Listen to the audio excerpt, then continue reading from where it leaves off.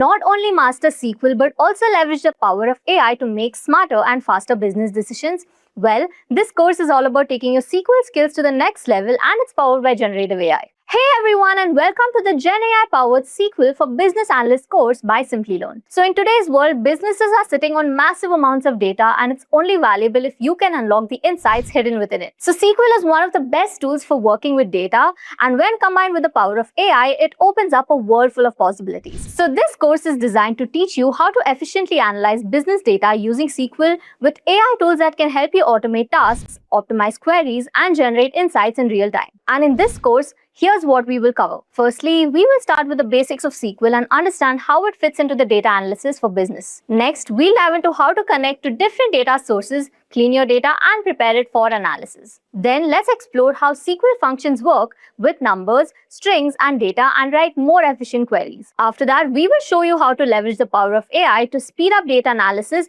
automate tasks, and get better insights from your data. Finally, we'll put everything together by working through real-world examples, building complex queries, and running them against large data sets, all while making data-driven business decisions. And by the end of this course, you will have the SQL skills that you need to succeed as a business analyst, with the added bonus of an AI-powered tool that makes your workflow smarter and faster. So if you're ready to unlock the potential of your data, let's get started. Also, here's a quick information. If you're interested in boosting your career in business analysis, do not forget to check out our AI-powered business analyst course. This course is perfect for professionals looking to enhance their skills with the latest tools like Power BI, Excel, and SQL, all while gaining hands-on experience with real-world projects. So you will also learn how to leverage generative AI for smarter, faster decision making. Our program is IIBA and Babok V3 aligned, and it helps you prepare for certifications like CBAP and CCBA. You will engage with 10 plus industry projects, 40 plus practical activities, and benefit from live online sessions led by experts. Plus, with Simplilearn's Job Assist, you will get the support that you need to land your next big role. So before we dive into the world of SQL and AI, let's test your knowledge. Here is a simple question to get you thinking. What is the primary purpose of SQL in data analysis? Is it A, to create websites, or is it B, to manage and query data in databases, C, to design mobile apps, or is it D, to edit photos? Take a moment to think about it, and when you're ready, let's jump into the course. So database is nothing but it is a structure which can store the data, and definitely store the data digitally or electronically, because see, when I talk about the wardrobes, you have the wardrobes at your home. So you get to see the physical wardrobe, but here in the computer world, everything is digital, right? So database is, think of it as a folder. So on your machines, why do you create a folder? So that you can save your data in it, right? You can save your files in it. So here also we create the database in order to store the data, Now, when you have a database, why it is always better to have a database? So if I ask you again, just tell me one thing. Let's say that you've got a big wardrobe with a lot of clothes in it. Yep. So don't you think so that if you have got clothes, if you have got a wardrobe, first of all, you're getting a better storage, organized storage. Maybe I'm going to keep all my jackets over here. I'm going to keep all my shirts over here, and so on and so forth. So I get to organize my clothes because I'm having a wardrobe, right? Also, I can easily access it. See, if I'm just dumping my clothes on the floor, if tomorrow I want a particular dress, yep, it will be very difficult for me to find it, right? But if I'm using a wardrobe, and definitely if the wardrobe is organized, then I can easily find the cloth. Yeah, so it is very easy. It will be very easy for me to access, right? Also, now that is not related to the clothes, but yeah, in case of database, we have one more thing. Maybe I'll talk about that. So talking about the database, which is nothing but the storage of data, it has organized storage. So I just explain you with the help of wardrobe analogy, right? So you have everything with the help of wardrobe. All your clothes are organized. Yeah, here also you've got database. So with the help of database, we are getting the organized storage. Then efficient access. So as I told you, in case of wardrobe also, if your clothes are properly organized, it will be very easy for you to access your clothes. So in case of database also, it will be very easy for you to access the data, because right now, see, the data can be in uh you know in mega GBs. Like, it can be really huge. It can be really huge. So it is very important that there should be some way to store it so that we can also have efficient access. Secure scalability. So what do you understand by scalability? Scalability is about increasing the data, and data is definitely increasing day by day. Now, if you talk about Amazon, think about the data, that how fast it must be increasing. Every day there must be a lot of transaction being made. I'm talking about the Amazon website. And if I specifically talk about only India Amazon website or only US Amazon website, every day you can imagine the kind of transaction that Amazon might be getting, and the kind of data might that Amazon might be producing. So we need a system which is scalable. Scalable means that it should be able to handle.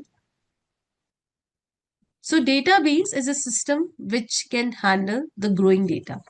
Yeah, and it's definitely secure. It provides us the security also. So you may not want all your data to be accessible to everyone, right? So with the help of database, we can also secure our data. Just like in your wardrobes, you can always lock your wardrobes, right?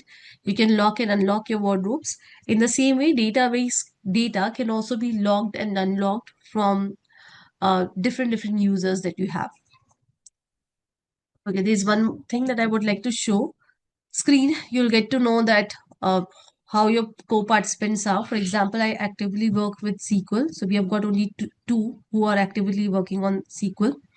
No experience with SQL. We have almost 53. So we are going to learn from very, very basic. And you can see that we are doing that. Yeah, we are starting from what is data. So that's one of the very basic thing.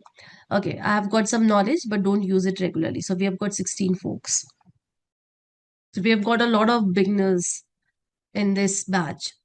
So we'll make sure that we cover everything from scratch.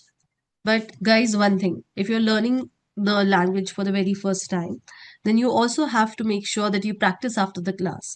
So only class learning would not be suffice, because see, if you don't practice after the class, when you come for the next class, you're going to forget most of the things what have been taught in the previous class. So again, there's one analogy in order to understand what database is. So just like you've got a lot of books, yeah. So we've got a lot of books. So the books are stored where? Now this is the picture of what? Books are stored where? Think of books as the data. And where do we store books? In the library? Yes? Yeah, so this is what library. You must have seen that when you go to any of the library, usually the books are arranged in a certain manner. For example, here you'll have all the science books. Here you'll have, let's say, all the maths books, all the fictions. So in this way, and then there might be some alphabetical arrangement. If you go to any good library, you'll see such arrangements. So why do we have such arrangements? What do you think? Why? What is the reason behind such arrangements? So library stores the books, easy retrieval, yes, easy accessibility. Yes, imagine that they are not storing the books in this way. And then you'll end up maybe spending your whole day or two in order to find one single book. Maybe more than that, depends on the size of the library. So database also works on the same concept. Guys, it's just that instead of books, we are now storing the data. And instead of library, we are having the database. A database stores the data, library stores book. Now, just like how the library is properly,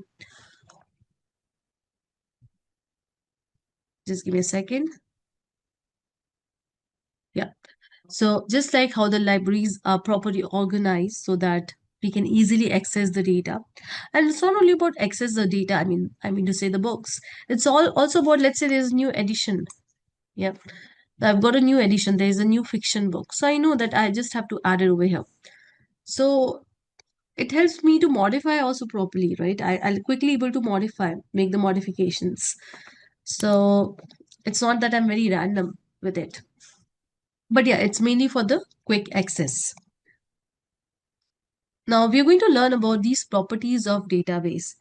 So this is very important interview question also. So we have got asset properties. We call it as asset.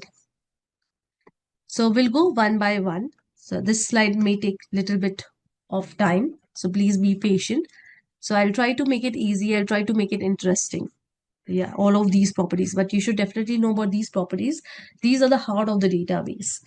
So when I say atomicity, any idea what atomicity could be? So I do not want you guys to read the slides. I want you guys to answer with whatever comes to your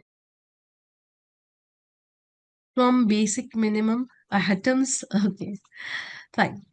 So we'll talk about atomicity. So I'll give you an example and we'll understand it with the example. And it's very important. So before I talk about atomicity, maybe let me tell you the use case of database. So just like database, we have got more entities in order to store the data. Now you have to hear me out, right? In order to store the data, we have got more entities. Database is not the only place where the data is stored. We have got a lot more other things. So you might have heard about, apart from database, you might have heard about data warehouse. You might have even heard about data lake. So we are not going to get into that. That's definitely not our area to get into. But what I mean to say is that we have got multiple things in order to store the data. So what is the use case of database? The question is, let's say I've got some data. So why would I choose database rather than data warehouse or data lake? So we are going to look into the use case of database. Yeah, we are not going to look into the use case of data warehouse or data lake. We are going to, look into the use case of database. So any idea, any use case of database you can think of? See, everything is used for storing the data. So why database? So I'll tell you why database. So database, or not why, I'm just telling you use case of it, and then you'll understand why. So we'll go step by step. So if I talk about use case of database, so let's say that I access any of the bank website. And when I say website, I'm talking about my account. So I just want to see that what is the balance, current balance of my account, what are the transactions that I made in last 7 days, and so on and so forth. So to save this data, now see my current balance, then everything related to me, my profile, then my transactions, whatever you see. So everything goes into the databases. So most of the companies, they use databases for such things. So databases are used for day-to-day transaction. So whenever there is any day-to-day transactions data, whenever there is a day-to-day transaction data, it goes into the databases. And the reason is that it provides asset.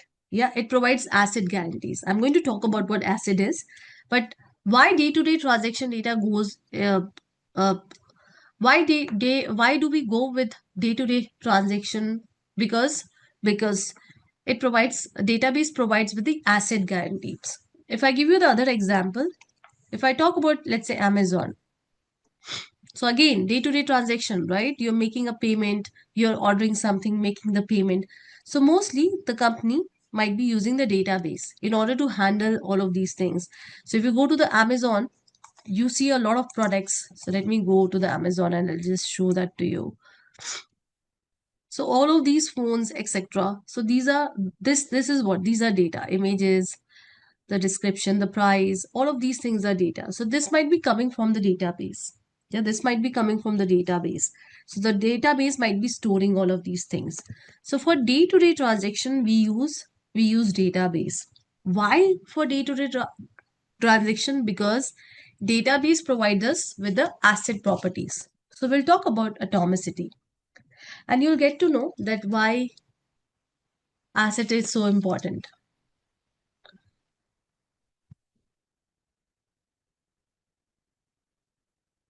So atomicity says it ensures that transactions are executed in all or nothing manner. So what does that mean? So it simply means that, let's say this is you and this is your friend. Yeah. Now what you're doing is, let's say you have got, hear me out. Yeah. You've got 50,000 as your account balance. I'm talking about INR, anything anyways. Yeah. And now your friend needs 10,000 rupees. So you say, fine, I'm going to give you 10,000 rupees. So what you do is you go ahead and you make a transaction. Now this is something that we do in our day-to-day life, making the transactions via bank. So you'll understand that how things works. So here I go ahead and I make 10,000 rupees transaction. So what will happen is the 10,000 will get deducted in your account from your account, and it will get credited in your friend's account. So this is the expected behavior when everything goes well. But let's say that you made the transaction. This might have happened a lot of time with you all, that you make the transaction, the money got debited. Yeah, and hear me out. Yeah, the money got debited from your account, but your friend did not get the credit. Might have happened, right? So what will happen? In your account, you see 40,000, but in your friend's account, still it is still reflecting zero. So this is a very bad thing, right? If I talk about banks, this is something that we definitely do not want, because if things are happening like this, then we end up calling these people, all the customer cares, and breaking our head that I transferred did not work, whatever it is. It's definitely not something that we would appreciate, right? So what happens usually in your day-to-day life, you might have seen that if the money is debited from your account and there was some problem while you were making the transaction, it got recredited. You get the message that you have got your money back. So behind the skin, what happened is, because there's a database that is working, database says that either all or none. Yeah, it says that either all or none or nothing. So what does that mean? It means that either the whole transaction should get processed successfully. So when I say whole transaction should get processed successfully, it means your account is getting debited and your friend's account is getting credited. This is the one full transaction. But if there's a problem in between, yeah, if there's an error in between, there's some problem in between, then the whole transaction should be rolled back. So either it should be the full transaction or there should be nothing. And that's why when there is the error, while you're making some transfer, and if there is some error, you'll get your credit back. You'll get your money back automatically. And this is because of the database property, that is atomicity. So this is a property of the database, that either the whole transaction is successful, but if there's a problem in between, then it will make sure everything is rolled back. So your deducted amount, the amount which was deducted, is rolled back and it is again credited. So this is what atomicity is. Now this is so important property. If I talk about banks, and if I talk about any other website also, Amazon also, you make an order. Yeah, either the order should be made or shouldn't be made. There should be nothing half or bit in between, right? So atomicity is very, very important. Now we're going to talk about consistency. So everybody knows the meaning of consistency. Yep, so here it is written, but still I write it. So again, I'll explain you with the help of an example.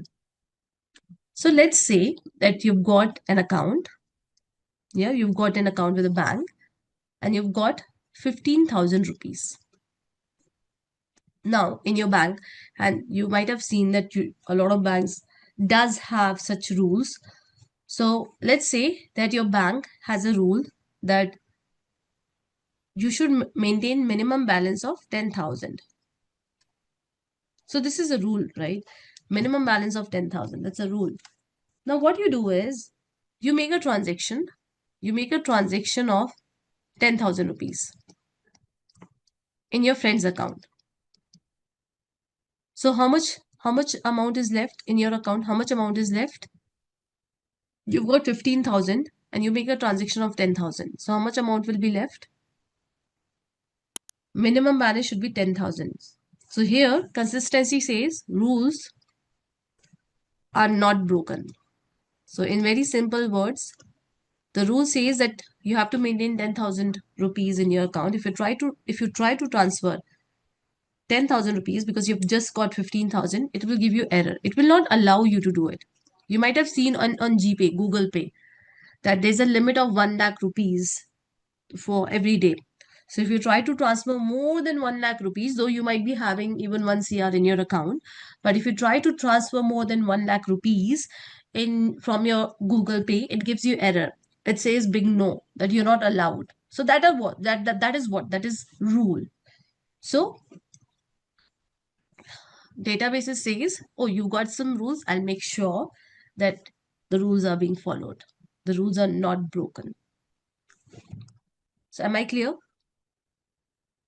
So isolation, as the name says, it ensures the transaction do not affect each other. So again, I'm going to explain it to you with the example. So let's say that you and your sibling or your spouse or your parents, you both are using the same account. So it happens, right? We share the accounts with our loved ones, dear ones. So let's suppose that the account balance is 10,000. Now, what is done is, let's say we make a first transaction, that is, we are taking 5,000 rupees out of the bank. So let's say we are taking 5,000 rupees from the ATM. So the new balance would be what? The new balance will be again 5,000. Now let's say that there's a second transaction. And when I say transaction, it can be anything. It's not only about credit and debiting. So the second transaction says that, it sees, it wants to see the data. Yeah, it want to see like how much is the account balance. So let's say that you are taking the money out from the ATM, and at the same time your parents are checking the balance. Yeah, so they are checking the balance.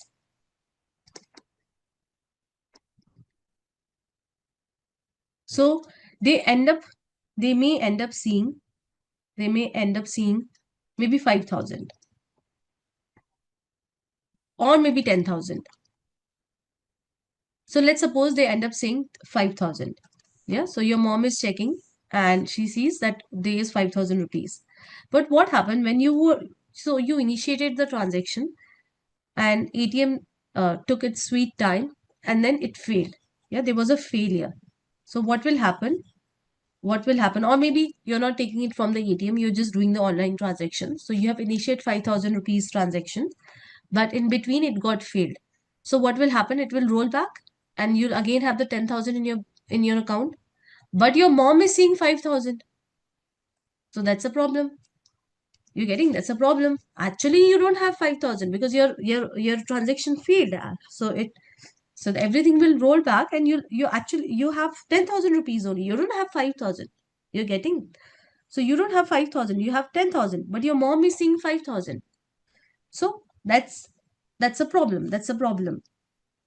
So isolation says that we are going to do the things in isolation. Yep. So it means that T2, yeah, in the transaction 2, either it will see the old data 10,000, or it will not see anything. Sometimes the screen takes its sweet time in order to get refreshed, or in order to show you the numbers, right? So it will not show you the data, half incomplete data, yeah, half done data. It will not show 5,000 at least. So it will show 10,000, or it will wait for some time for the transaction to get processed, that T1 transaction to get processed successfully, and then it will show 5,000. But nothing in between. Here it was showing in between. See, you were making the transaction, and it is showing 5,000 to your mom. But what happened? The transaction got failed. But your mom sees 5,000. So that's a wrong thing that we are showing, right? So this is not even before, this is not even after. This is something in between. So isolations make sure that everything happens, all the transaction they happens in the isolation. So they are not affecting each other. So it means that if you're looking into the balance, either you're going to see 10,000 or it will take some time and will show you 5,000 once the transaction T1 is successful. So this is what isolation means. Yeah, means transaction 2 will not see the uncommitted deduction. As simple as that. So am I clear with isolation? Simple. Everything is something that we get to see in our day-to-day life. Yes, Rajpal, what you're saying is right. Now, what is durability? This is a very simple one.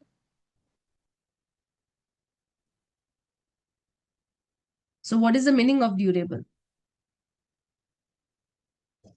Durable simply means that the data is permanent.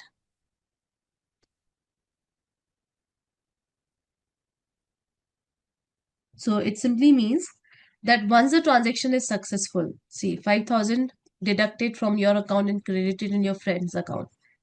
Yeah. This, this should be durable, or the data should be permanent. As simple as that. So if there is a power failure, even if the system crashes, the data will be still saved. So it simply means once committed, it stays forever. And this makes sure that there is no data loss. So I'll just quickly recap. Atomicity says no partial updates. Either it should be full or should be none. Consistency says no rules breaking. Isolation says no transaction confusion. And durability says no data loss.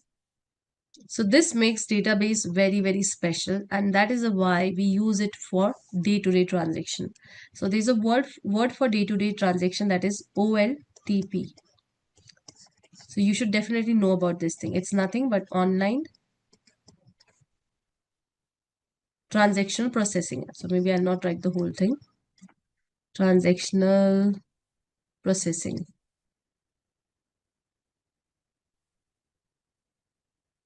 So this simply means day-to-day transaction. Amazon, your banks. So these are what day-to-day transactions. So all the companies for their OLTP, they use databases. So databases are very important.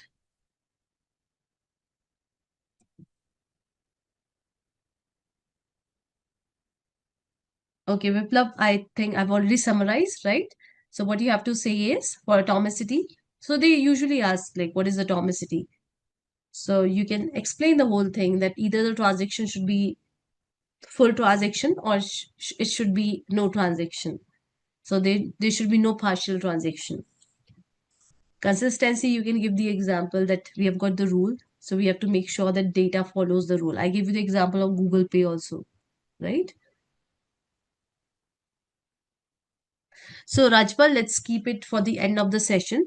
Yeah, data warehouse will cover what is in our curriculum and I'll explain you. So data warehouse also I'll explain. It's a very interesting concept, but just keep it for the end of the end of the session.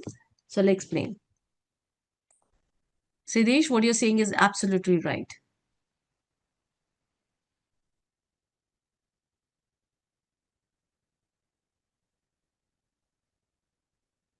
I'll quickly explain isolation once again. So isolation simply says, think of it. Maybe I'll give you maybe one more example. So let's say that you make a transaction, you've got 10,000 rupees. Yep. You make the transaction of 5,000.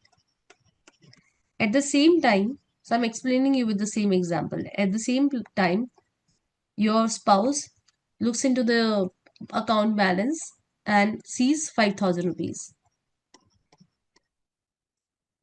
Now you made the transaction, but what happened? Something happened and your transaction got failed and everything got rolled back. So basically, you have got 10,000, but your spouse saw 5,000.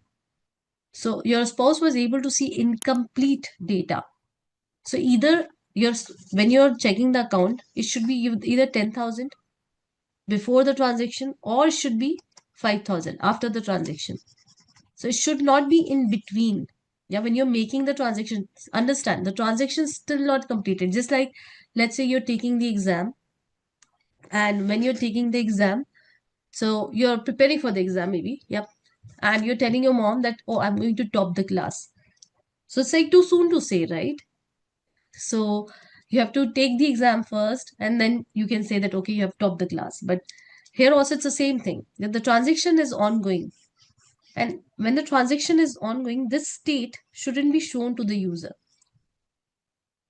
because the transaction is ongoing. So if the transaction fails, then if you are showing 5,000, see, if you're showing 5,000, then it's a bad data, right? You're showing the bad data. Actually, the amount is still 10,000 because the transaction failed, but you're showing 5,000, so that's a bad data. So either you have to either you should show 10,000, or you should show 5,000 after the successful transaction. Am I clear now?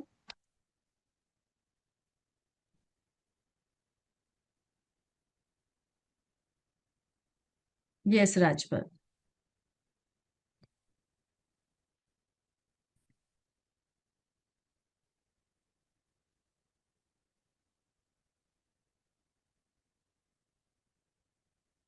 Now, there are different type of databases.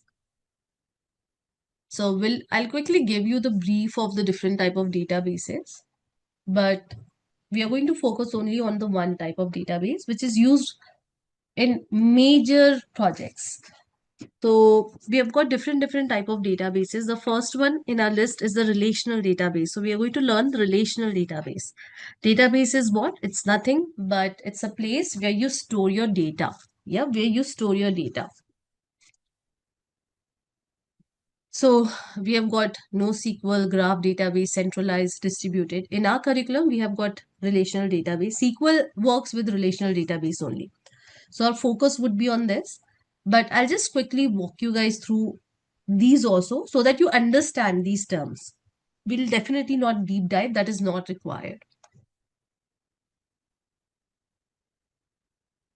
So let's talk about relational database. Database is what? It's storage of data. So relational database says that I am going to store the data, yeah, in the form of the tables. Now, what tables has? Tables has columns. Yeah, it has columns. Let's say student ID, student name, student number, all of these. Yep. And then it has got data.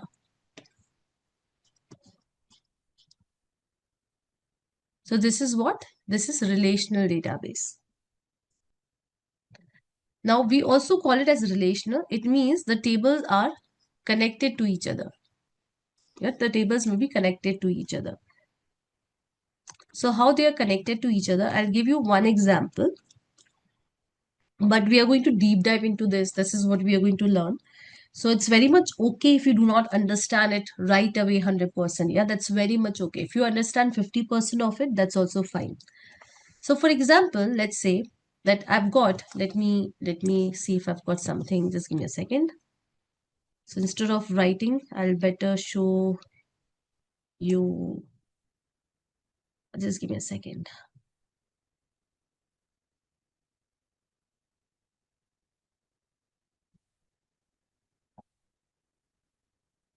Yes. Yes. So you can see these are what? These are tables with rows, with columns and rows. So it's a relational database. So relational database says that this is table, let's say this is table 1, this is table 2, and this is table 3. So relational database says that there's a relationship between the tables. Yeah, there's a relationship between the tables. Now, when I say that there's a relationship between the tables, what does that mean? So if you see, for example, so this table is storing the data of the orders, order date, order ID, customer ID, product ID, quantity. So here the customer ID is 123. So here we are not storing the data of the customer. In this table, we are just saying that this transaction is made by the customer with the ID 123. But we are storing this data of the customer, the information of the customer in another table. So for example, 123 ID is of Anshul and he is male. We can have more information, phone number, birth date, so much of it. So this is just to make you understand. So in case of relational databases, everything is stored in the form of the table, all the data, and then we have the relationship between the table. So you can see that this table and this table is related to each other. Yeah, this table and this table is related to each other. So when I say that two things are related to each other, let's say that you are related to your sibling. So there's something that is common between you. Let's say you're related to each other because of the family. Yeah. In the same way, let's say that you have got multiple friends and you say that, okay, I am, somehow I am, now that doesn't make much of sense. But yeah, let's say that I am related to this friend in a way that we all belong to the same college. So that's a key between the relationship. That's a key between you and your friends to establish the relationship. So you guys tell me, see, I've got this table, customer table, and I've got this orders table. So what do you think? What is the key between this table and this table? That is actually making the relationship happen. So in order to make the relationship happen, there should be something in common. Yes, customer ID. Yeah. Tell me about this one and this one now.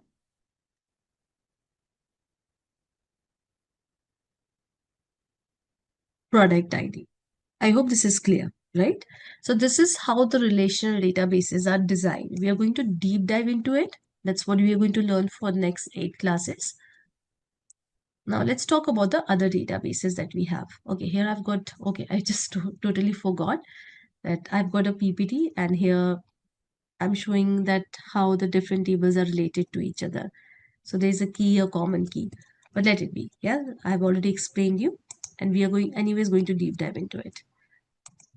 Okay, a lot of speaking from my side. Again, I'm so sorry because I can't help it. Yeah, from tomorrow we'll do a lot of hands-on. Now, if I give you the examples of the relational database, examples are MySQL. You're here to learn MySQL. So that's a relational database. In the same way, we have got SQL Server, Oracle, Postgres. Now, if you learn even one single database, yeah, if you learn MySQL, then you can say that you know all the others. And I'll tell you the reason why. Because 85 to 90% of all the database, they are same. It's just that there's little bit syntax here and there. So you don't need to learn all the different relational databases. If you learn one, you will surely be able to work on the others also. So if I'm, let's say I'm taking interview, so if I know that the person knows MySQL very well, but in my project we are using SQL Server, I will not hesitate hiring that person, because if that person is good, as in if that person knows, that candidate knows MySQL and he's able to answer all the questions and he understands the length and the breadth of the technology, then I'm sure that working on SQL Server will be definitely no big deal. So all these databases, relational databases, they are very similar. You don't have to worry about learning different databases. That is definitely not required. You will learn one properly, you can work on any database for that matter.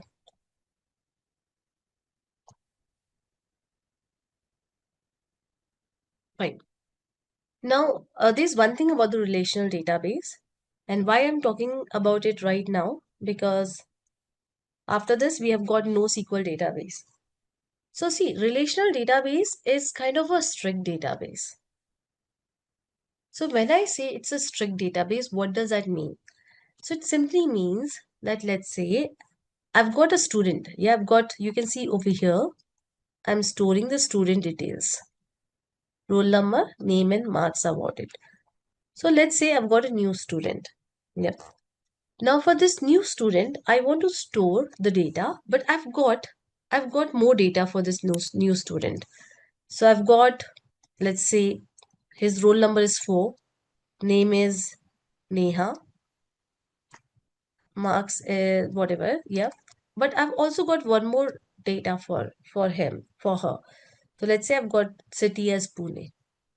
So relational databases say, yeah, that I'm so sorry, you have something extra, I cannot accommodate.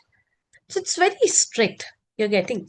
So this table says that you've got extra column, I'm sorry, I can just accommodate 3 columns. So I cannot provide you this flexibility of storing anything in me. Yeah. I've got 3 columns, you have to stick to 3 columns. You cannot give me 4 columns. So it's very strict. I'll give you one more example of strict. The second strictness, that now it says that this column is integer. It means that it can take only integer values. Yeah, it can take only integer values. So again, I go ahead and give the details, but let's say I've got some new string value. Yeah, I want to give, let's say 10. So again, it will say no. It will say, what are you doing? I can just take integer. What the hell are you providing me? You're providing me 10, like the string 10. Sorry, I can't do that. So it's very strict. Yeah, it says that, see, I've created this table with the 3 columns with a certain data type for all the columns. So for this one, we have got the data type as integer, this one, let's say, as string, yeah, varchar, and so on and so forth. So we have to stick to that. Yeah, we have to stick to that. We'll talk about that. Aparna, we'll see to that. Yep, it's very easy to set these rules. So you got that? The relational database is very, very strict. You get that? Am I clear with this point? How do we do that? Once we start writing the code, you'll get to know, and it's very easy. It's like one word things. Yeah, you just have to add one keyword and then you're done and dusted. Am I clear that the relational database are super strict, very stringent? Fine. Now let's say there's a requirement. There's a requirement. The requirement is that we want flexibility. Yeah, we want flexibility. So what I want is, let's say that I'm the business owner and I do not want this, yeah, because let's say I have my own school and I say that fine, yeah, but let's say there's some student with some, more things. Let's say that he or she has got some certificates or maybe some achievements. So I want to store that data also, yeah. I simply do not want to discard it. Yep. So either you add one more column to your table, yep, or give me something else that is more flexible. I want to store everything, whatever, whoever is coming to my school, yeah, whoever is getting registered, whichever student is getting registered in my school, whatever information they are giving me, I want to store it. So I just simply do not want to discard any of the information. So here comes NoSQL databases. So NoSQL databases. Now we are not going to get into the architecture of it. As you can see, these are non-tabular databases. Yep. So it stores the data in a way. Now this also stores the data. Yeah, this also stores the data. But it stores the data in a way that it is super flexible. So do you know what JSON? So relational database stores the data in the form of tables. And in case of NoSQL, it stores the data in the form of JSON, and there are other ways also, but I'll show you the JSON one. I'm just looking for something that is quite easy to understand.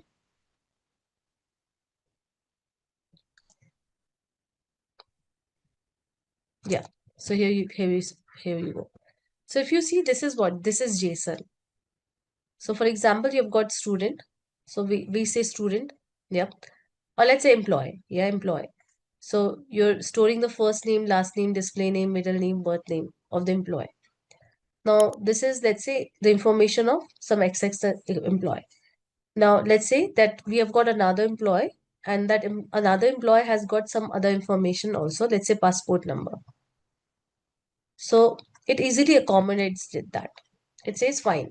So I'm going to have one more node. So this is one node for one data for one employee. So you've got 100 employees, so you'll get 100 nodes. So it says that I'm very much okay with it. You have got one more data. So I just have to add one more key value pair over here. Yeah, key, and this is a value. So this is how JSON looks like. So it's very, very much accommodating. It says that I'm very much okay with it. Yeah, I'm not strict. Right now, I've got 5 details. Yeah, 5 columns. If you got 10 columns for the next employee, I can easily accommodate it. So I'm not strict like tables. So that's what NoSQL says. Mhm. So it stores the data in different formats. So it stores the data in key value, column, graph, and document format. You don't have to deep dive into it, but yes. So why do we use NoSQL? This you should know. So if you want that flexibility, see, tables are very strict.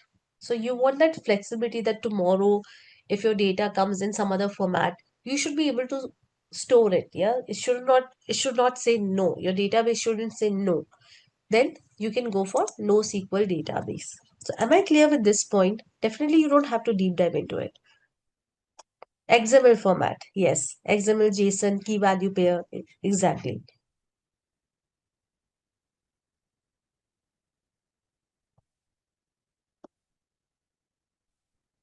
Okay. The next one is graph database.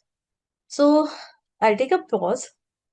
Why don't, with whatever you see on my slide, I want you guys to guess the use case of graph database. Social media? Fine. So have you seen, or on Instagram or Facebook, you might have seen that it keeps giving you recommendation of friends, mutual connections, suggested friends. Have you seen that? So whenever we have got data like this, yeah, where the data is very much related, yeah, it's mutually related, you can see over here. Yeah, so we use graph database. So friends of friends. So this is again graph database. In the same way, product recommendation. So you buy one product, then it starts showing you all the other products. So that can again come under graph database. We have ML also in that. It depends. But yeah, this is what? This is graph database. So uh, it stores the data in the form of the graph, not table. So basically, if this is you. Yeah, you're browsing Facebook. It will start showing you the mutual connections. This. Yeah, so this is how it works.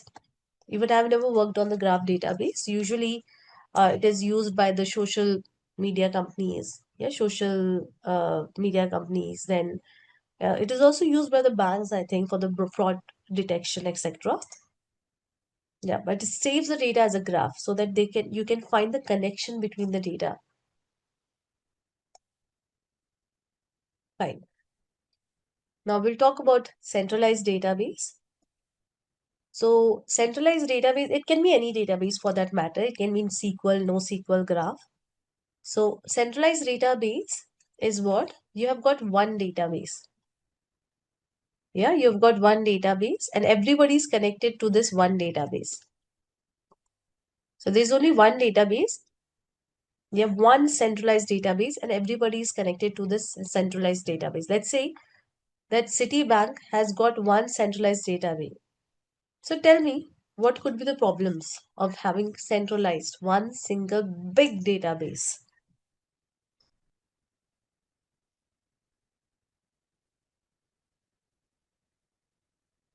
What if the database crashes? What if there's a power cut? There's a failure? What will happen? Everything will go down. Yeah, you're not able to access your bank account, and so the other users.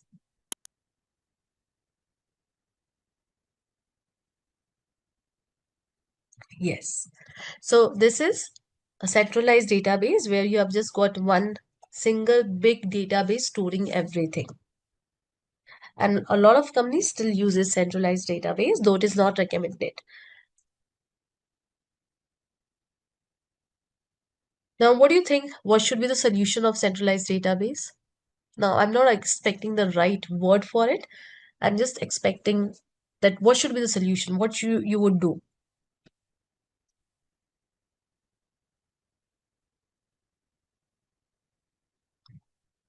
Don't you think so? You'll have the copies of it, multiple copies. Yeah. So backups, yes. So if this goes down, you have a backup up and running so that you do not, uh, because of the system crash, your website will not go down. As simple as that. So having these backups definitely is pretty expensive because here you're maintaining only one database. Now let's say I have got two backups. So I'll end up maintaining three databases, right? So it's pretty expensive, but yes, we call it as distributed databases, where the data is stored in multiple places. And that's it's again done by all the big companies. And that is the reason why these days you'll not see that your site is going down. Yeah, all the good big companies' websites, they are always up and running. So in Pune, this happened almost a year back. I think it happened in June, July. So I stay in Hinjawadi, those who are from Pune. So there was some issues with the power. Now, this area where I'm staying is the IT hub, one of the IT hub. So there was some big issue with the power supply of, and that was for the whole area. And we were without the power for 3 days, straight 3 days. And it was not only for the households, it was for all the IT parks also. And we have got some data centers. When I say data centers, uh, as in you can say servers which are storing a lot of data. So we have got some data center. We have got a data center also here in this part of Pune, Hinjawadi. So everything went down. So definitely these are very common problems. It can definitely occur. So that's the reason why the companies they always prefer having the distributed databases. So instead of having one centralized database, they are going to have databases at multiple places to avoid any downtime. Am I clear?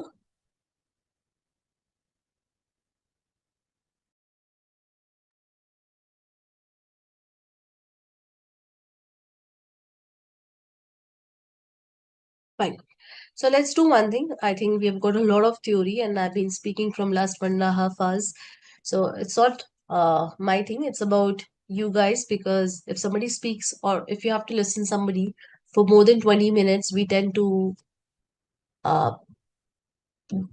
we tend to daydream. So according to some theories, I think the attention span of a human being is only 20 minutes, not more than that. So we'll do one thing. We'll take a break, and after the break, we'll continue because we have got the next topic. So I just want to, cover these topics in continuation. Or if you're okay, maybe I'll take another 15 minutes for these topics. Not more than that.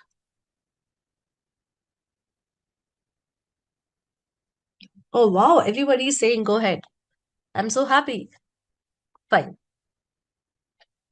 Let's go back to our library image. I literally have to go back. Now tell me one thing. We've got the data, we've got the books, we have got the library storing the books. Who manages the library? Somebody should also manage it, right? Who manages the library? Librarian? Okay. So we just learn about data, we learn about the database. Don't you think so? We want somebody who can manage the database. We want a tool which can manage, which can help us. Anyways, we are going to manage definitely, but we want a tool which can help us manage the database.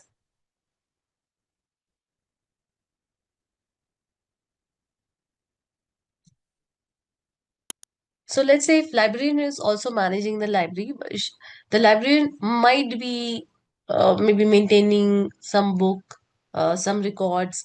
Yeah, it might be the librarian might be using something in order to maintain the library. So I remember when I was in college, so my because that time it was like long back. So my library teacher, there was a computer, of course, in the library in front of uh, on her desk. So she used to use that. Also, she used to maintain one register, one copy. Yeah, and she used to write who's taking which book and what's the last date of the submission, what's the fine, all of these things. So there's a system that we need in order to maintain the things. So here also, in order to maintain, or not maintain, in order to manage the database, we have got DBMS. Here we have got DBMS. So you can see database management system. So database management system is nothing, but it allows user to create, update, retrieve, and manage the data in the structure format. So basically, see, you've got the data, you have got the database with a lot of data. Now, in order to talk to the database, get the data out of it, insert the data in it, update the data, delete the data, whatever you want to do with the data. For that, we need a system. Yeah, we need a system. And we call it as DBMS, Database Management System. So it's a software that helps us manage the databases. So what you can do in this, see, you can create the database, you can read. Yeah, you have got the data, right? So you can create, you can read, you can make the updates, you can delete it. So you can do all of these things. So these are called CRUD operations. So do not get scared with these jargons, technical jargons. These are very simple things. So when I say CRUD, C stands for what? Everyone tell me, C stands for what? I just talk about the operations. It means create. Yes, so CRUD operation, you're going to listen to this term a lot. So this is not specific to the databases only. Like, yep. R stands for what? Read. Yes, very good. U stands for what? Update. And D stands for delete. So if anybody says CRUD operations, do not get scared of it. What is this CRUD? It's nothing. You're creating the data. They're just like you've got a wardrobe. So you are just looking at your wardrobe, how many clothes you've got. Maybe you're updating your wardrobe, like you're adding something to it, you're removing something from it, and so on and so forth. So here also we do all of these things, but we do it with the help of the software called DBMS.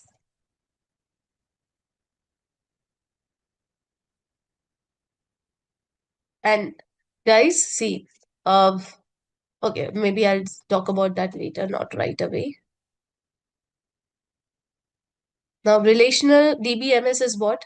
Tell me what it could be. I just told you what DBMS. What RDBMS could be?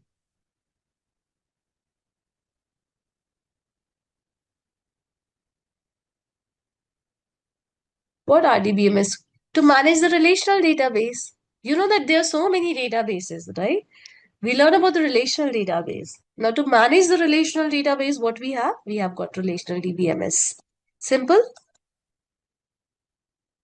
So this is a software which help us to manage the database. As simple as that. Now, what is SQL? So see, understand this thing. Now you've got a software. Now hear me out. Yeah, you've got DBMS software. So you're going to talk to the DBMS and you're going to make the DBMS work for you. Yeah, you say DBMS, can you please create a table for me? Of course. So DBMS will create the table for you. But DBMS says that I don't understand plain English. Yeah, I'm not ChatGPT. I do not understand plain English. So DBMS says, hey, I can do a lot of things for you, but then you have to speak to me in my language, the language that I understand. So DBMS, in order to talk to DBMS, you have to use SQL. And that's what we are going to learn. We are going to learn SQL Why? Because with the help of SQL, we can talk to the DBMS and get our work done. Sorry, I think there's some issue with the pen. Yeah, get our work done. That is CRUD, any of the CRUD operations that we want to perform on the database. So you're getting, just like, let's say there's a librarian. Yeah, librarian is what? Librarian in our analogy is DBMS, who manages the database. Yeah, with the, so then we have got library. So library is what? Library is the database. And inside the library, we have got books. So books are what? Books are data. These are data. Now, let's say that you want to fetch some book. Yeah, you want to fetch some book. You want some book. So you go to the librarian and you say that I want so and so book. Yeah, I want a book of, let's say, Dan Brown, so and so. So your librarian will go and may fetch it for you. So you're going to talk to the librarian. So you may talk to the librarian in the language that your librarian understands. That makes sense also, yeah. If your librarian understands only one language, that it's English, and if you start speaking Spanish in front of that librarian, the librarian would be like, "What are you saying?" I'm like, "Please bother, yeah." So the librarian will not do your work. As simple as that. So here also, in order to talk to the DBMS, now in order to make DBMS work for us, we use SQL. As simple as that. Yes. So it understands SQL. So it's a language. It's a query language. So you can see over here that it's a structured query language and it is designed to manage and manipulate the data in relational database managed systems. You use RDBMS. You use SQL in RDBMS. So am I clear what is SQL? So you have got four entities. You've got data. Data is saved in the database. In order to manage the database, we have got DBMS. So in DBMS only we store the data actually, yep, in the form of the databases. Now, in order to make the DBMS work for us, we talk to DBMS in SQL language.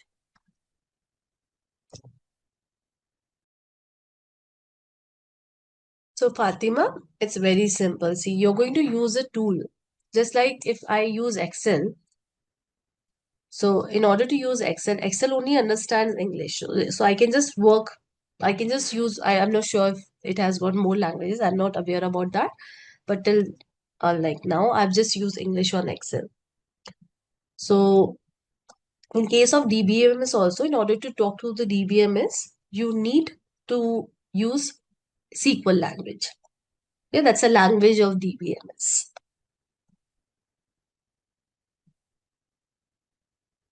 Yes, everything is done in DBMS, Rajpal. So we are going to use DBMS. It's a software in order to manage the databases. Fine. So Avinash has got a very good question. What is the difference between SQL and MySQL? SQL is a language. Hear me out. Yeah, SQL is a language, and MySQL is the DBMS. So we have got multiple relational DBMS. We have got multiple relational database management systems in the market. For example, MySQL. Then we have got SQL Server. So it shares the name with the databases. Yeah, shares the same name with the databases. Oracle. Sorry for this writing, guys. And then Postgres. I don't know what is happening, but yeah. So this is what? This is a DBMS, or you can say database also. They share the same name. In order to talk to the MySQL, we use SQL language. So SQL is a language and this is a DBMS. Have I answered your question, Avinash? So in order to talk to SQL Server also, you'll use SQL. In order to talk to Oracle also, you're going to use SQL. Postgres also, you're going to use SQL. So SQL is a language and MySQL is the DBMS. Okay, there's some issue I'm not able to write. But yeah, MySQL, Postgres, SQL Server, these are what? These are the softwares. Yeah, these are what? These are RDBMS, database management systems. In order to talk to the database management system, we need a language. The language is SQL. So MySQL is a DBMS and SQL is a language to talk to the DBMS. It's a coding language, exactly. So I think we are done. So this is a boring topic, but yes, it's in our curriculum. So we are definitely going to cover tables and entity relationship model. So uh, let's keep it whatever we have covered so far. A quick recap, we learn about what is data, we learn about what is databases, what is database, then we learn about the different type of databases that we have. Also, we learn about asset guarantees of database. Then, yeah, that's all. Yeah, that's all mainly. Then we learn about what is SQL and DBMS. The first and the foremost component is entity. So entity is what? Entity is nothing but the real world object. So basically, entity, you can think of it as a table. That's a real world object. For example, I gave you the example of student or employee, and it is represented with the help of rectangle. Then we have got attributes. So what do you think attributes could be? So we just talked about the table. So what attributes could be? So attributes are nothing but the details of the entity, yes. So all of you are right. Attributes are the characteristics, details, yep, of an entity. So let me write it. So attributes are what? They are the property of an entity. So if I give you the example of student, you tell me what could be the attributes. What could be the attributes for the student table, student entity, ID, name, age, class, marks, etc., etc., right? So these are nothing but the attributes. Attributes are shown using ovals. Yeah, so whenever you see oval, it means that it's an attribute. Then we have got relationship. Now you know that tables, they can be related to each other. Yeah, we'll talk about primary key and foreign key. Not right now, but yes, how entities are connected to each other. So I gave you the example of orders table. So you told me that the two tables are connected using customer ID, right? So relationship is how the entities are connected to each other. So if I give you the example, let's say that we have got two entities, students is one of the entity and course. So course, let's say students, let's talk about Simplilearn. So student table has got all the information about you guys, and courses table has got all the information about the courses that are provided by Simplilearn. So if I talk about the relationship between the two, so simply students have enrolled, or I would say student has enrolled for which course? Yeah, I'll simply say student enrolls for course. Now, I told you that in order to establish the relationship, you need to have the keys. Yeah, you need to have the keys. So I'll talk about the keys right away. At least I'll give you the little bit idea about it. So we have a primary key. Now, what is a primary key? So primary key uniquely, it uniquely identifies an entity.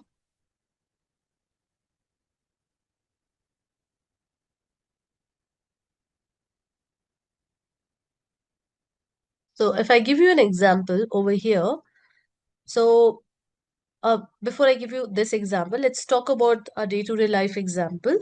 So let's say that our government, now whether you're sitting in US or India, wherever your country is, whichever your country is, wherever you're sitting, so the government is maintaining the database of all the citizens. Now, I'm Tulika Gupta, and there might be hundreds and thousands of not hundreds and thousands, but at least thousands of Tulika Gupta in India, right? That very much possibility, right? So my data and the other Tulika Gupta data will coincide. So it has to make sure that it uniquely identify my data and it uniquely identify the other Tulika Gupta's data. So what do you think what government would use? What is my unique identity? In India, we've got Aadhaar card, those who are joining from US, those who are not Indians, maybe passport number, PAN card. Yes. So it uniquely identifies an entity. So over here, now you guys tell me if I talk about, okay, in this table, we don't have any primary key. Okay, in this table, can you see any primary key? Customer ID is a primary key, and that makes sense also. See, customer name can be repetitive. We can have a lot of customers with the same name as Anshul and Meel. So this can be definitely repeated. But how will we uniquely identify this Anshul? Or how will we differentiate this Anshul with the other Anshul that we have got in our database using the customer ID? Fine. Can you tell me what is the primary key for this table? So we have got the data of the products. So we want a key that will uniquely identify each product. It's product ID. So am I clear with primary key?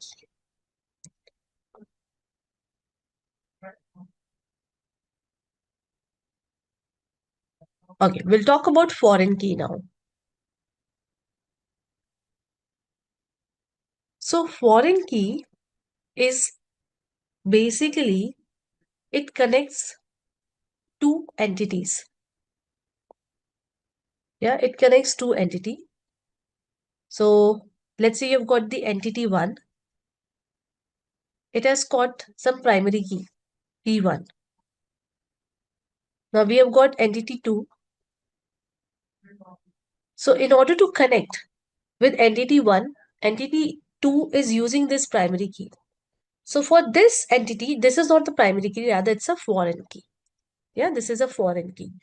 So I'll explain it to you with the help of the example over here. Now again, let's talk about this table and this table. And we're going to repeat these concepts of a primary key and foreign key. So please make sure that you understand it and you remembers the concept.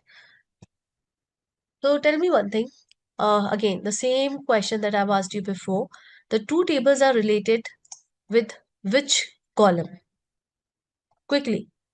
This table I'm talking about and this table I'm talking about.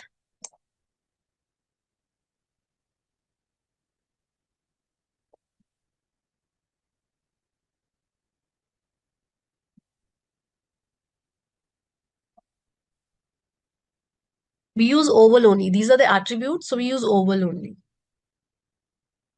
Yeah, customer key. Now, customer key is what? It's a primary key in this table. Yes, it's a primary key in this table. Now, we are using the primary key of this table in this table. So, for this table, for let's say the name of this table is orders. For this table, orders ID becomes what? It becomes what? It becomes foreign. Yes, it becomes foreign key. So, I repeat, this is what? This is a this is a primary key. Yeah, this is a primary key. Now, in order to connect this entity, the customer entity with that of the orders entity, the column that I'm using, the common column that I'm using is customer ID. Now, for this table, customer ID is a primary key. But for this table, customer ID is what? It's a foreign key. It's not a primary key. So, foreign key help us to connect the two entities. Yeah. So this foreign key is a primary key of the one entity and it becomes a foreign key of the other entity. Am I clear? We are going to again talk about this.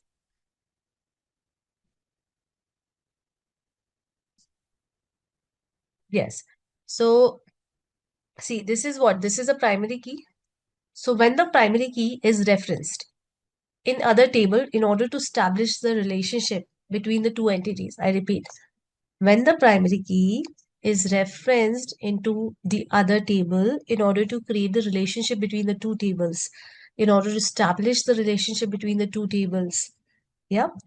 So it becomes the foreign key on the other table. So this is what? This is a foreign key. We are going to revisit this concept when we start our coding. Am I clear now, Shweta? Just remember this thing, that whenever you refer primary key in the other table in order to create the relationship between the two entities, it becomes a foreign key.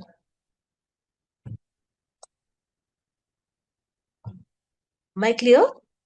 So I'll just quickly show you how the diagrams looks like. I think here I have not created the diagram. Fine. I'll just quickly show you. So it looks like this. You've got the entity. So student, entity. This entity may have multiple attributes. Let's say name. Okay, I'm so sorry. I don't know what is happening. ID. Now I've got another table. Again, the name of the table is course. And these two tables are related to each other. So there's a relationship between the two. So this is what? In rows. So this is how we create it. So if somebody gives you any entity diagram, ER diagram, you should be able to understand student and courses are nothing but the entities. The ovals that you see are nothing but the attributes of the entities, and the diamond that you see are nothing but the relationship of the entities. Am I clear?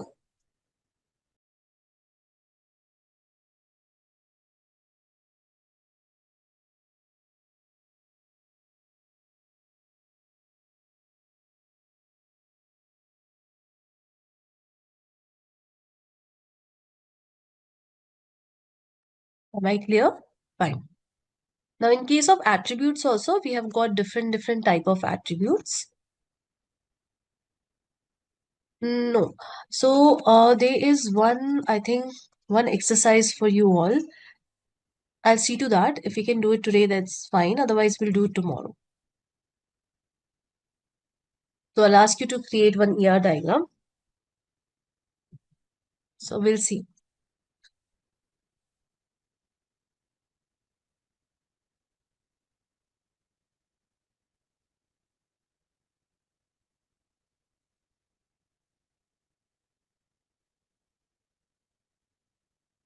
Right. So, there are different type of attributes. Now, this is little bit boring topic, but that's fine. Attributes are nothing but the features of your entity. So, we have got the key attribute. Then we have got the derived attribute, multi-valued attribute, and composite attribute. So let's cover all of these.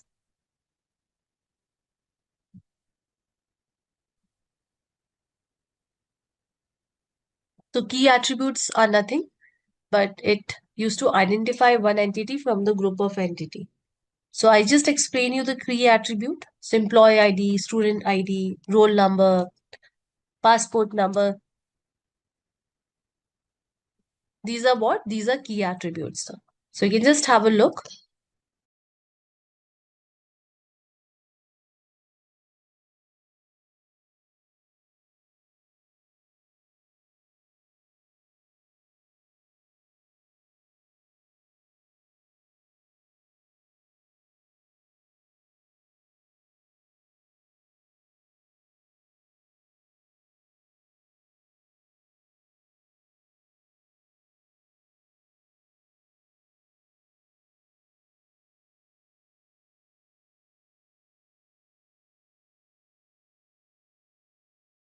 Let's look into other attributes that we have got. Now, what are composite attributes? As you can see on my screen, it's very simple. Just give me a second. I think I've got something on the chat. Okay, please go back to the previous slide. Fine. Is this the one?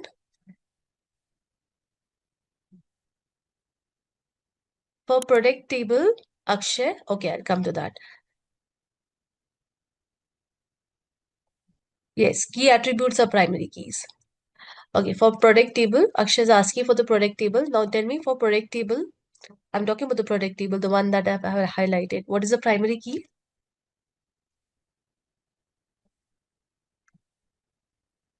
The same question, product ID, and I'm using it in this table. So in this table, a primary key of one entity is used in the other table. So for other table, this becomes what? This becomes what? It becomes foreign key. You can also write FK. Yeah, you can just write answers in Y also, no, and so I'm very much okay with that. Yeah, you don't have to type in the whole thing.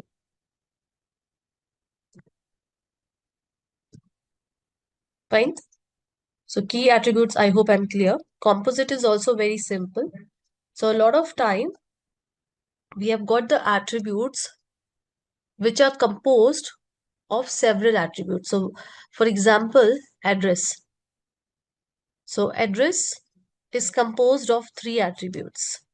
So we have got country, state, and zip code, and all the values or values of these three makes address. So that's what composite means. Am I clear with composite?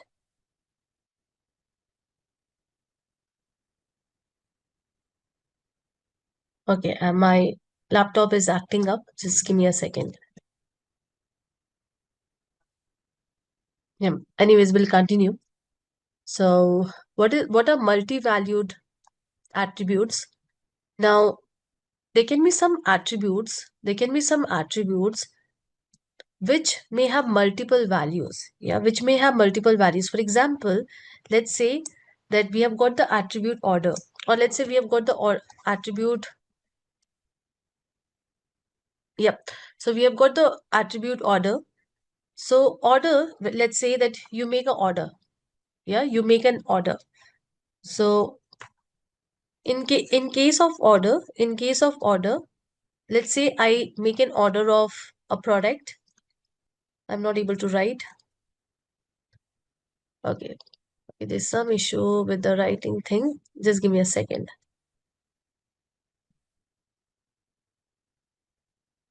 Let me try this.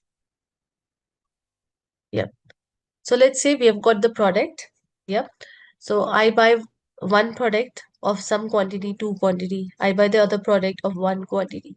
So what I mean to say is that these attributes can have multiple values. It can have more than one value.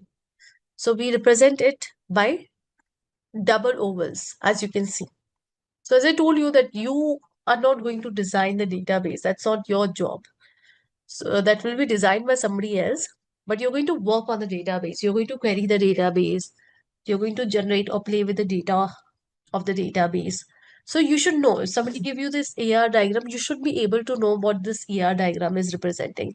And it's a very simple thing if you see. It's just like the walk in the park. It's so simple.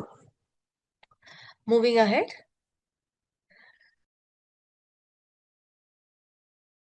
Yes, so all of you are right. So it means that these values, see, attributes are what? They are like they are columns, right?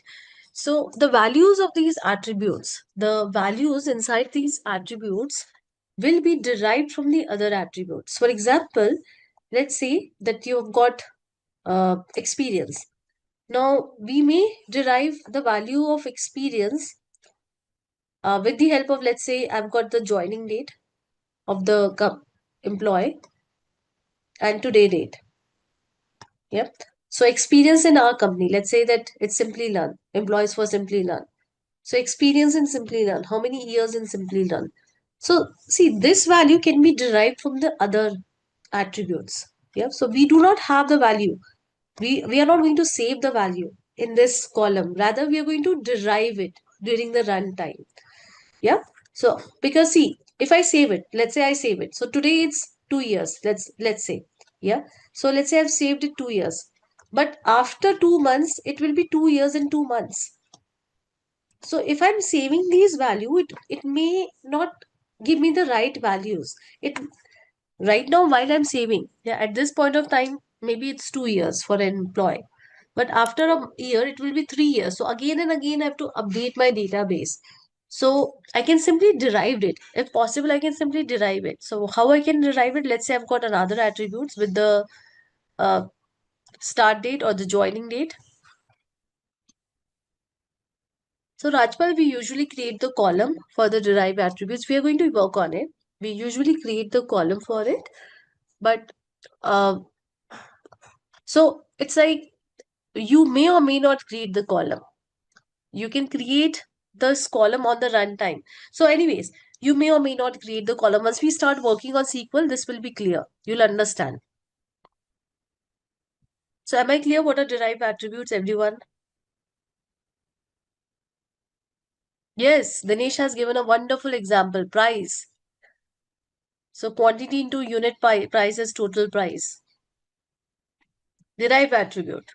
Perfect. Very good, Dinesh. Okay, relationship you already understand.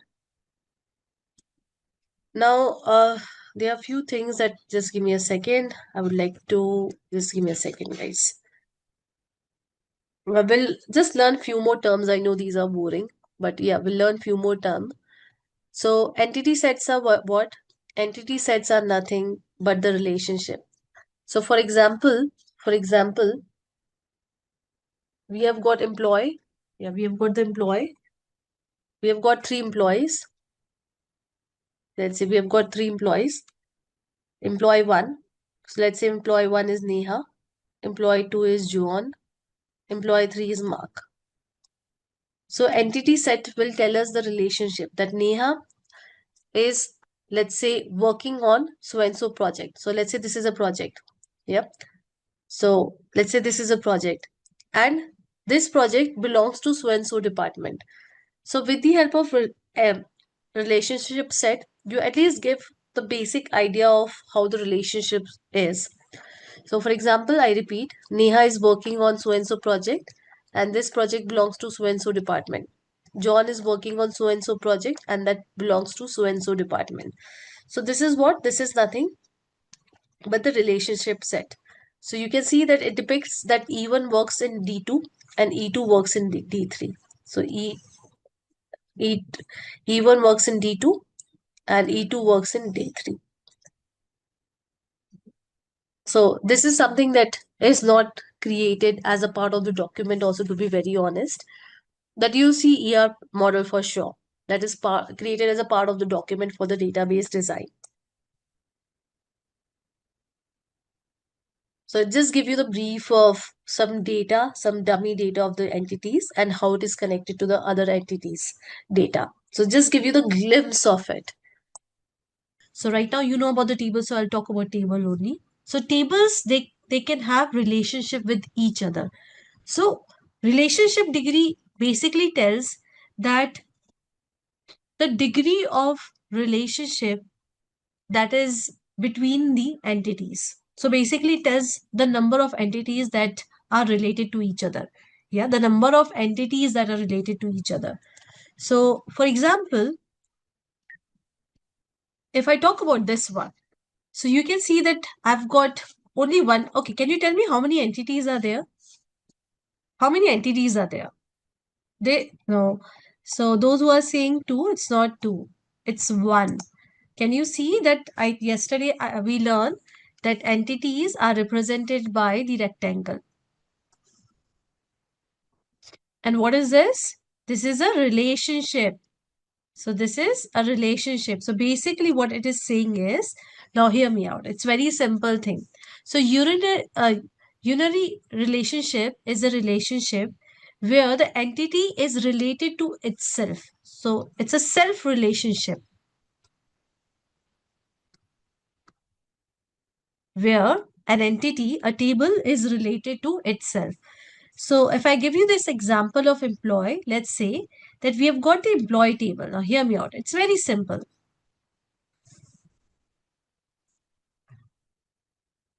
So we have got the ID of the employee and then we have got the name of the employee. So let's say 1, 2, 3, 4 and name I'll say A, B, C, D. Yeah, I'm not writing the proper names. And here, let's say I've got one more attribute that is manager. So manager, maybe manager ID. So let's say that A's manager is D. So I will say 4. B's manager is again D. C's manager is let's say B, and D they no manager, yeah, no manager. So over here you can see that the table is related to itself. You're getting? So the table is related to itself. So here, because if I talk about the manager ID, you can see that if I tell you, okay, let me ask you the question. So can you tell me what is the name of the manager of A? What is the name of the manager of A? D, right? So this is what? This is self relationship where the table is related to itself. So here, because the entity is related to itself, we call it as unary relationship. Am I clear? Should I move forward to the next slide?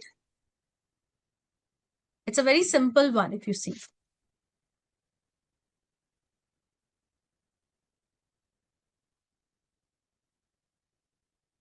Hmm. Now, what does binary means? So binary simply means more than, it means two, right? It means what? It means two. So here you can see that how many entities do we have? We have got two entities, customer and account. So where customer is related to the account. A customer can have accounts, right? So we have got the customer table and then we have got the account table. So this is what? This is a binary relationship. So it involves how many entities? It involves two entities. I hope I'm clear with this, that binary relationship simply involves two entities. It's a very simple one. Let me know if you want re-explanation for any of these. Okay. So how about ternary? So ternary is the relationship where you have got more than two entities. So basically where we have got three entities. Yeah, three entities involved. And think of entities for now as a table. Think of it that entities is nothing but the synonym of table. So over here you can see that we have got three entities and all the three entities are related to each other. So employees works in a department, also employee works with the organization. So, and also an organization can have multiple departments. So there is a relationship between the three entities. So am I clear with this one? It's a simple one. Am I clear?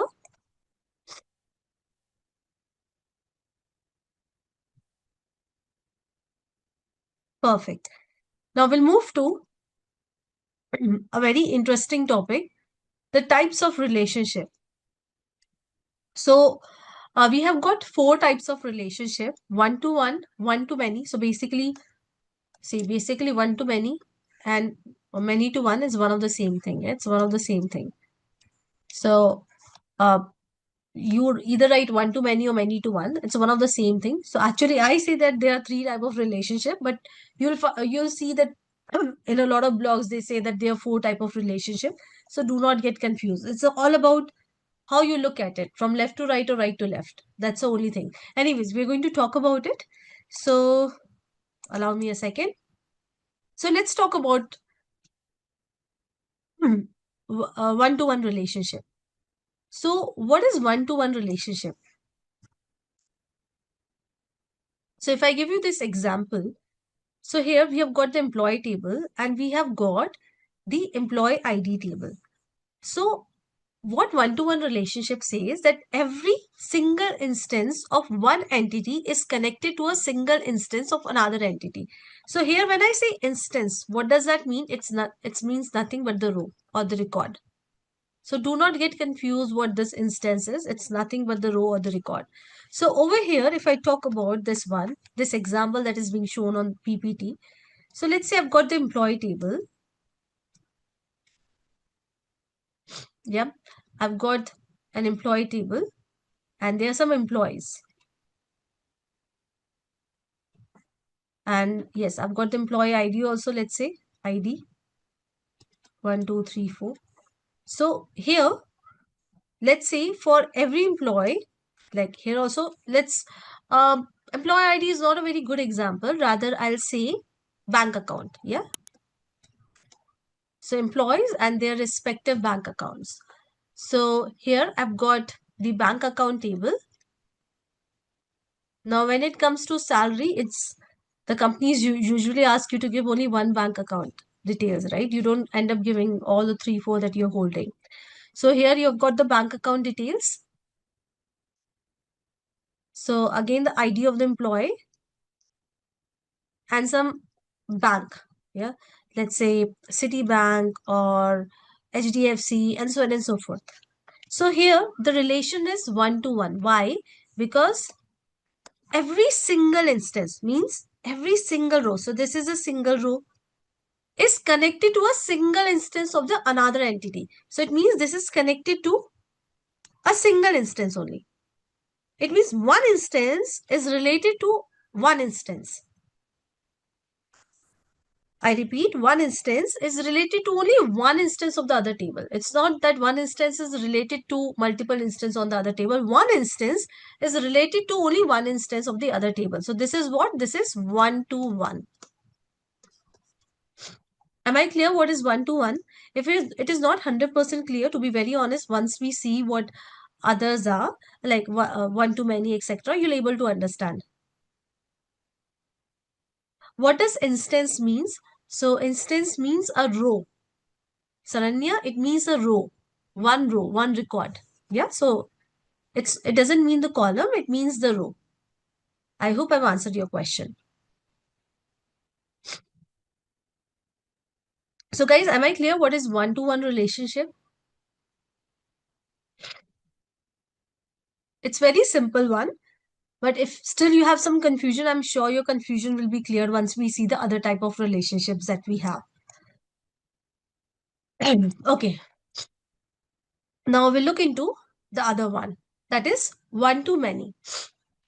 So one to many is where a single instance of one entity is connected to several instances of the other entity. So what does that mean? What does that mean? Let's say over here you can see that we have got the customer table and then we have got the order table. So this is one table, let's say. So I'll just better create my own diagram over here for the better explanation. So let's say I've got the customer table. Now I'm just adding 2 columns. Maybe, yeah, let me add 3 columns. That's fine. So we have got the ID. Let me add only 2. I think 2 would be suffice. Okay. And then we have got the customer name. So let's say ID 1, 2, 3, 4, customer name A, B, C, D. And here we have got the orders table. So order ID and the other things. Yeah, let's say the product and etc. Whatever you can think of. So again, we have got some orders 10, 11, 12, 13, 14, and so on and so forth. So here, in case of one to many, one customer can place multiple orders. Just like if I talk about Amazon, so you are the one customer, one account, right? And you can place multiple orders, right? So here also one instance, this is what one instance, this is what one instance is connected to multiple instance of the other table. So one record is connected to the multiple records, may or may not be connected to the multiple records of the other instance of the other entity. So this is what one to many. This is what one to many. So tell me, this is, just give me a second. I'll just write, this is a customer table, let's say, and this is the orders table. Now tell me which table is on the one side. Which table is on the one side?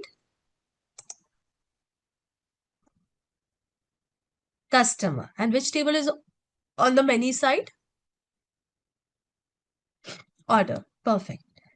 Now, as I told you that one to many and many to one. So this is many to one actually. You can see over here. But whatever it is. Yeah, one to many or many to one. It's one of the same thing. It's just that if I put order over here on this side and if I put customer over here. So right now it's here it is one and here it is many, right? So it's just that if I put order over here, then one customer can can order multiple, order multiple orders. So here we have got order, customer. So order is on the many side and customer is on the one side. So this is one to many or many to one. It's one of the same thing. It's just that you see it like this or this. I hope I'm clear with this point that one to many and many to one is nothing. It's just that right to left or left to right. Okay. So here also I think, see, they don't have the PPT. Oh no, they have the PPT. Anyways. So yeah. So anyways, we'll talk about many to many now. So many to many. Okay, before we maybe hop into many to many, let's make the class interactive. Why don't you give me some example of many to one or one to many? Any example. Now there is one more thing. So when you create the relationship between the two entities, it's not that it's a rule. Like when I say it's a rule, I mean to say that it's not that the employee will be on the many side, the department will be on the one side. This is what we see. So but as per the requirement, you can keep any table on the many side and any table on the one side. I repeat, as per the business requirement, we can keep any table on the many side and any table on the one side. So it's not that it follows a rule that this has to be on the one side and this has to be on the many side. As simple as that, right?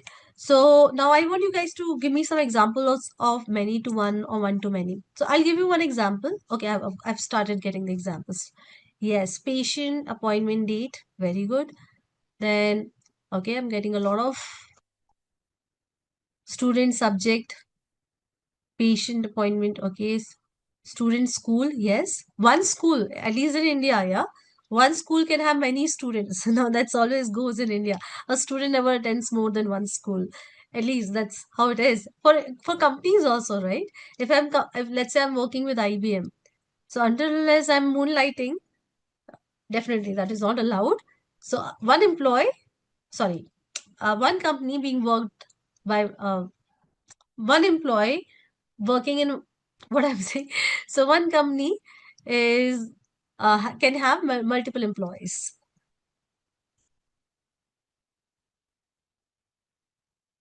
Patient table, a medical test table, very good. Bank customer, right? Yes, very good. One nation, many states, very good. One state, many cities. One city, many colonies. Perfect. So now we'll move to many to many. One person, many bank accounts. Hmm. So many to many is when you have got, let's say, again, we have got the employee table and then we have got the project table. So one employee can work on multiple projects. Let's say we have got the projects, let's say, okay, I'll just name some of the projects that I've worked on, SunTrust, etc. So definitely, uh, there are situations in the company where one employee works in the multiple project, right? So you may end up working on multiple projects. Also, one project is most of the time being worked by multiple employees. So here it is one to many. So A, B, C can work on Amex, but A can also work on SunTrust. So it's what? Many to many. So I want you to contribute some examples on the chat, please, for many to many. So this is very similar to what we have just covered. But when I say what does cardinality means? Cardinality means how many in a relationship, how many. So cardinality tells, just give me a second. So basically cardinality tells that how many rows of one table can be related to rows of another table. So how many rows of one table can be related to rows of another table.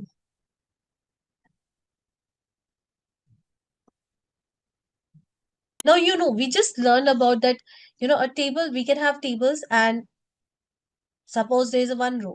So one row can be related to only one row of another table, or one row can have multiple, can be related to multiple rows of another table. So cardinality is like going one step deeper and telling about that if this is a row, this can have what all values, or this can be connected to what all rows of the another table. Yep. So a relationship cardinality is a number of occurrence of the entity that can be associated with another entity. So basically, cardinality will tell. Suppose you have got a row. Maybe I'll give you the example in the next slide, but it will give you the minimum and the maximum cardinality. So let me go to the next slide, and then I'll explain you. That would be better. So if you see over here, the cardinality is represented over here. So it says 0, which is the minimum cardinality, and n is a maximum cardinality. Here also 0 is a minimum cardinality and 1 is a maximum cardinality. So what does it says? So it says, let's say I've got some developers in my company. Yeah. So ID and name. In the same way, let's say I've got some projects. So project ID and the name of the project. So I'll just quickly write 1, 2, 3, 4, A, B, C, D. Here for the projects also we have got some IDs. 1, 2, 3, 4, 5, 6, 7, 8, 9. And maybe some project P1, P2 and P3. So what does this cardinality signifies? Let's look into that. So let's say that A is the developer, but E is not working on any of the project right now. So we have got two tables. Now E may not be working in any of the project. So 0 means that it is possible that any instance of this entity, any row of this entity is not related to any row of this entity. So I repeat, let's assume that A is not working. Yeah, A is not working on any of the project. So A is a new hire in the company. Until now, the A is not being allocated to any project. So 0 means minimum. So it means that we can have some developers who are not involved in any project. N means maximum. It means that a developer, so B, can work on n number of projects, multiple projects. So that's what it means. 0 means we can have developers with no projects. Also, we can have developers who are working on multiple projects. Now here 0 and 1 means again the same thing. Now let's say P3 is a new project, and right now there are no developers allocated to P3. So it means that we can have any project, we can have any instance in the project table which doesn't have relationship or which doesn't have any connection with any of the other instance in the developer table. So we can have a project with no developers. So that's what 0 means, a project with no developers in this example. 1 means, well, that's quite weird because that doesn't happen in real life, but yeah. So 1 means that a project can have maximum 1 developer. So here let's say that the company is maintaining the projects which are very, very small projects. Yeah, very small project, just need 1 developer project.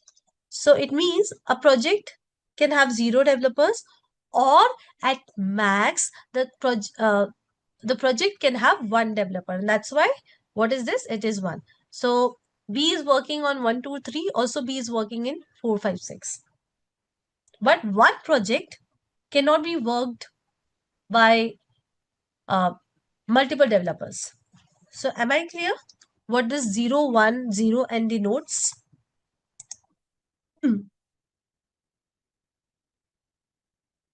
Yeah, ideally should be n for both, but fine. Anyways, we have understood it. That is more important. So am I clear? What does cardinality means? What does 0 and 0, 1 means? You can just read through this slide, but please confirm if I'm clear or not. I've just got one yes. Clear? Perfect. So still I'll just wait for a minute. You can just read through it. It's a very simple thing. So if you see these numbers, do not get scared. It's very simple thing. Minimum and maximum. Sometimes when we see all of these things, we get scared. Oh, there might be some maths involved, some complicated maths. But that's not the case. So I'll quickly repeat one more time. Over here, the cardinality is represented like this, 0 n. So 0 is what the minimum number and n is what the maximum number.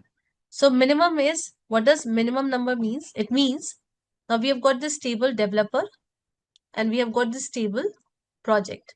So 0 means that we can have some developer with no projects related to it. So let's say that A is not working on any of the project. A is a new hire in the company. Until now, A has not been given any project. So I can have a developer with no project, not related to even a single project. So that is very much possible. N means a developer can work on multiple projects. So B can work on 1, 2, 3. B can be related to 1, 2, 3, 4, 5, 6, and 7, 8, 9. So that is very much possible. Okay. So this is what 0 and n means. Now here it says 0 and 1. So what does that mean? It means, again, you can have a project. So let's say this is a new project. Till now, no developer is working on this project. So think of it as Upwork. Yeah, on Upwork, you see that you got a lot of projects with no developer assigned, right? So we can have the project with no developer.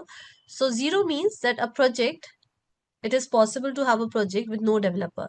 So this instance is not related to any of the instance of the developer table.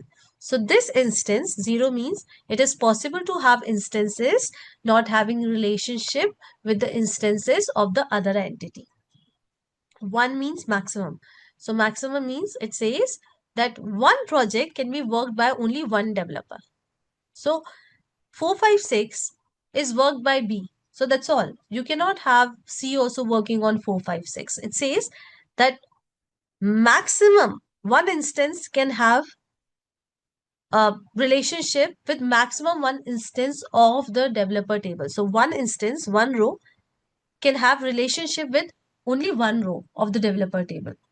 So minimum is 0, either no relationship or at max one. Okay, so we are done with, definitely we are done with the theory part. So that's a good thing. Now what we are going to do is, I'll just give you the very, very brief of the whole thing, that how you can create the database, how you can create a table, how you can insert the data into the table. And then later on, we'll deep dive into each and everything. For database also, what all commands we have. For tables, what all commands we have. So we are going to deep dive into everything. But for now, for 10, 15, 20 minutes, let's practice, or let's see the holistic view of using MySQL. So I want everyone to launch their MySQL workbench. So I'm using Windows. So what you have to do is you have to search for MySQL workbench. You have to open it. Now you can launch the labs. So yesterday, Rakshita helped you with the launching of the lab. If you're still facing any issues, you can post it on the chat. We'll see if we can help you right away. Otherwise, at the end of the session, please make sure that you're vocal about it, that you're not able to use the lab. Because if you're not able to use the lab, then you're not able to do the hands-on in the class. So I'll try to give you at least some hands-on, if not all the time. Like at least sometimes I'll try to give you the hands-on, if not all the time. So your labs should definitely be working. So it's not that if your labs are not working, you're not able to learn with me. Of course, you'll able to learn with me, but then you have to practice after the session.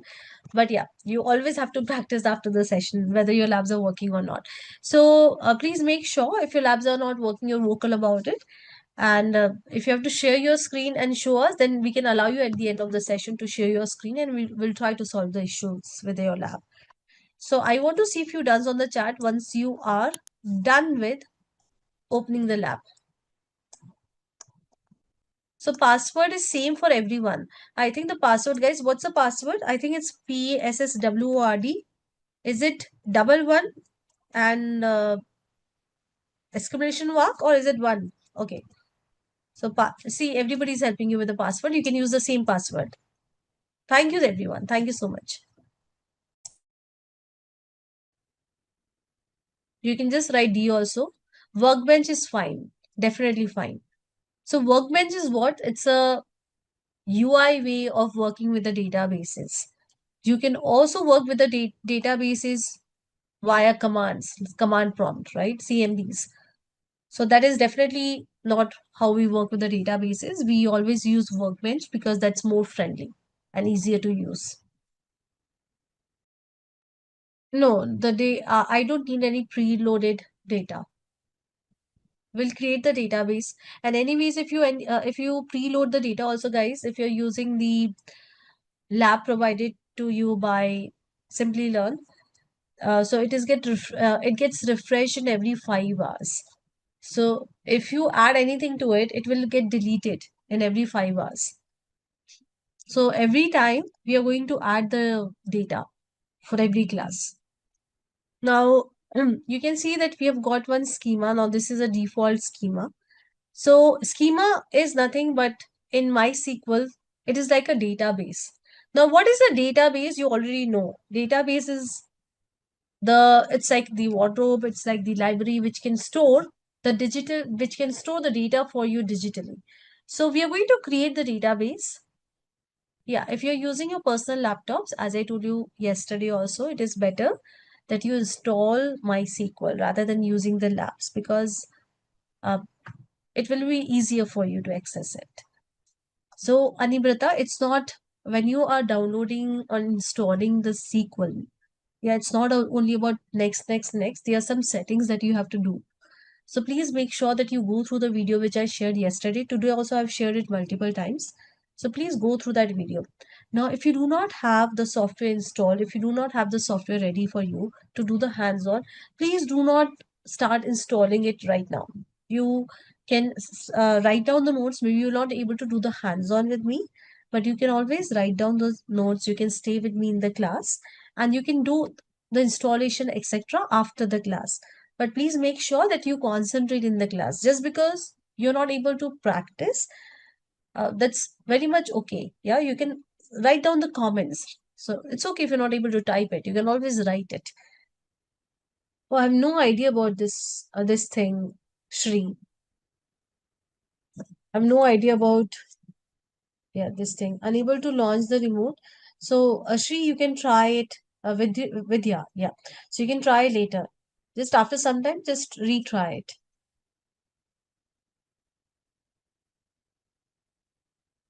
So guys, let's get started. Again, if you're facing any issues with the lab, you can keep it parked for now. So I'll try to finish everything by 10 today, 10:5, so that we can take up your questions on the lab. So you can share your screen and we'll try to help you out. So let's continue with our learning for today. And as I told you, if you're having issues with the lab that is provided to you all by Simplilearn, if you're using your personal laptop, please download and install MySQL. So I will not be using lab. I'll be using MySQL on my personal laptop. So the first thing that we are going to do is we are going to create a database. So as I told you that today, I'm going to give you the holistic view of creating the database, the tables, inserting the data into the table, and then querying the table. But after that, we are going to deep dive into each and everything. So in order to create the database, we start with the command create. So we are going to write the SQL in order to talk to the DBMS. Now I want to tell DBMS that I want to create the database. So I'm writing the SQL command in order to create the database. So I'll say create database and I can give any name to my database, but this has to be as create a database only. So you cannot have anything else. These are the keywords. Whatever you see in blue are the keywords, and you have to make sure that you write the statements like this. So, and then you can give any name to your database. So let's say that I give the name to my database as school. Yeah. And then see, I can always end my comment using the uh, what do we call this? No, it's there are no limitation. You can use uppercase and lowercase both. Yeah, using semicolon. Thank you so much. So I can end it. And if I don't end it also, if I've just got one SQL command, it will still run. Now, in order to run it, we have got this button. Can you see this icon, a small icon? Let me increase the size. I think the size is already increased. Just give me a second. Yeah, I think the size is already increased. So anyways, so this is the button that you need to use in order to execute a command. So if I just hover on it, it says execute the selected portion of the script or everything if there is no selection. So if I'm not selecting anything, yeah, I'm not selecting anything. If I execute it, it will execute everything, each and every line of code, each and every word that is written on my SQL file. This is what? This is a SQL file. You can say SQL file. So because I've got the previous SQL file, in my case, it shows 6. In your case, if you're using it for the first time, it might be showing 1. So I'm going to run it. Once I run it, over here, you just simply have to expand the lower panel and you'll see that create database school, one row affected, and you can see this in green. It means that the database has been successfully created. So if you see in red, it means there was some error when you were creating the database. Guys, please make sure that you are attentive in the class. Otherwise, what will happen is that you may get some errors because you're quite good in number. So if you're not attentive, then you may get the errors that I can always resolve. But if I get a lot of queries from you guys just because you're not attentive, then I will not able to cover everything, whatever I want to cover as a part of this training. So I don't want to cover anything on the surface level. I want to deep dive into the topics. I want to make sure that you understand how things are working. So for that, I have only one request from all of you. Just be attentive, because if you're attentive, I'm 100% sure you'll able to learn it. SQL is very easy. So you can see that the database has been created. In my case, I've got the other commands. So if you have noticed, I was deleting the databases. So these are because of that. But yeah, the database has been created. So I want you guys to create the database and let me know when done. So you can just write D also instead of writing the whole done. So few dones will give me help. So it's okay. I'll come to that where you can see the database. Right now, I just want you to be sure that the command that you have written is executing successfully or not. So just that you have to write this command, Rajni. Yeah, so you have to create a new SQL file in case if your new SQL file is not open by default. So this is from where you have to open the new SQL file. And this is a command that you have to run. Once you run, this is a command that you have to write. Once you're done with writing the command, you can run it from here.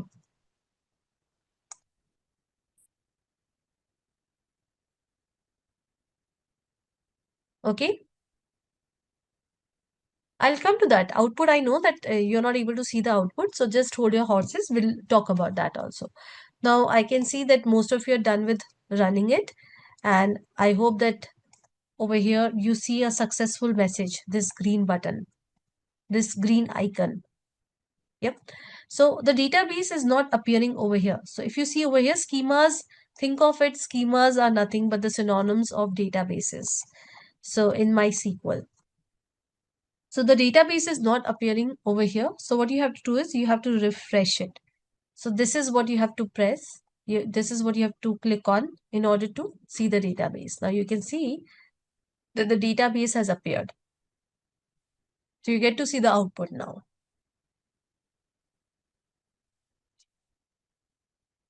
So those who are saying that unable to see the output, I hope that you guys are able to see the database created. Now guys, maybe this panel is also collapsed for you, so please make sure that you expand it. I'll wait for a few seconds. Output window, so you have to scroll up. It might be collapsed like this. So you literally have to expand.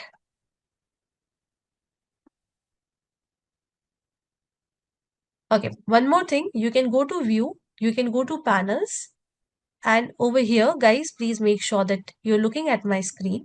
So see, output area, I can hide it. So maybe your output area is hidden. So what you can do is you can go to view, you can go to panel, and you can say show output area. My schema tab is not there. You're talking about this one. So I'm not sure for this one side. Okay, yeah. So in view, you can see just check, go to panel and click on show sidebar. I hope I've answered the queries or the queries on the chat. So guys, if it's okay, if you're not able to see the sidebar or if you're not able to see the output panel, you can still continue practicing with me. And we'll see at the end of the session what is the problem. I'll ask you to share your screen and we'll look into it.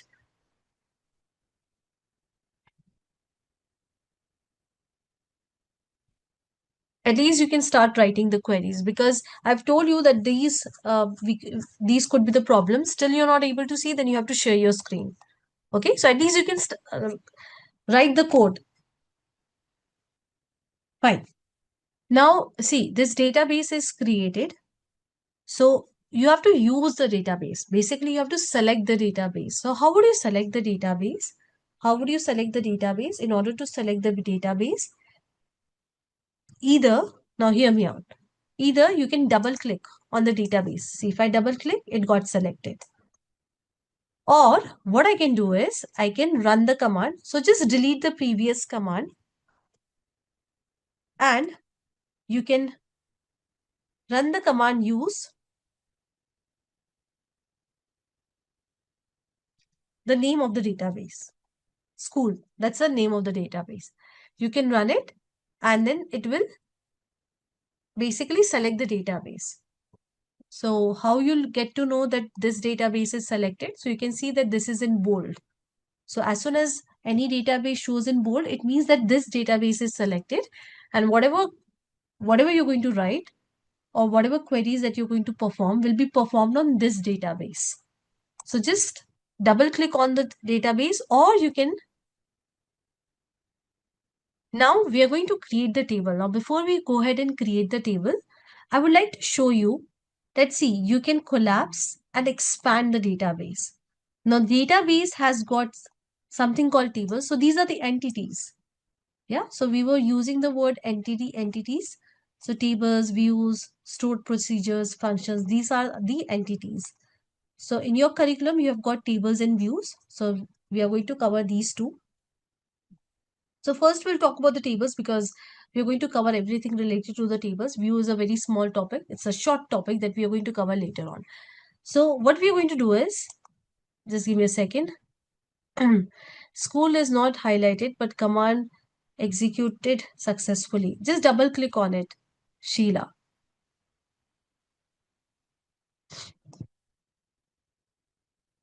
So Rajpal, I'll come to that question. So you'll get to know all of these things. Yeah, hold your horses, everyone. Today is the second day of the class and we've just started coding. You learn everything. Fine. Now what we are going to do is right now you can see that we do not have even a single table in our database. So we are going to create the table and guys, as I told you, please don't worry about not able to see the output panel, not able to see the schema panel. We'll see to that at the end of the session. Right now, just focus on the learning. So I've already helped you with it. But if those options are not working, then I have to look at your screen and then I have to help you. Okay. So we are going to create the table. So how do we create the table? So in order to create the table, we write the command create. So you can make it uppercase, lowercase, everything is okay. So let me make it uppercase. So create table, and then I'm going to give the name of the table. Now I want everyone to see my screen. Then I'll give you time.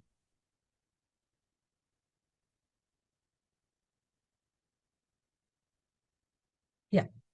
Now this is what? This is the name of the table. Now you know a table can have multiple columns in it. Yeah, a table can have multiple columns in it. So how do we define the column? We give the column name. ID is a column name. And then we give the data type of the column. So yesterday when I was teaching you the different type of database that are available in the market, I told you that RDBMS is very strict. It means that you cannot play around with the data. Like if you've got 4 columns, you have to stick to the 4 columns. Then a column also has a data type. When I say data type, what does that mean? It means the type of data a column can hold. So ID can hold integer, int. Int means integer data type. So we are going to learn about all the different type of data types also later. So for now, this much of knowledge is more than enough. Okay, the next column is, let's say, full name. And full name has a data type varchar.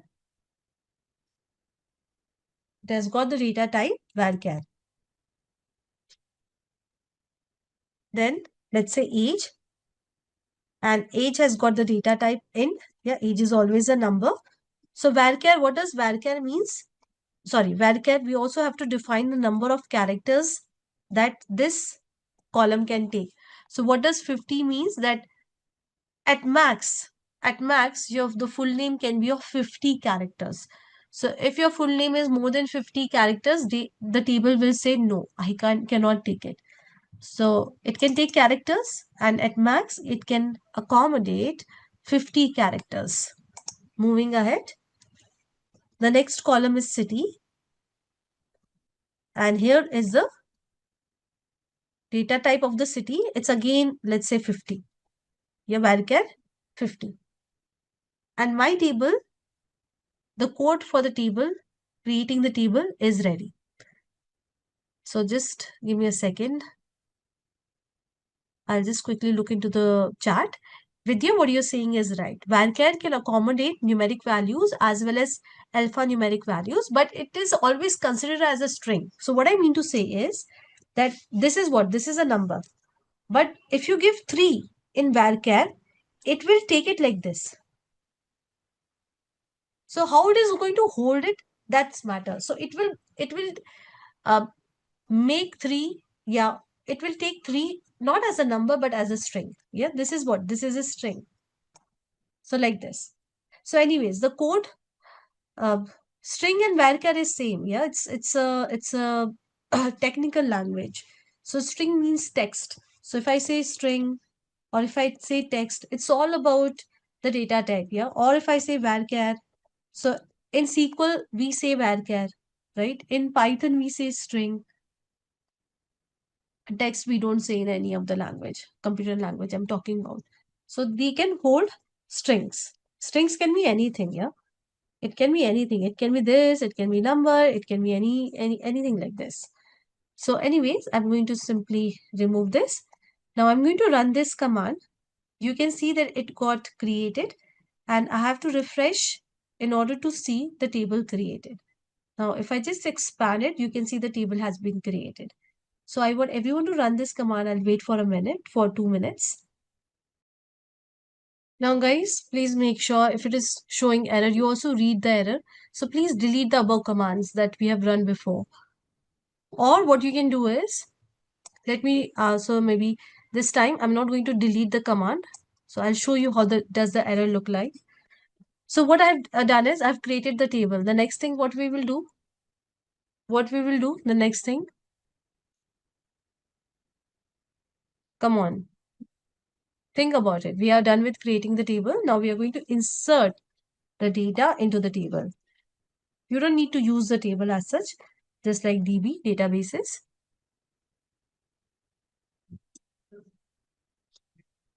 So we are going to insert the data. So Aviral, you can share the screenshot on the chat. So I'll look into it. What is the problem? So in order to insert the data, we run insert into command. So insert into the name of the table. The name of the table is students. Now I can give the columns of the table. Now that is optional. We'll come to that later. But right now, as I told you, it's just a helicopter view of everything. A small snippet of SQL, how we can create the table, insert the data into the table and query the table. So anyways, I'm going to give the column names.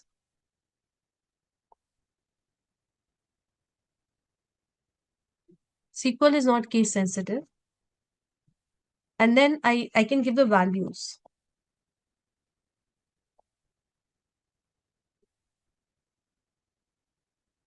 So in values, let's say ID is 1. Now it's a varchar, it means it's a string, it's a text. So I'm going to give it in the single quotes. Amit, age, any age, and city. Comma, I can give multiple values. So I'm just copy pasting it. So let's say ID is 2, the name is Reha, okay, anything, and Mumbai. In the same way, I can insert more and more records. So I have to add comma, then again I can insert more records. Yeah. So you can see that I'm done with writing the command for inserting the data into the table. So this will insert 3 rows into the table. Now guys, I'm intentionally going to throw the error.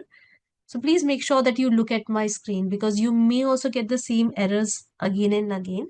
So please understand how things are working. So right now, if I execute it, you can see that it is giving me error. So I want you guys to tell me what is the error. What is the problem?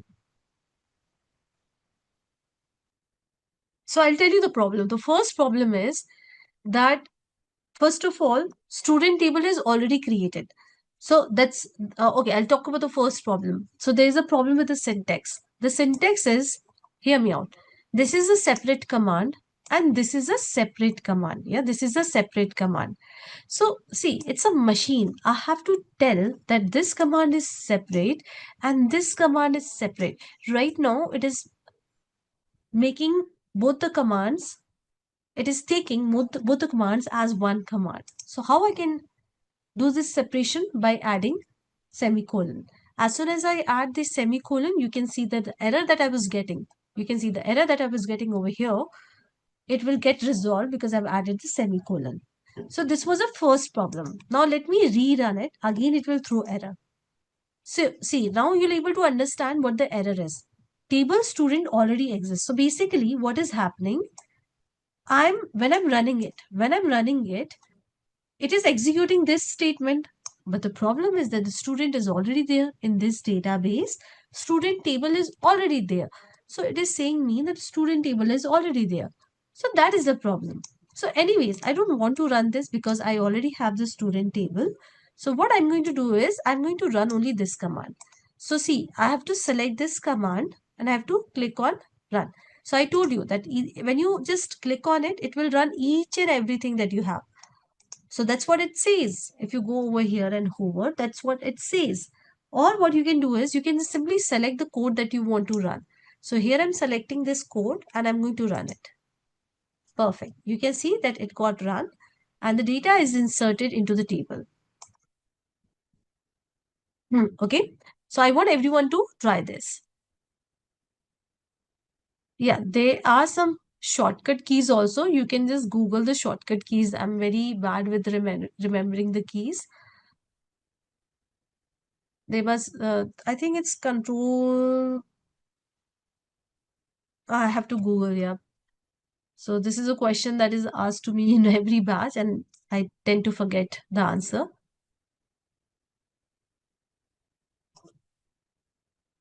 Yeah, so I'll help you. Just give me a second. I can also Google.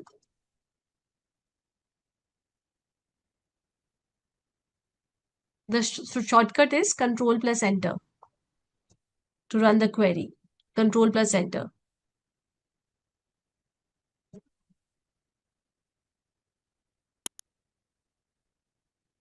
So space, whenever you have a new word, you're going to give this space, Shweta. So here ID. Now I'm not giving any space. I'm just giving comma. Then full name. Then again comma. And so on and so forth. Yeah, Aparna, you can just run the command use school. If you're not able to see the tab, this left panel, just you run this command use school and then create the table. So guys, let me know when you're done with inserting the data. Also, I'm sharing the code on the chat. Done. What about codes? So you're going to use the codes for the varchar, Shweta. So whenever you're writing the strings, strings are always represented in computer, in machines, uh, whether you're writing SQL or whether you're working on Python, C, C++, strings are always denoted with quotes. It can be single quotes or double quotes, but the strings are always encapsulated in quotes. Always remember this. So, okay, Shri, so you can try working. Okay, got it, Shri. So control plus shift plus enter. Now, definitely you have entered so much of data. Here, I've got 3 rows of data. I would like to query the data. So yes, I'm going to write the query. So here we go, guys. So I'm writing in the same file. Select star. So star means all the columns, from the name of the table. What is the name of the table? The name of the table is students. Again, please highlight it and then run it. Do not just run it without highlighting it. Otherwise, if you have the previous code, this will also run and you may get error that the table already exists and so on and so forth. So please highlight it and run it. So now we are going to learn about some of the database commands. So you have already learned most of it, but yes. So what I'm going to do is I'm just creating a new SQL file. The reason is that I will be needing this code and I do not want to delete it because I will be needing it, as simple as that. So anyways, I'm going to create a new database. So you already know about this command create database and then the name of the database.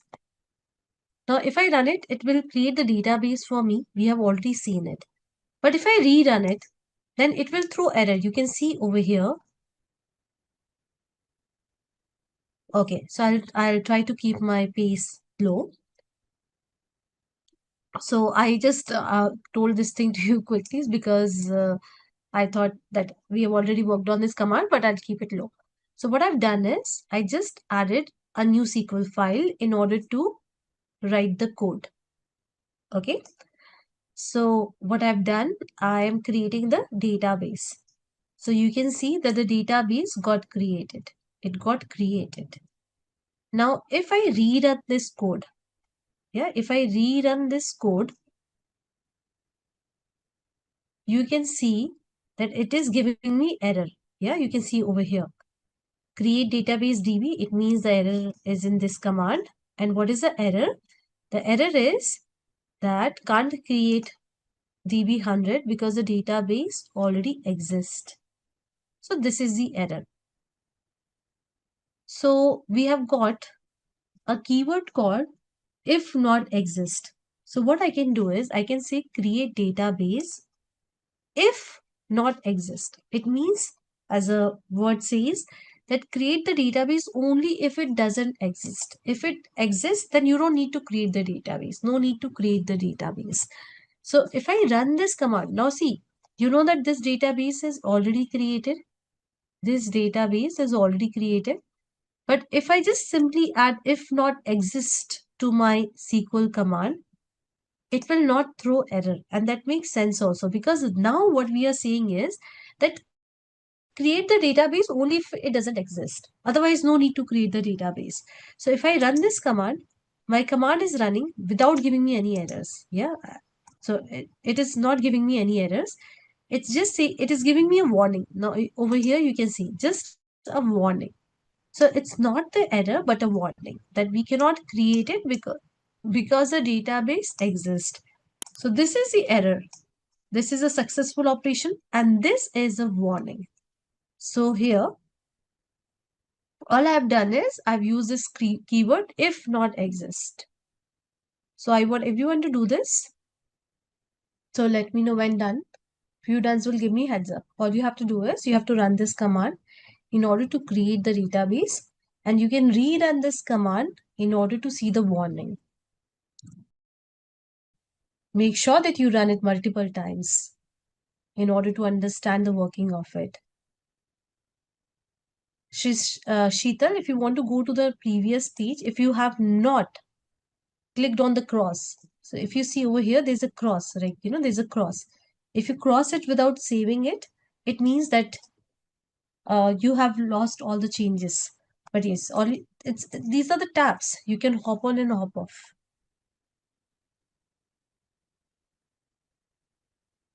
Okay, Sheetal, I hope I've answered your question.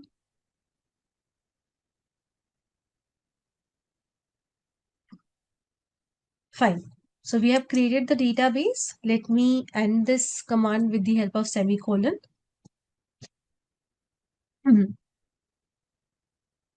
Now I'm going to drop the database. So drop database.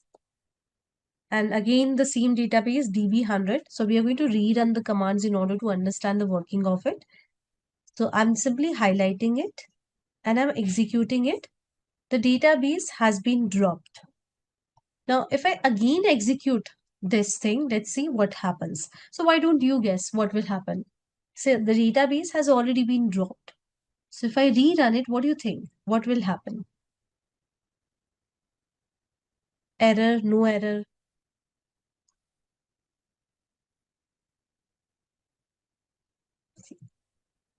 How about others?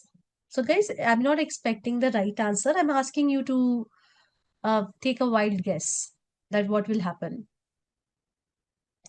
Make a wild guess. Drop database DB100. Okay, let's do it. You can see that it is giving error.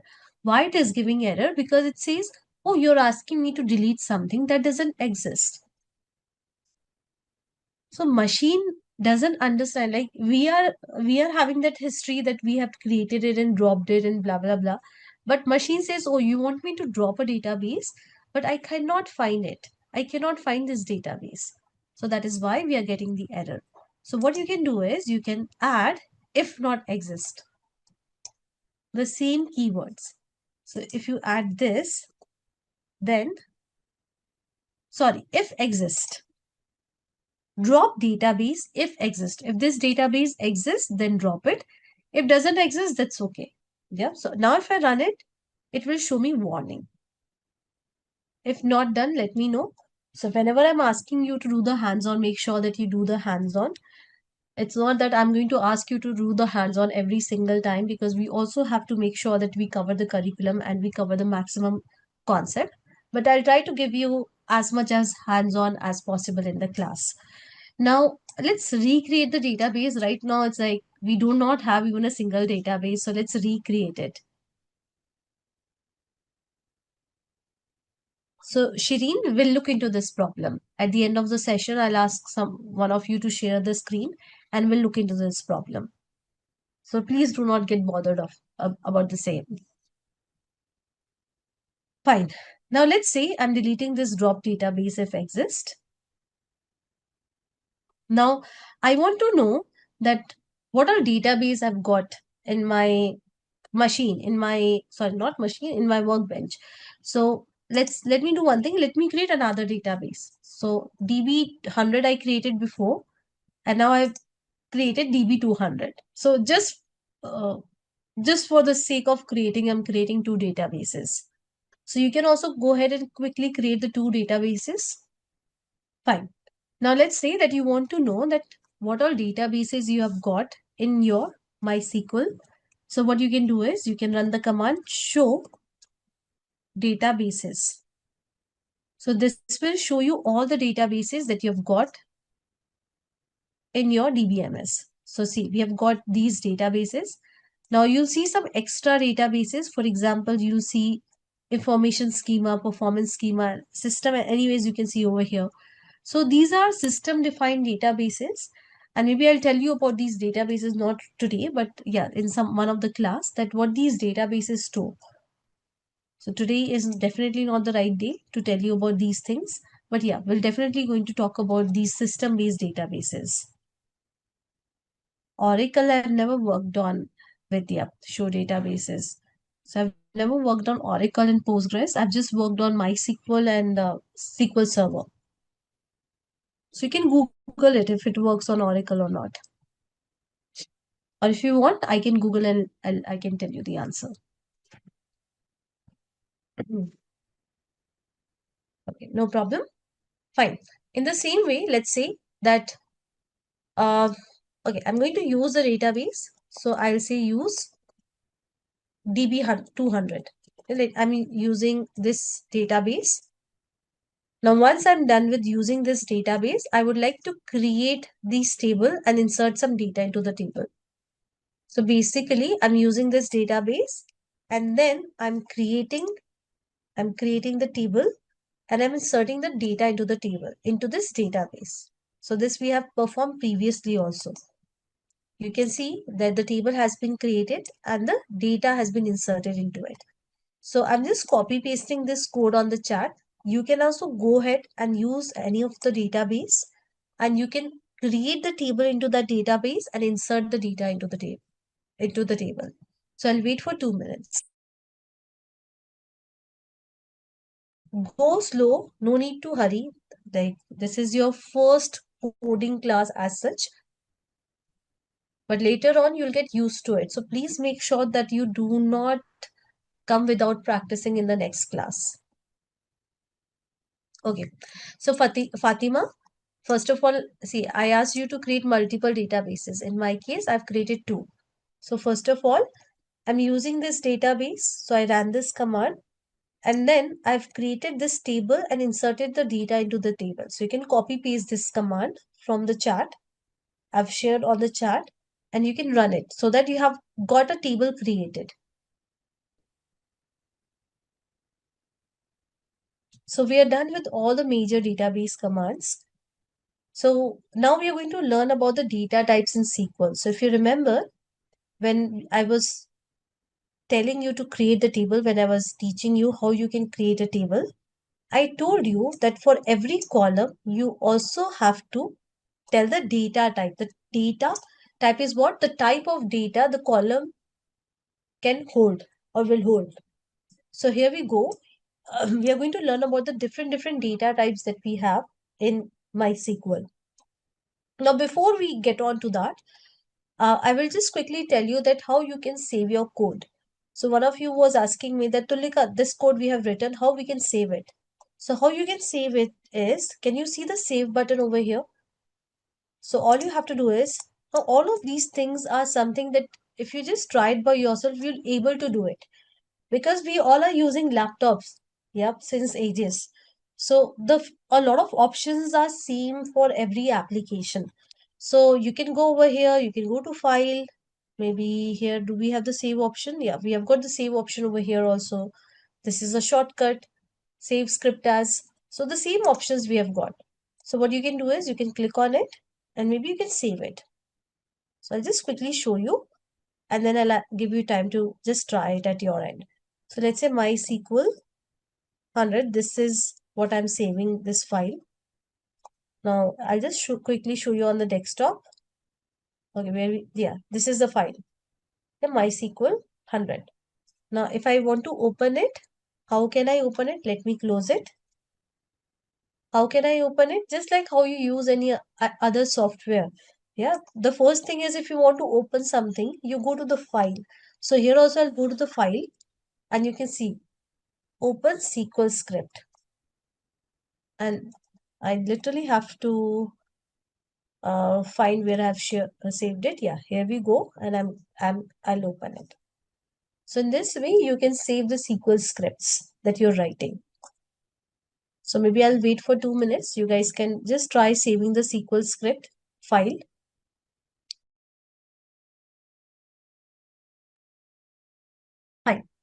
Now we are going to look into the different type of data types that we have got in MySQL.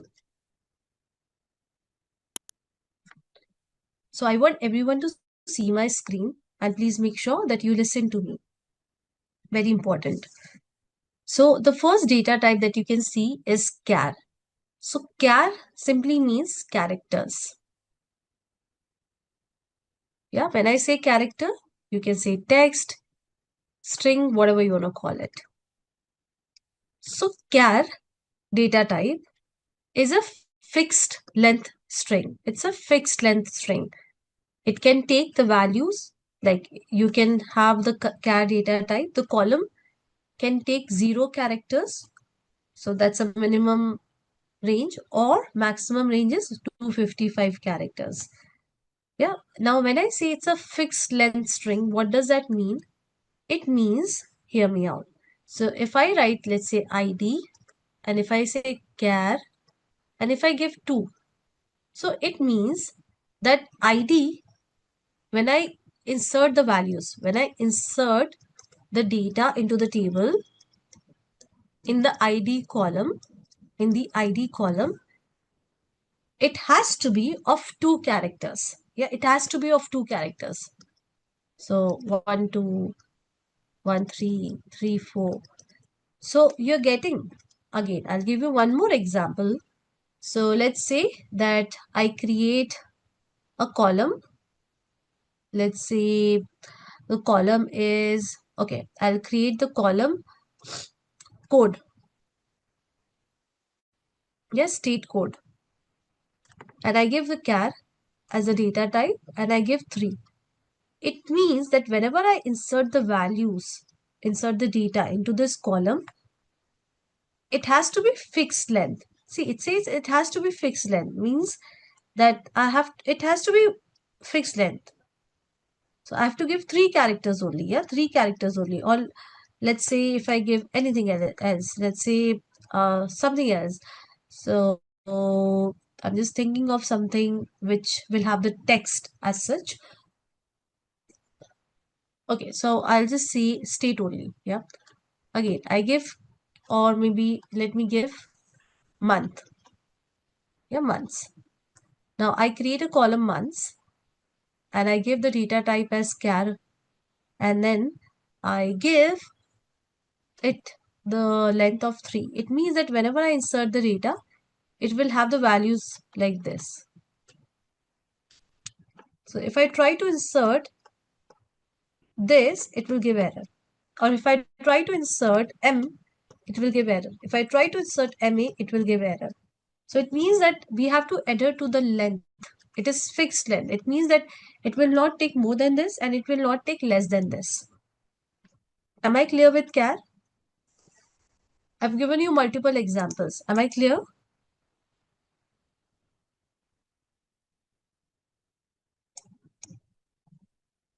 Very simple.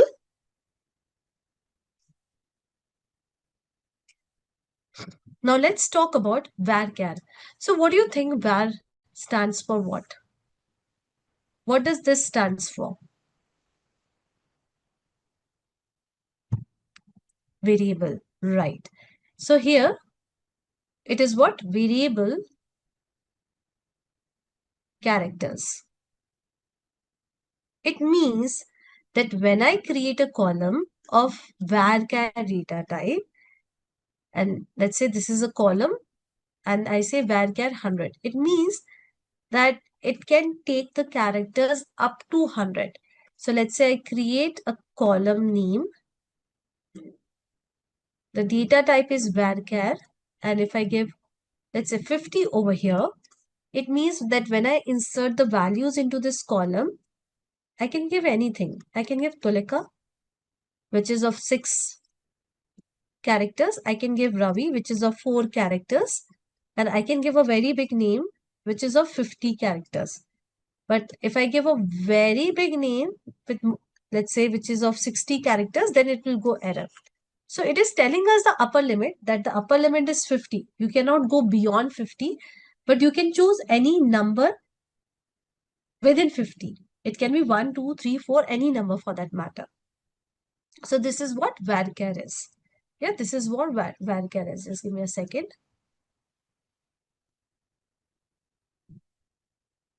And you'll see that you end up using varchar a lot. Now, some of the data types you're going to use 90% of the time. So varchar is one of the data types, int is one of the data types. Anyways, let's talk about text. So see, varchar says that I can accommodate characters up to 255 only. So that's my upper limit. So if you have a very big something, let's say you have a description, let's say you want to capture reviews, you know that on the products we have got the reviews of the customer. So varchar is saying that no, oh, I can capture only 255 characters. I can't go beyond it. That's not in my nature. So what you can do is for a column like review or description, you can simply make it text. So text can accommodate large text data, large text data. The next one in our list is blob. So what does blob means? Blob is binary large object. So do not get uh, petrified with this term.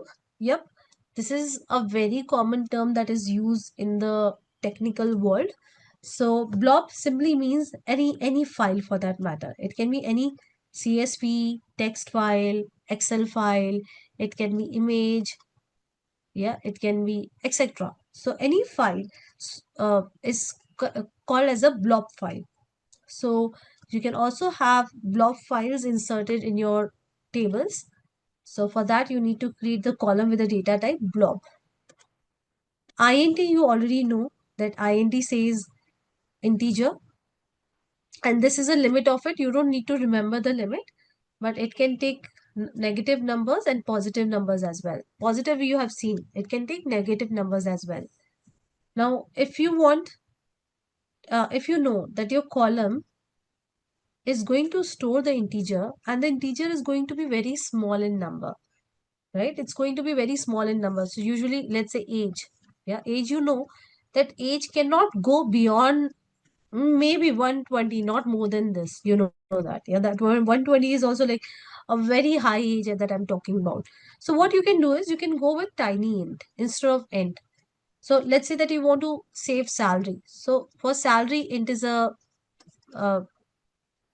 you can go with int. But when it comes to age or the numbers that you're going, you know that they're going to be very small. So you can go with tiny int, small integer. Now let's say that you have got really big integer, really big integer. You're talking about the revenues of the companies like Amazon or what Tesla. We have got so many companies with really huge revenues. So int may fail because again it has got some upper limit. So then you can go with big int. Okay, we can ignore this thing.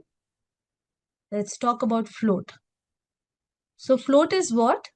Float can store decimal. See, integer cannot store something like this. No. If you want to store decimals, if you want to store decimal data, then you can go with float.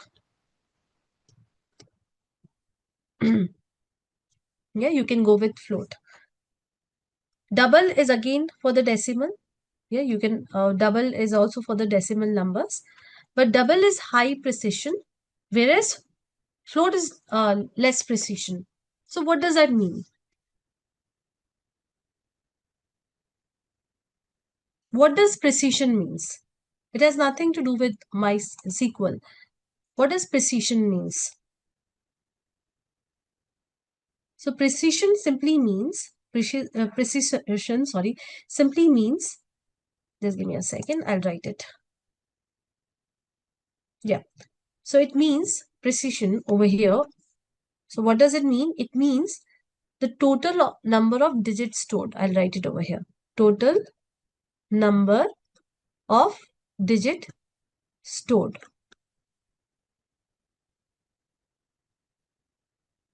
Yeah, total number of digits stored. So see, when I say float, yeah, when I say float, so float says that suppose in case of float, let's say that you have got a number like this. So I'll just write a big number, 5, 6, 7, 8, 9, 10, something like this. Yep. So what float would do? It will simply round it off. Yeah, it will round it off and it will store something like this, maybe. Yep. 5 and then 7. So it will round it off. Now double will also round it off, but it will round it off at the higher precision. So it will maybe do till here and then it will round it off. Something like that. Yeah. Then it will round it off. So it's all about uh, how many digits both of these get stored. So float has less precision. It means that if you have got a big number, it may round it off like this. And double has got higher precision where the number get rounded off like this.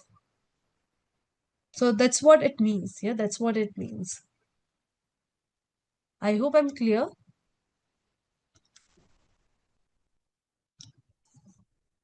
So higher precision means more accurate digit stores and lower means fewer digits stored. Fine. Moving ahead, we have got Boolean. So anybody who doesn't know about Boolean, you can be very, very honest here because I understand that a lot of you are coming from the non-technical background. So this will give me the clarity how do I have to explain you Boolean. Anybody who doesn't know, okay, I'll explain. So Boolean is a very important data type which stores two values. Yes, which means one. Yeah, either you can also denote it with one. So yes, it's not yes, actually, it is true. So let me write true. True means yes. So true. And then we have got false. False means 0. So it stores only two values, that is either true or false. And it is a very important data type. So for example, if I just give you one layman example, you might have seen check boxes. Yeah, when you're filling the form, you might have seen check boxes. So if you check it, so ideally, because I come from the background where I've also developed a lot of application. So that's what I'm telling you, that when you see the check boxes in the backend, these check boxes are of Boolean data type. It means that if you check it, it will hold the true value. And if you do not check it for this one, it will hold false value. So that's what Boolean means. True or false, only two values. Then we have got date. Date, now you already know what date is. I do not have to elaborate on this part. So the date will take this format, YYYMMDD format. Time, you already know about time. Yeah, it will take this format, HHMMSS. Date time, the name itself says, it will store date as well as time. Yeah, it can store both date. So let's say today's date plus today's time. So it can store both the things, And then we have got timestamp. So timestamp, maybe we are going to talk about this more later. Maybe I'll use it somewhere. I'll show it to you. So timestamp is auto date and time system based. It means that if you give any column, yeah, if you write any column with the data type of timestamp, what it will do, it will take your system time. So whatever your system timestamp is, yeah, the date as well as the time. If I change it and if I make it something else, then it will take that only. So it takes system based date and time. Yeah, current date and time as per the system. Exactly. Very good. Fine. So we have covered most of the data types, all the important data types. I would like to tell you one more thing. So we have got signed and we have got unsigned. So let's talk about this also. It's a very easy concept. So see, you can have signed. So all the data types are signed by default. So what does sign means? All the data types. Now here I'm talking about the data types which can store numerical values. So here I'm talking about the data type which can store numerical values. So signed simply means that, for example, if I talk about tiny int, yeah. So by default, it is signed. By default, it is signed. It means that it can store the negative and positive values. So if you remember from the previous slide, see, we have got tiny int, small integer, this, minus 128 to 127.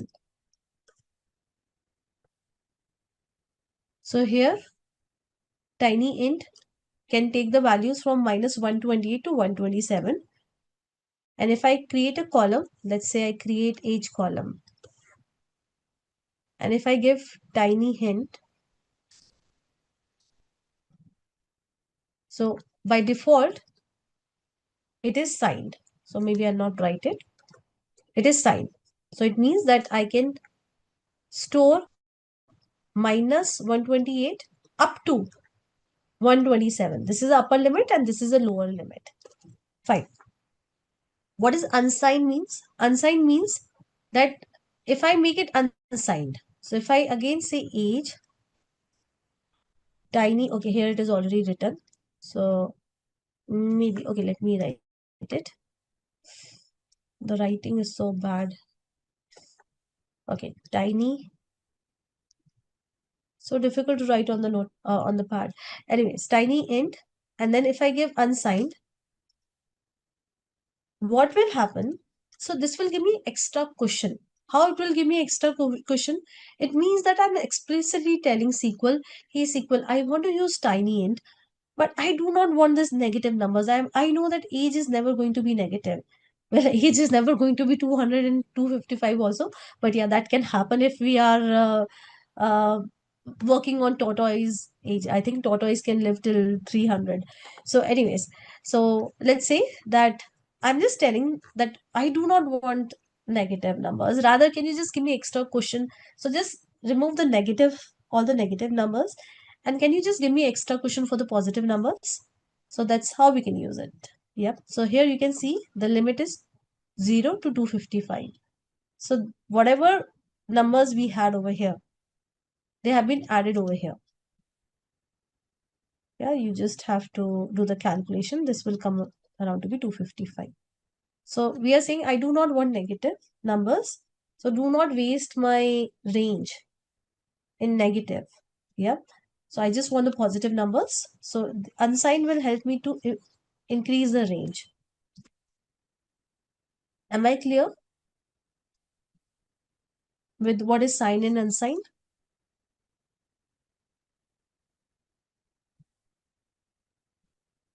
Simple? Fine.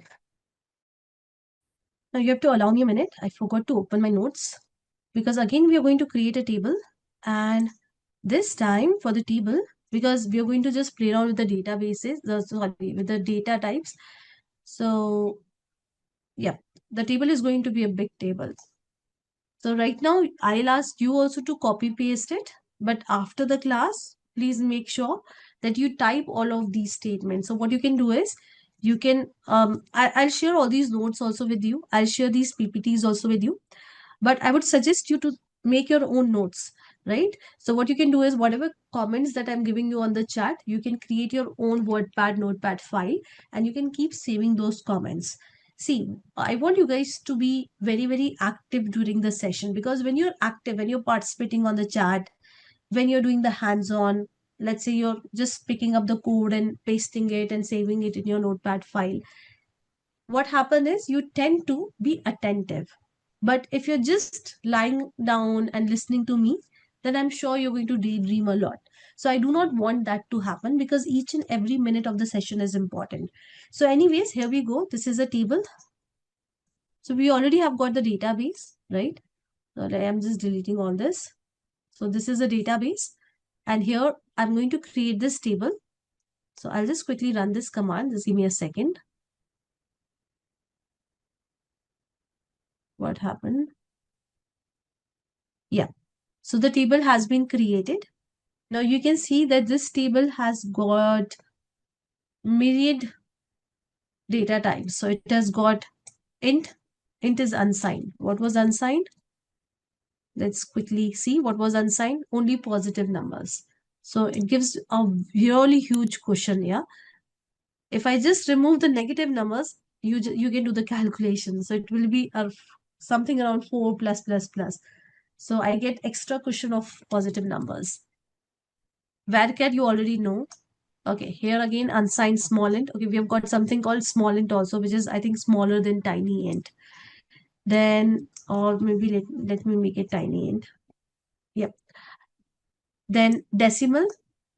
So I'm giving the precision over here. So 8, 2, what does that mean? 8, 2 means that I can have digits like 1, 2, 3, 4, 5, 6, 7, 8. And 2 is what? After decimal, how many digits? So I can have 1, 2. Then I've got float. Then I've got Boolean, which can have true or false. Then I've got date and date time. So I'm playing with a lot of data types in one table. And then I have to insert the data. So inserting the data code is definitely more cumbersome than creating the table with so many data types. So I want you guys to see my screen. So here we go. I'm inserting the data. This is int. This is varchar. Yeah, this is int. This is varchar. This is tiny int. This is again tiny int. So this one is unsigned. This one is signed by default. Yeah. So you can see that this is decimal. This is float. Boolean. I'm giving 1. I told you that either you can give true or you can give 1. False or 0. Then I'm giving date. What is the format? YYYMMDD. That's a format. And here I'm giving date time. Yeah. And in the same way, I've got multiple records. So I'll insert it. Records inserted. And let me quickly query the table. Select star from products. Product. Please make sure that you give right name of the table. And it is done. So I'm going to give you this code. At least the select code you can write by yourself. You don't need to copy paste. Yeah, that I do not want you guys to copy paste. So run this command. Okay, yeah, very good question, Sanskar. So see guys, in the last insert command, we gave the column name. So we can skip the column name over here. If you see, I have skipped the column name. So when can I skip the column name? I can skip the column name when I know that I'm going to insert the values into each and every column and the sequence is going to remain same. Yeah, the sequence will be the first value that I'm giving is for product ID. The second value is for product name and so on and so forth. I know that the sequence and the columns, I'm giving values to all the columns. Yeah, when I'm inserting the data, I'm inserting the data into all the columns. Also, I'm maintaining the sequence of the data or I'm matching the sequence of the inserted data with that of the columns that I've got over here.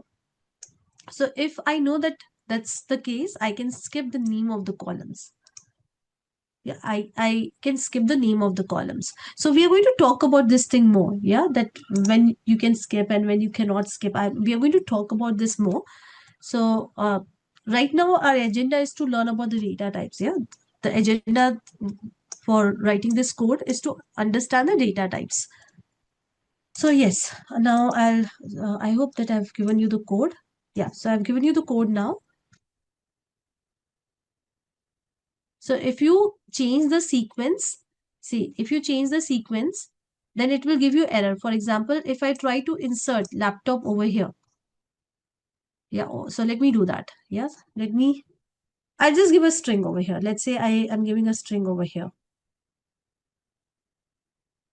Now, but it was a quantity, right? It was a quantity. But what I've done is I'm giving a string. It's an integer. Yeah, it's a tiny int. So it will throw error. Now, if I run this, it will throw error. it has thrown error. See. So when you're inserting the values, you have to make sure that these sequence, this sequence matches with this sequence. This is very important.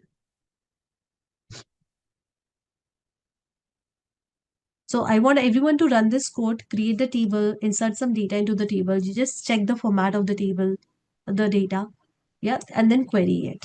And we are done with today's learning. So you can take the screenshot, Sheila, but I'm going to provide you with all these slides also. But yes, you can take the screenshot. I'll hold for some time on this slide. I'll also hold for some time on this slide. So in order to create a table, this is a basic syntax of creating the table. So I want everyone to see my screen. Now you already have the idea of it because we have created multiple tables in our previous session. So we start with the keyword create. Then we have got the keyword table, and then we give the table name. And then after this, we give different columns and different data types of the column. Now this you have already seen, right? But apart from this, you can also add different constraints. Now what are constraints? We are going to look to that today itself. So let's do one thing. Let's quickly create a table first. So what you can do is you can open a new file. And the first thing that you can do is you can create a database for today. So let's say 28, I'll just give it a name, Feb. Yeah. So I'm going to create the database. You can see that the database has been created.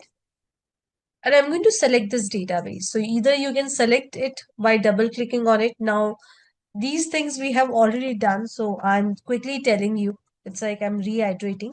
So that's why I'm pretty quick over here because the things which we have already covered, I would definitely be a little bit quick over those things. Now the database is created and I'm going to use this database in order to create the tables. So I'll wait for a few seconds for everyone to have their database created. Now you already know how to create a table. So rather than, writing the same code again and again, typing the same code, I would like to quickly copy paste some of the code. So you know that how we can create the table. So I'm just taking this code of creating the table. Yeah, so you can see that I've got this table. This table has got 4 columns. So these are the 4 columns. And then I would also insert the data into this table. Now guys, if you have missed any of the previous class, I'm afraid and I'm really sorry for the same that I'm not able to repeat the concepts because we have got limited classes. These are not unlimited classes. So every class has an agenda associated to it. So please make sure that you go through the recording. So you'll find recording in the LMS portal. So here it is. We have got the student table. I'll copy paste the code. Hold on guys. And then I'm inserting the data into this table. Now I want everyone to see my screen. See, this will create the table for me. I'll just quickly check. Yes, table got created. Now I'm going to insert the data into this table. Data got inserted. Now there are few things that I would like to show you, that I would like to tell you. So here, see, I'm passing the names of the column. So if I do not pass the name of the column, let me delete the names of the column and I'll just do one thing. I'll just add one more row of data. Yeah, I'll just add one more row of data. So here, maybe I'll just write Anil and I'm okay with the other things. Yeah. So if I execute this, see, it got executed. So this is fine. But if let's say that I've got some data of some of the students, I've got a data of a student with the name, let's say, Mark, but I do not know the city of Mark. So let's say this is the data I have. Yeah, this is the data I have. Now listen to me. It's very simple. Now if I run it, it is throwing error. So you get that if you have the full data, if you have the full data, when I say full data, I mean to say that you've got the data for all the columns of your table. So if you've got the full data, then it works perfectly fine. But if your data is not full, right now I don't have full data, right? Then I have to explicitly define the columns that I'm going to use. Yeah, for example, ID, comma, name, comma, age. So now I have to explicitly tell my SQL that 5 should go in ID, name should go in mark should go in name, and so on and so forth. Let me execute it, and now it is getting executed. So you got my point. It's a very simple point that when you have the full data, then you can omit the column names from here. But if your data is not full, yeah, if you have partial data, incomplete data, then you need to mention the column names. That's how the syntax goes. Now, you don't need to insert so many records. I did that because I wanted to show you, I wanted to explain you. I'm just sharing this code with you all. So here's a code for creating the table.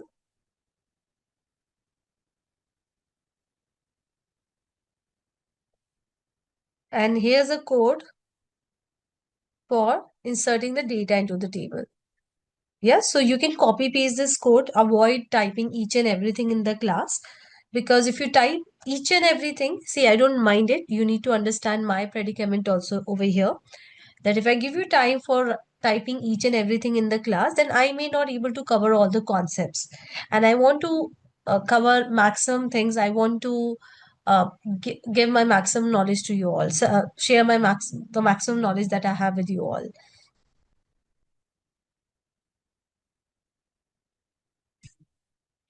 Subject, I don't have any such column name, Kunal. In this table, I've just got 4 columns, as you can see.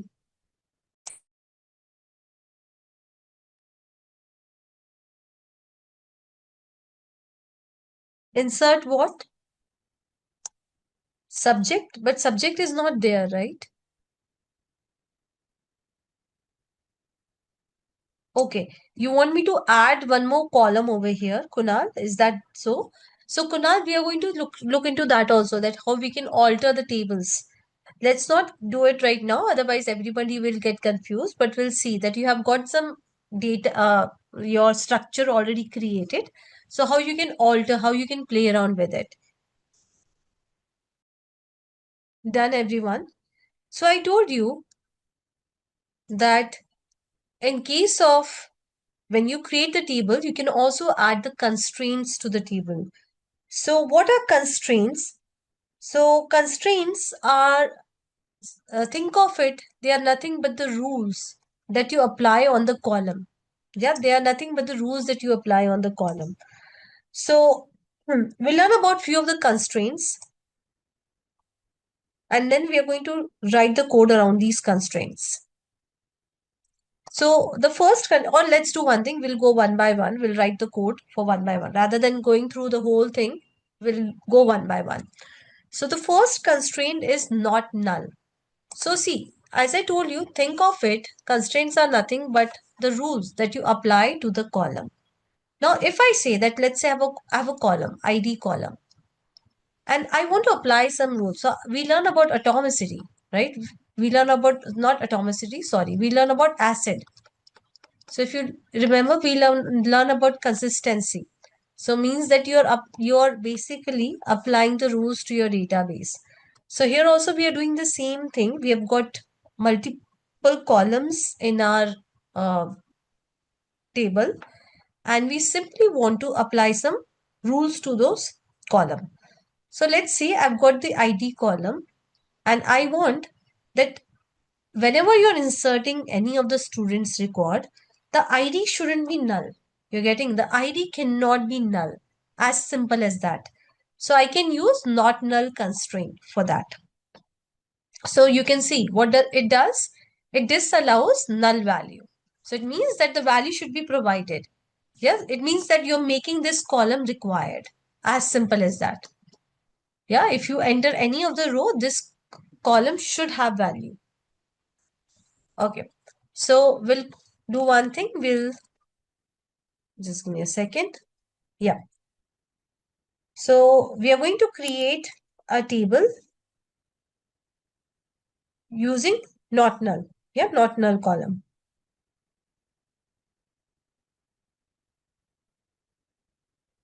So let's start with not null. So I'm going to create a table. Now we are going to create a lot of tables. And let me name this table as my students. I'm just naming it anything, that's fine. Always remember that what we are trying to learn. Yeah. Now this table may have multiple columns. So one of the column is ID and the second column is, let's say, name. Okay, I'm not going to make it a very big table. So what I can do is I can make the columns as not null. How I can make that column as not null? So all I have to do is I have to write not null in the front of that column. So it means that in order to add the data into this table, I have to make sure that the ID is not null. If I want, I can do it for name also. Let me do it for name also. Doesn't matter, right? So let me do it for name also.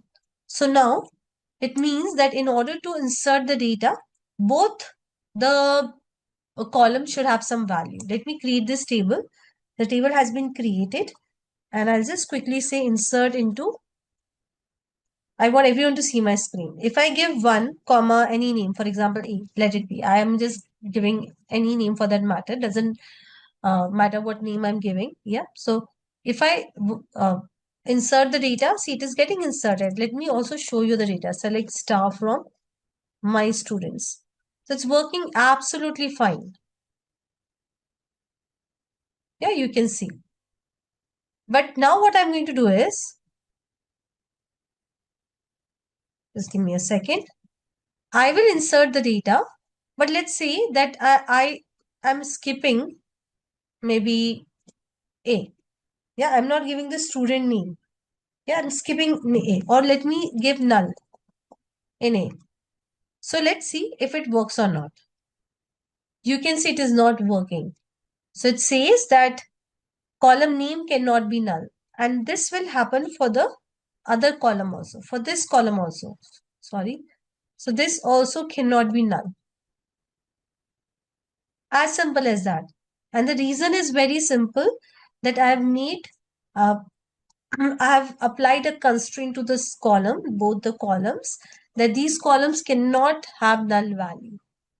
So this is what? This is a not null constraint where we make sure that the column doesn't allow null values. So I'll wait for a minute for everyone to quickly try this. Again, I do not want you guys to write the whole code. Maybe you can take it from the chat and you can modify the existing code what you have. Otherwise, it will take a lot of time. What do you understand by unique?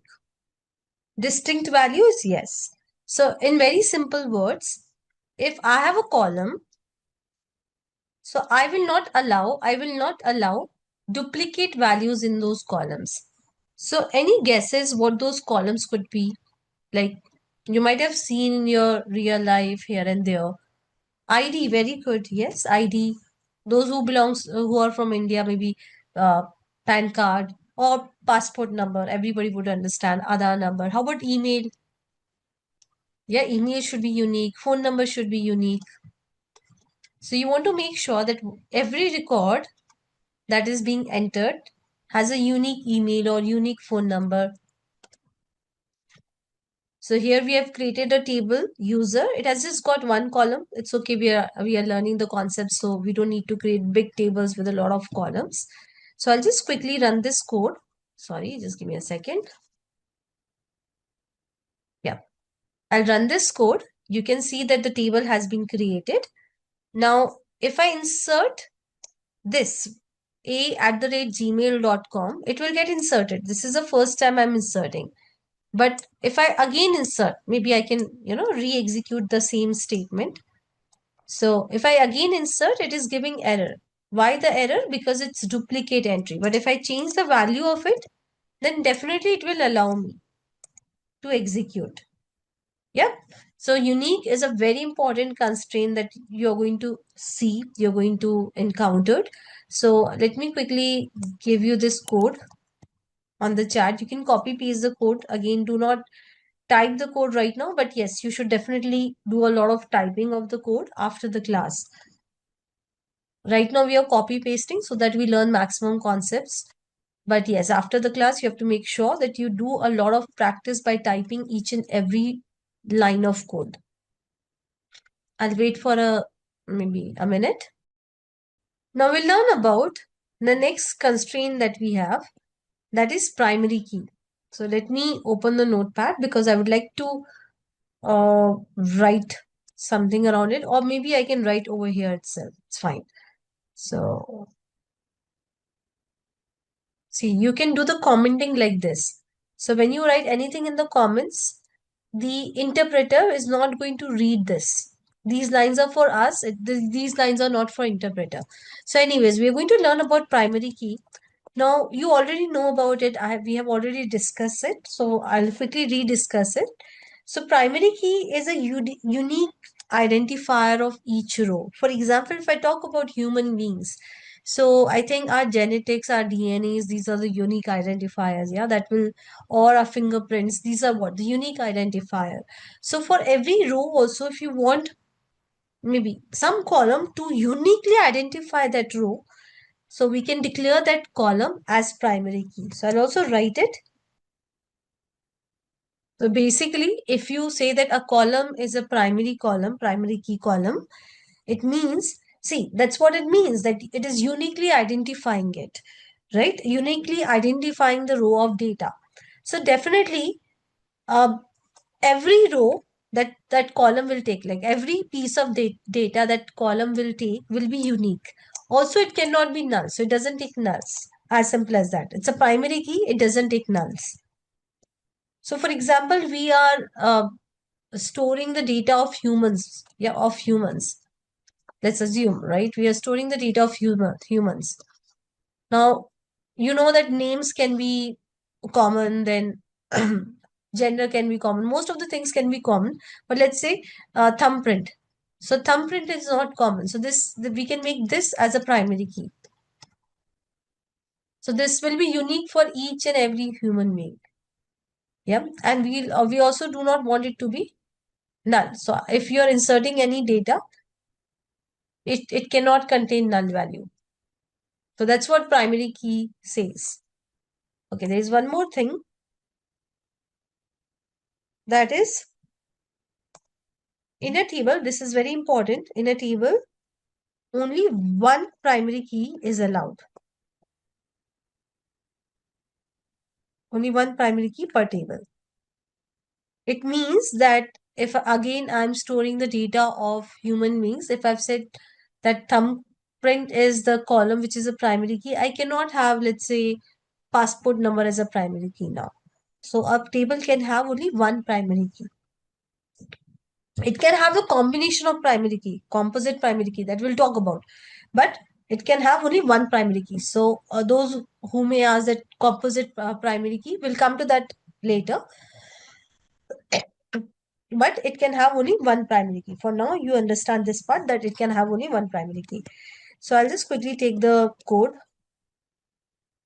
Yeah.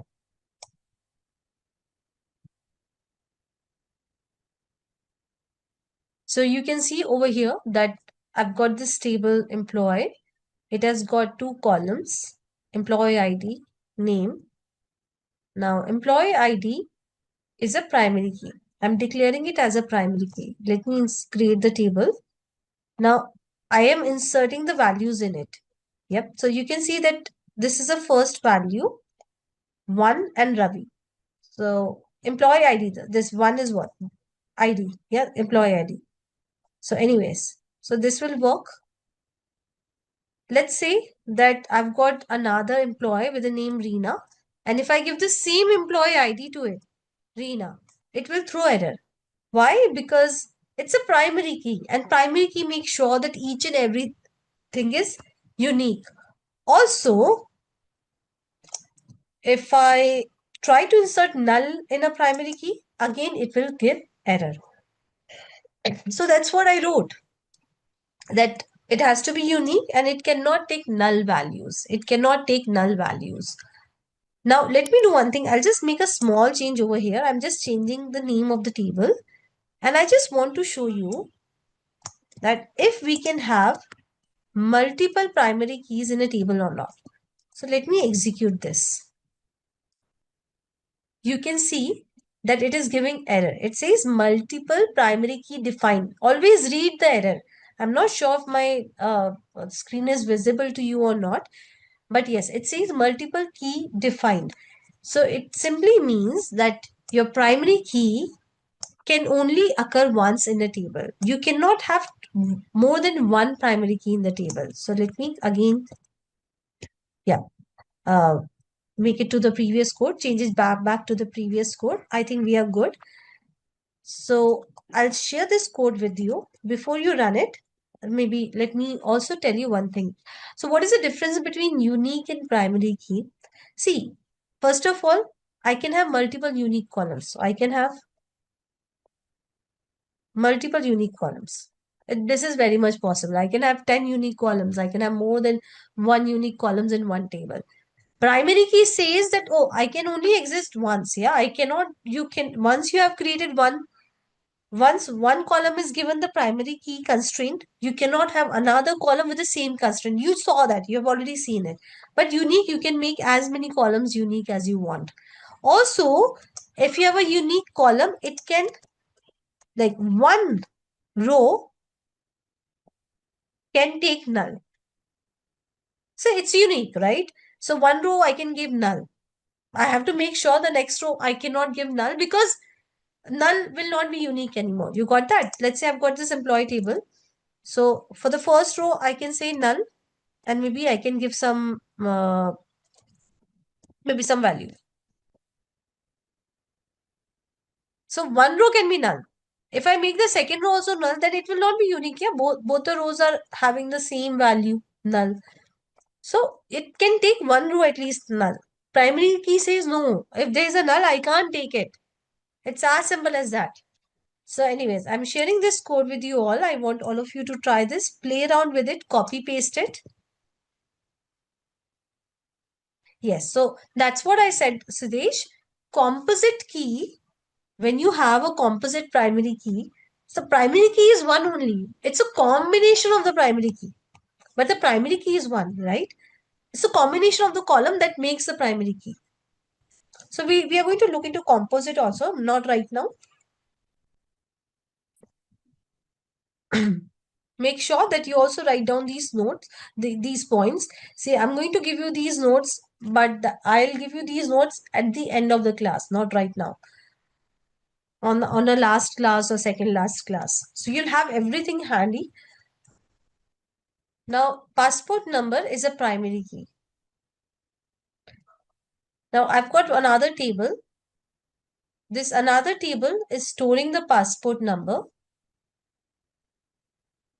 Yeah, the different passport numbers that we have. And for these different passport numbers, we also have, maybe this is not a very good example. I'm so sorry. Let me uh, give you some other example. Okay, let it be. No, I'll give you some other example. So I'll give you the example of orders only. I think that is a best fit. Now let's say that we have got a table customer. In this, we have got the details of the customer like ID, name, phone number, etc. So ID is what? This is a primary key. This is a primary key for this table. It uniquely identify a customer. Okay.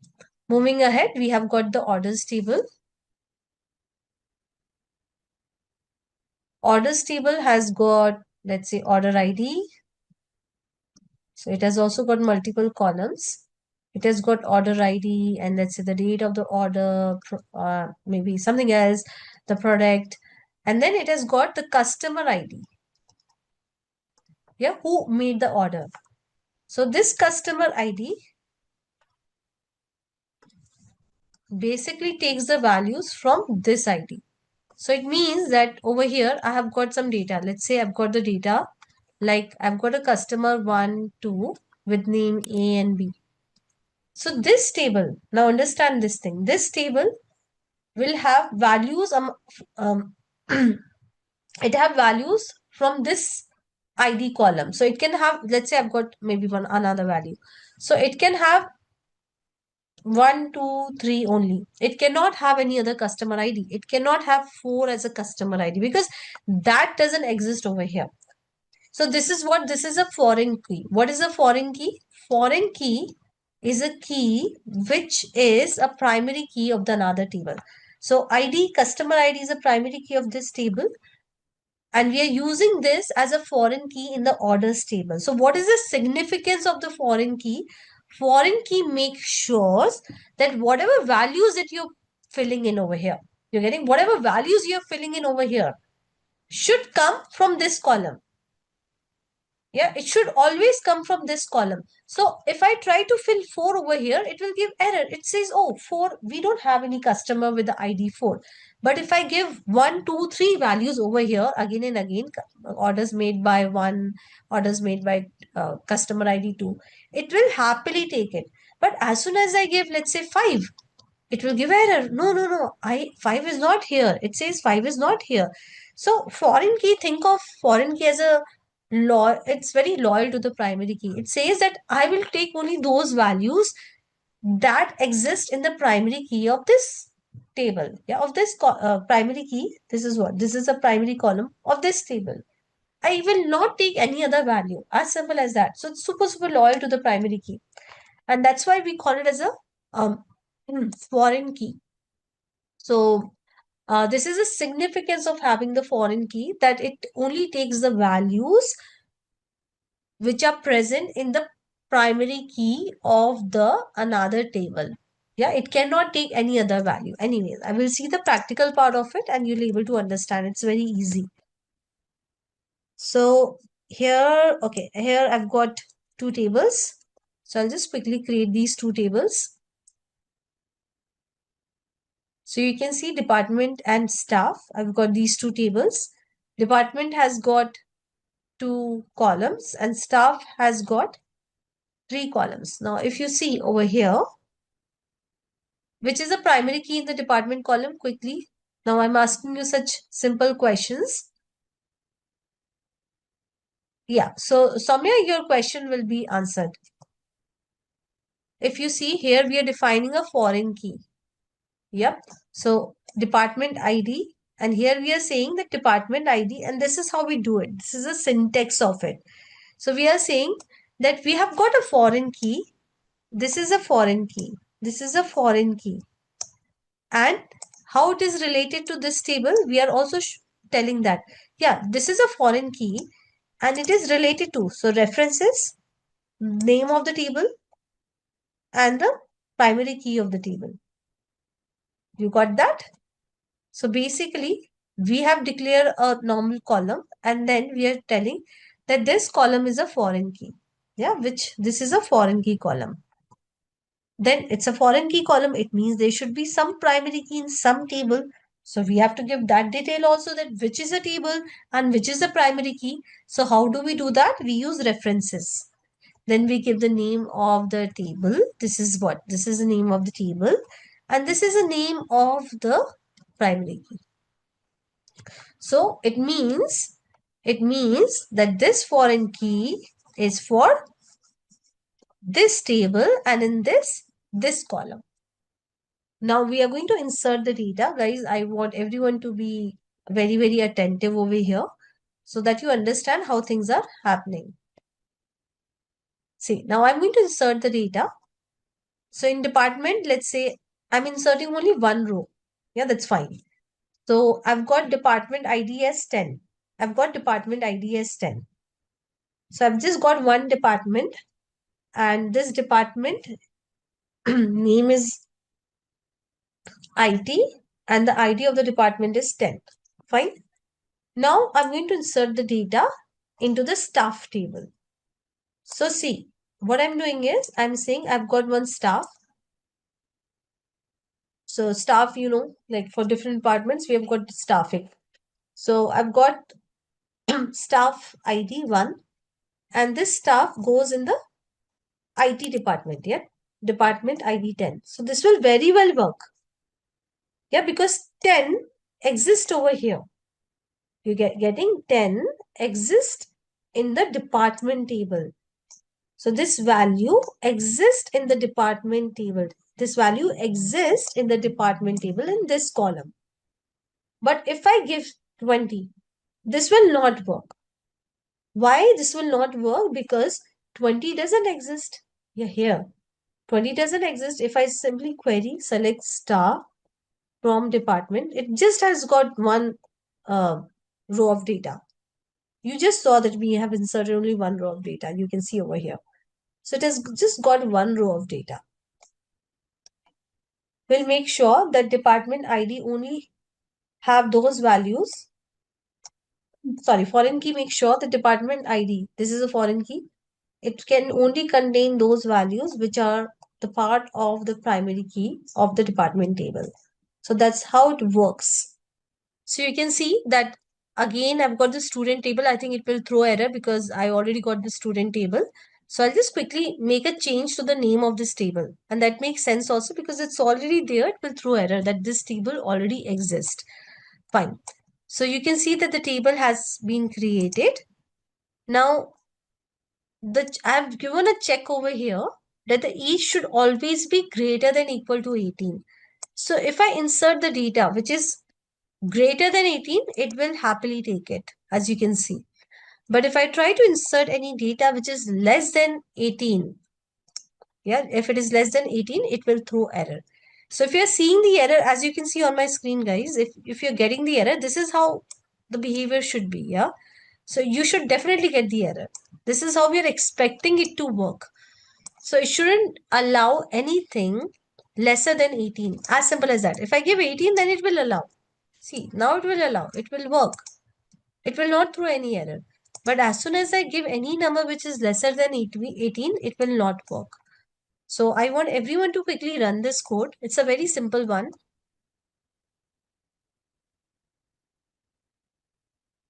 Pushkar, you have installed MySQL software, not unable to execute anything. So Pushkar, did you followed the steps that so there was one video that I shared with you, the link of the YouTube video. Did you follow all the steps religiously? So when you're installing MySQL, it's not that you just install and you just click next, next, next and done. So there's some setup that you need to do. So the installation is not that straightforward. It is not difficult also, just that you have to follow some steps. So anyways, I'll wait for a few seconds for everyone to quickly try this constraint, check constraint. The next constraint that we have is default. So till now, every column that we have created, we were inserting the data in it. Now let's say that if we do not get any data in it, let's say we are not inserting any data in it, and we want that column to take any default value. For example, let's say that we have got a table, student table. Yeah. Now student table, now this is a student table of some school which is in India. So here we have got a country column. So if we are not giving the value explicitly for the country, it will automatically take India. As simple as that. So basically we are giving a default value to country column. So default value means that if I'm explicitly providing the value while inserting the data, if I provide USA, then it will take USA. I provide India, it will anyways take India. But if I do not provide anything, then by default, it will take India. Again, if you have not understood, that's okay. Rest assured, once we write the code around it, you'll able to understand. So let me take the code. So I want everyone to see my screen.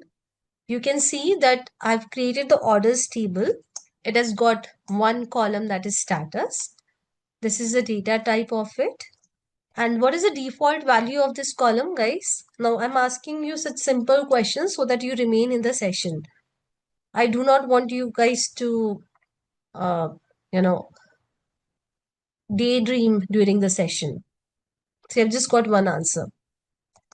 I repeat my question. What is the default value of this column? I'm using the default constraint and I'm giving a default value. Yes, it's spending, right? So I'll just quickly create this table. Now here I'm inserting into orders and values. I'm literally not giving anything. So if I run this, see, it got successfully run. Let me quickly query this table.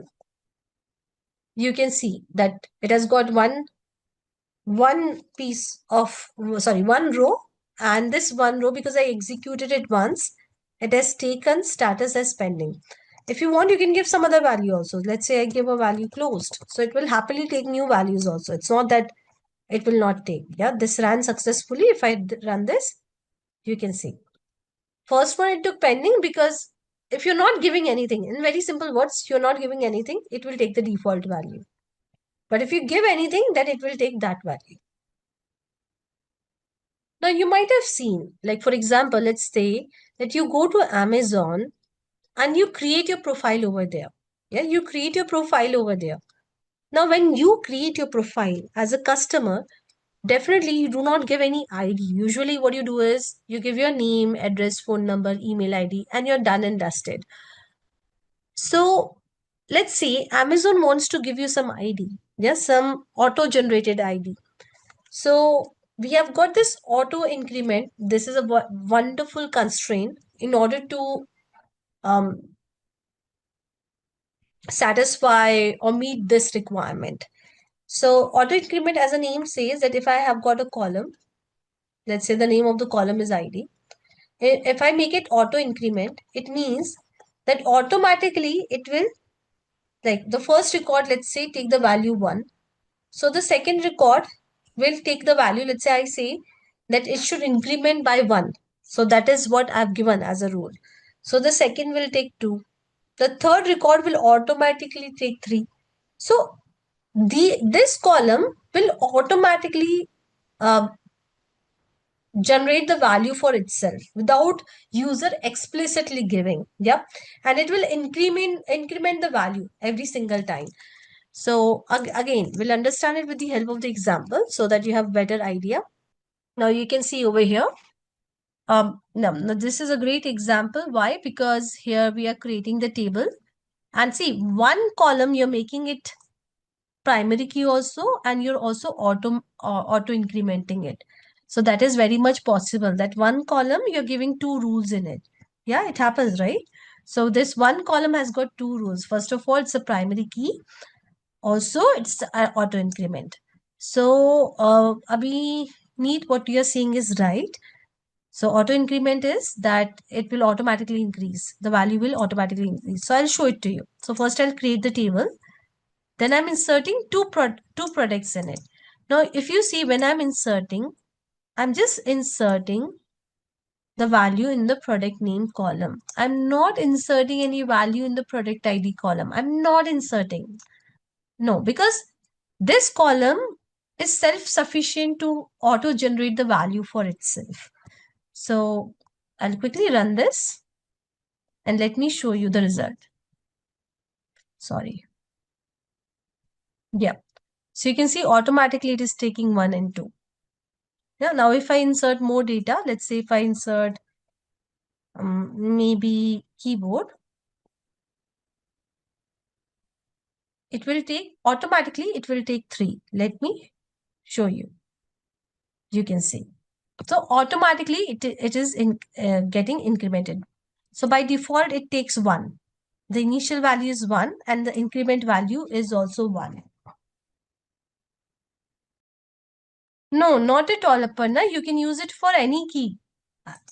You can, so what you can do is, so guys, I want everyone to see my screen. Yeah, then I'll give you time again. So I'm just making the changes to the name of the table because this table already exists, and if I recreate the table with the same name, it will throw error.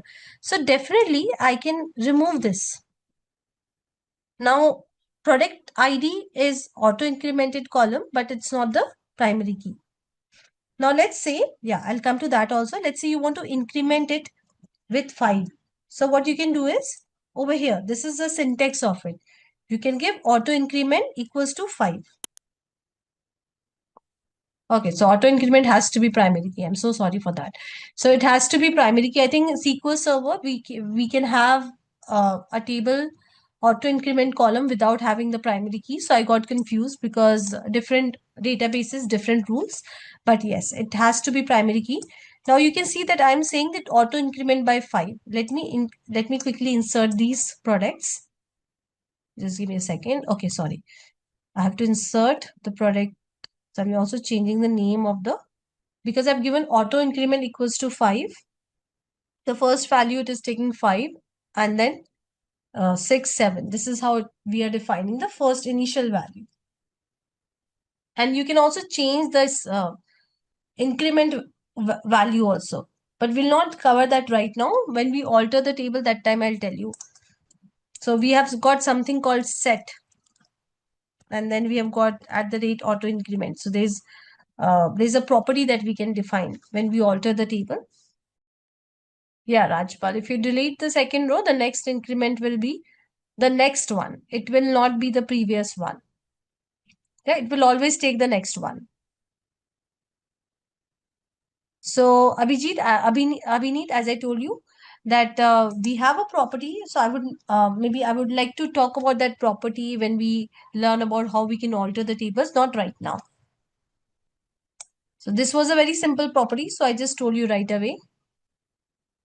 As I told you, right now it was asking for the primary key. I need to check because in SQL Server, you can have an auto increment column without having it to be the primary key. But here in MySQL, when I was trying to create it, Vidya, it was asking for it to be a primary key. I'll just check it if we can auto increment a column without having it to be primary key. In fact, in MySQL, auto increment feature wasn't there till some time back. We had it in SQL Server databases, but not in MySQL. Now we'll learn about composite primary key. So what is the meaning of composite? What is the meaning of composite? No, it will not throw error. You might have said that there might be something off with your syntax. And maybe I'll just wait for another 1 minute and then we'll move to the composite primary key. I do not want your questions to be unanswered and you're still trying and uh, hanging around this part. I do not want that. So we'll wait for a minute and then we'll move to the composite primary. Now we'll learn about composite primary keys. So what is a composite key? So here what happens is, if I give you this example, just give me a second. Let me see the example that we have got. So let's say you've got a table. Yeah, you've got a table. Now in that table, it is not possible to define one column as a primary key. You're getting? It is not possible to define one column as a primary key. Let's say, suppose that I've got a table, and the name of the table is, let's say, country. Yep. Now here I'm having the name of the country, and then I've got more details about the country, let's say the latitude, longitude, all of these things. And then the code, country code also I've got. Now I want to define a primary key. I've got this table and I want to define a primary key. Well, latitude, longitude can also be a primary key because every country will have distinct latitude, longitude. Let's talk about something else. Let's say number of states, yeah, something else, or number of cities. So some details about the country. Now we have to decide on the primary key. Now I may make, see, number of cities and number of state cannot be the primary key for sure. So what I can do is, now country code can be the primary key, of course, but let's say that it's a hypothetical thing that countries, they can have sometimes similar code also. Yeah, they can have the same code also. So what I can do is, now name also, I think there is one country, I don't know, sharing the name, something like that. Now countries may share sometimes names also. They can have, let's assume that that's hypothetical, I know. So what I can do is, now I want to define a primary key.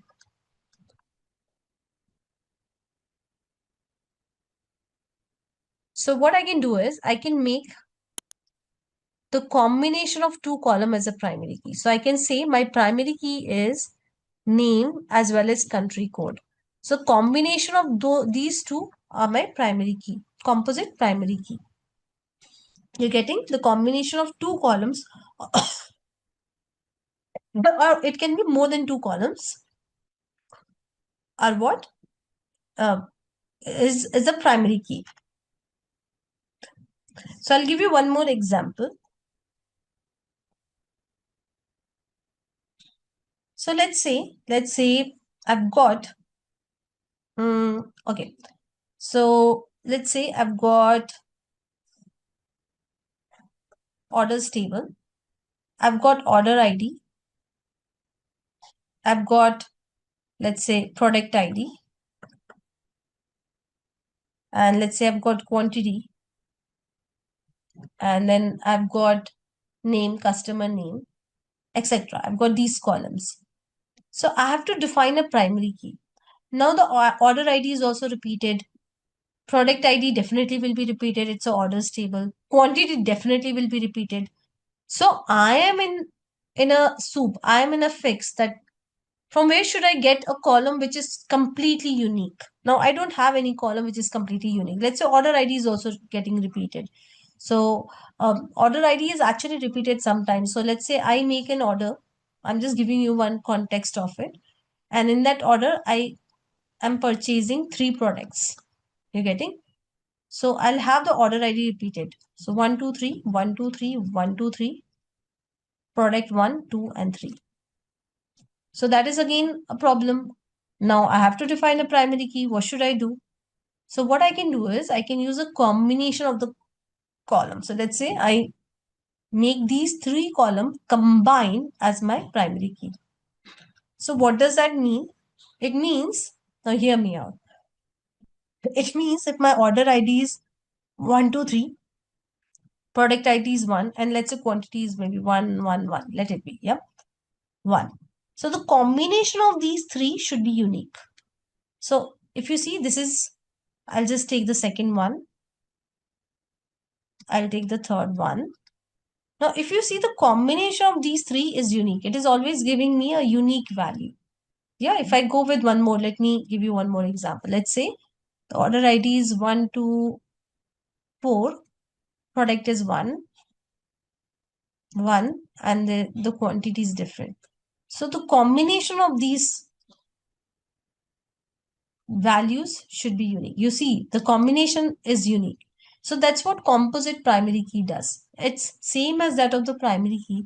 No difference. It's just that the primary key is made up of more than one column. Yeah, it is made up of more than one column. So here you can see I've got the enrollment table. I've got a primary key, and the primary key is a composite primary key. Why? Because here the primary key is made up of two columns. Now I want everyone to see my screen. So I'm inserting the data in it. 1, 1 not 1. So 1 and 1 not 1 together will make the primary key. It will very well work. Now again, see, 1 is repeated, but course ID is different. Yeah. So 1, 1 not 2, again it will work for me because the combination of 2 is unique. Always remember that the combination of is unique. Here also the combination is unique. See, if I run it, it will run. But let me do one thing. Let me again run insert, and let's say the product or the student ID is 2 and the course ID is also 101. You're getting? So the combination is no more unique. It has already been used. It has already been inserted in the table. So if I run this, it will throw error that it's a duplicate key because this combination is not unique anymore. Yeah, it's not unique anymore. So composite key is exactly same as that of the primary key. There is no difference. The only thing is composite key says that I am again a primary key, but I'm a combination of multiple columns. In order to be a primary key, I'm a combination of multiple columns. So I want you guys to run this code. The last insert statement will not run. Yeah, it will throw error.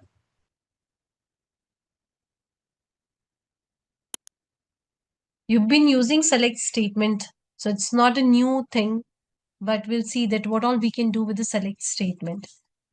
So we start with the keyword select, then we were giving star from the name of the table, right? So star basically means that return all the columns. So star means all the columns of the table. Now let's say that you do not want to return, you do not want to see all the columns, rather you want to see some limited columns. So what you can do is you can say select, and then you can give the names of the column that you want to be the part of the output. So you can give the name of the column again from and then table. Now what we are going to do is we are going to create a table, and we are going to add some data into that table. So let's see, I'm not sure if we have got the students table or not. So let me quickly drop table, and then the name of the table. So the name of the table is student. Yeah, if it is there, yeah. So I think this table is not there. As you can see, it's giving error. So if you guys already have this table, please make sure that you drop it. So this is one of the way to drop it. Other way is that you can go over here and you can right click on the table and you can say drop table. So we are going to recreate in case we have created students table. There is s added to it. So now we are going to create the student table. So if you already have the student table, please go ahead and drop it. And once it is done, I want all of you to recreate the table and insert this data into the table. So we have got the table. Just give me a second. I think it did not get executed. Yes. So I've got this student table and I've got this much of data, almost 6 rows of data in the student table. So I'll wait for a minute for everyone to have their student table ready. Now I'm just opening another SQL file.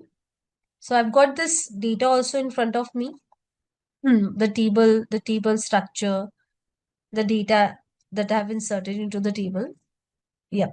So as this is something that we have ran so many times, so I say select star from student. So this will return all the columns and all the rows that we have got in the table. So you can see all the 5 columns. We have got 5 columns and we have got 6 rows of data. So this is returning everything. Now, if I want to, let's say, only return some selected columns, so what I can do is I can say, let's say, select name, comma, marks from student. So I can definitely do it. I can give the name of the columns that I want to be the part of my output.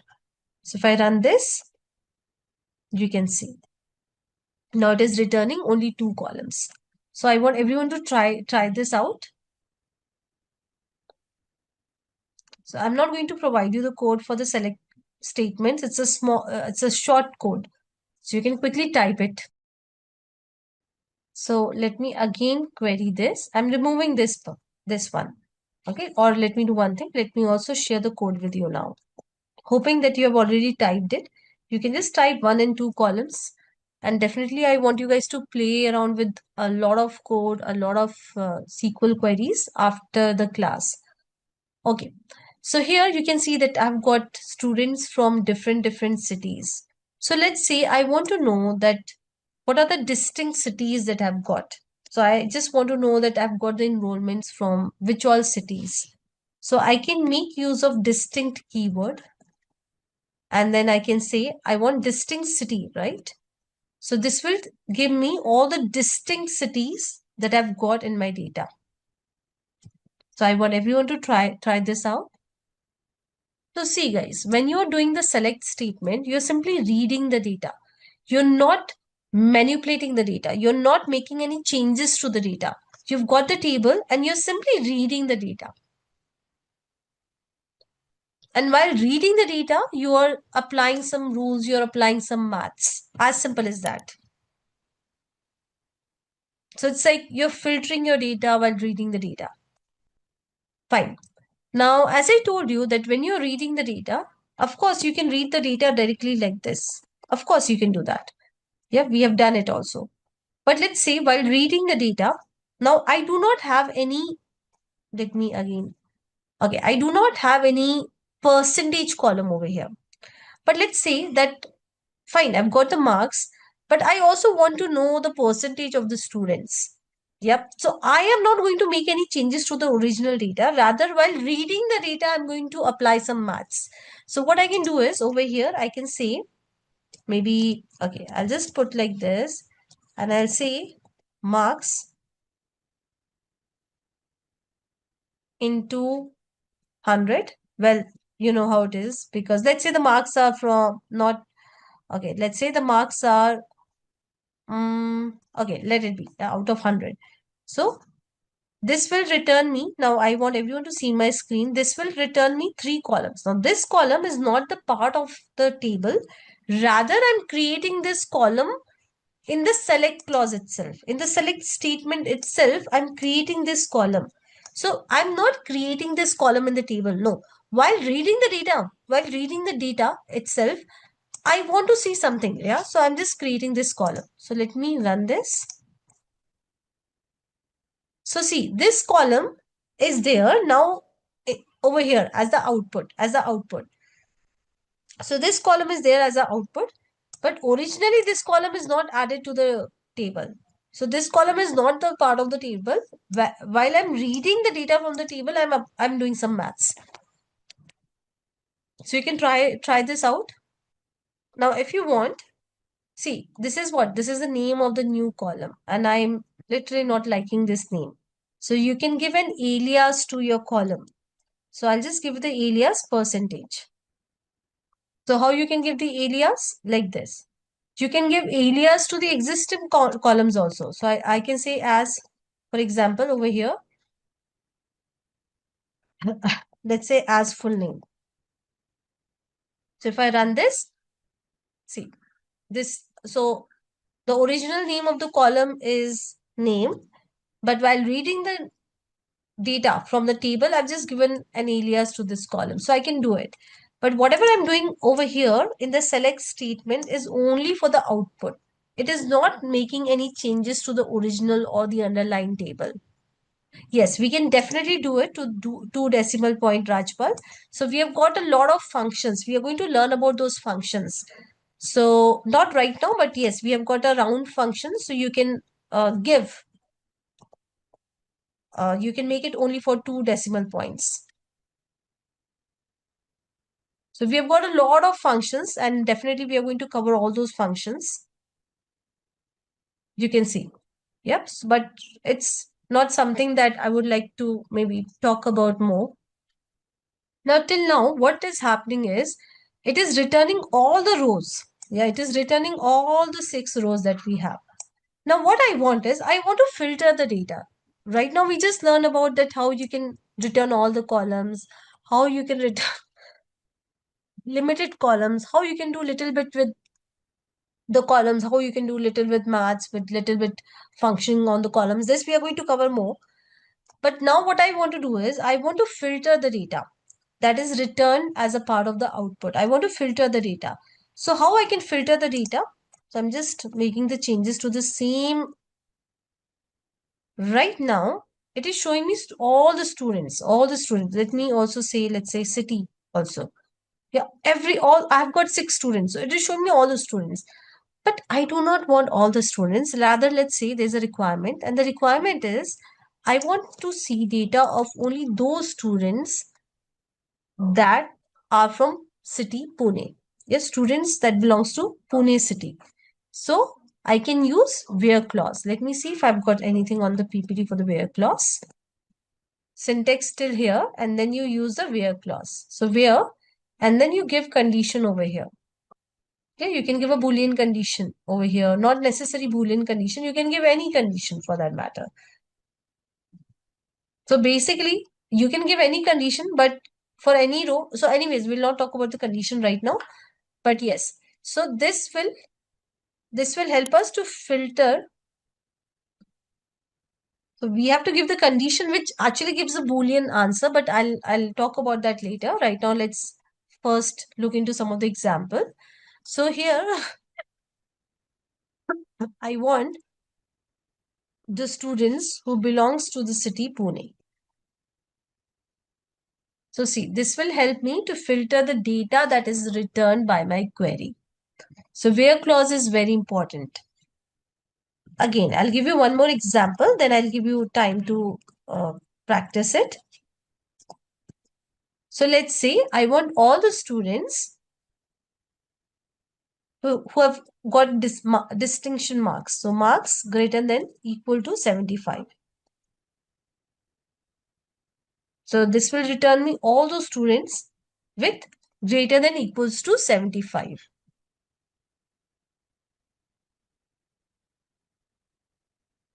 I want everyone to try this out, both the queries. So in where clause, you can add different operators. For example, let's say I can add the operator where marks plus 10. Let's say, yeah, that doesn't make sense. But you can see over here, I'm just adding arithmetic operator that is plus. So I can say that where marks plus 10 is greater than 75%. So I can add the different operators. I can add the arithmetic operator. I can add the comparison operator. Comparison operator, I've already done it. Yeah, the previous query that we wrote. This is what? Comparison operator, where you're comparing. You have marks greater than equal to 75. So you're comparing the two values, right? That's what comparison. Less than, greater than equal to, less than equal to, equals to. So these are what? These are comparison operator. In the same way, I'll just give you some examples of the different operators. Then you can give it a try. In the same way, I can also have logical operators. So logical operators, let me maybe take this query. So I can say that I want all the students who belongs to city Pune. Yeah. And so here I'm adding a logical operator and marks greater than 75. So here and is what? And is a logical operator. We have got 3 logical operators. I hope that you guys know about it. I think I've already asked you and everybody told me that you know about the logical operators. So we have got 3 logical operators. I'll go slow. And, or, and the last one is not. So here it is going to return us the students who belongs to Pune as well as the marks are greater than 75. So this will return us Amit, only Amit. You can see. But if I put or, it means that it will return me the students who belongs to Pune. So it will return me, first of all, it will return me Amit and Priya. Also, it will return me all those students whose marks are greater than 75%. So whether they belong to Pune or not doesn't matter. So either like so here students who belongs to Pune also marks greater than 75%. So if I run this, you can see that I'm getting the students from Pune as well as students with marks greater than 75%. So this is what or. In the same way, we have got not also. Yeah, so let's say I'll give you the example for not as well. So let me add another query so that you guys have it. Like I'll just give it to you. So I'll say that, okay, I want all those students who do not belong to Pune city. So I'll just say where not city. So I want the students who are not from Pune. So here are the logical operators, all the 3 logical operators. Then we have got more operators, but I would like to take 2 minutes of halt over here. And I'm just sharing these queries with you all. So what you can say, Rajpal, see, a student will belong to either Pune or Mumbai, right? So you can say city equals to Pune or city equals to Mumbai. So here you can give another condition. City equals to Mumbai.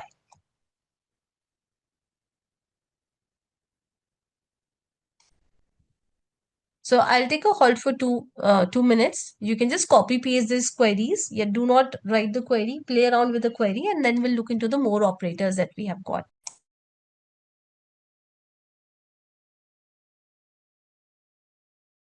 Yes. So we have got range and set operator. Very, very important operator. So as the name says that, let's say that you want to know, or you want to know about the students whose marks were in the range of 60 and 90. Yeah, between 60 and 90. So you can use the range operator. So I'll just delete this so that I get enough space. Yeah. So I'll say select so and so from student where, let me remove this. Marks between. So I can use between, yeah, between, let's say 60 and 80. So this will return me all the students with the range of marks 60 and 80. So 60 is included, 80 is not included. So what I mean to say is, right now you can see that I've got 3 students, Neha, Priya and Anita, and these are the marks. So if I give 78, so 78 is also included. Let me give 70, 65 also. In Python, actually, the last range is not included. So that's always a case of confusion for me. So yeah, you can see that both the ranges are included, 65 as well as 78. So it will give you, if you have any range, you can use between operator. You can use between operator. Now, Rajpal had a question. What if I want to return the students who belongs to Pune as well as Mumbai? So what I can do is over here, let me put star. Let it be. Yeah, let's say I got all the columns. From student where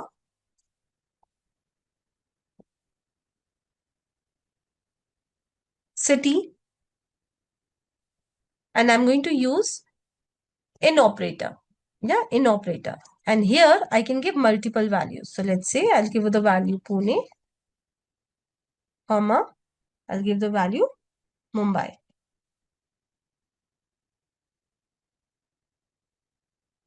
So if I want, I can give more values. Let's say I want to give Delhi, etc. So these are what? These are the range operators or set operators. So this is a range operator and in is a set operator. It's a set operator. We have got pattern matching operators also.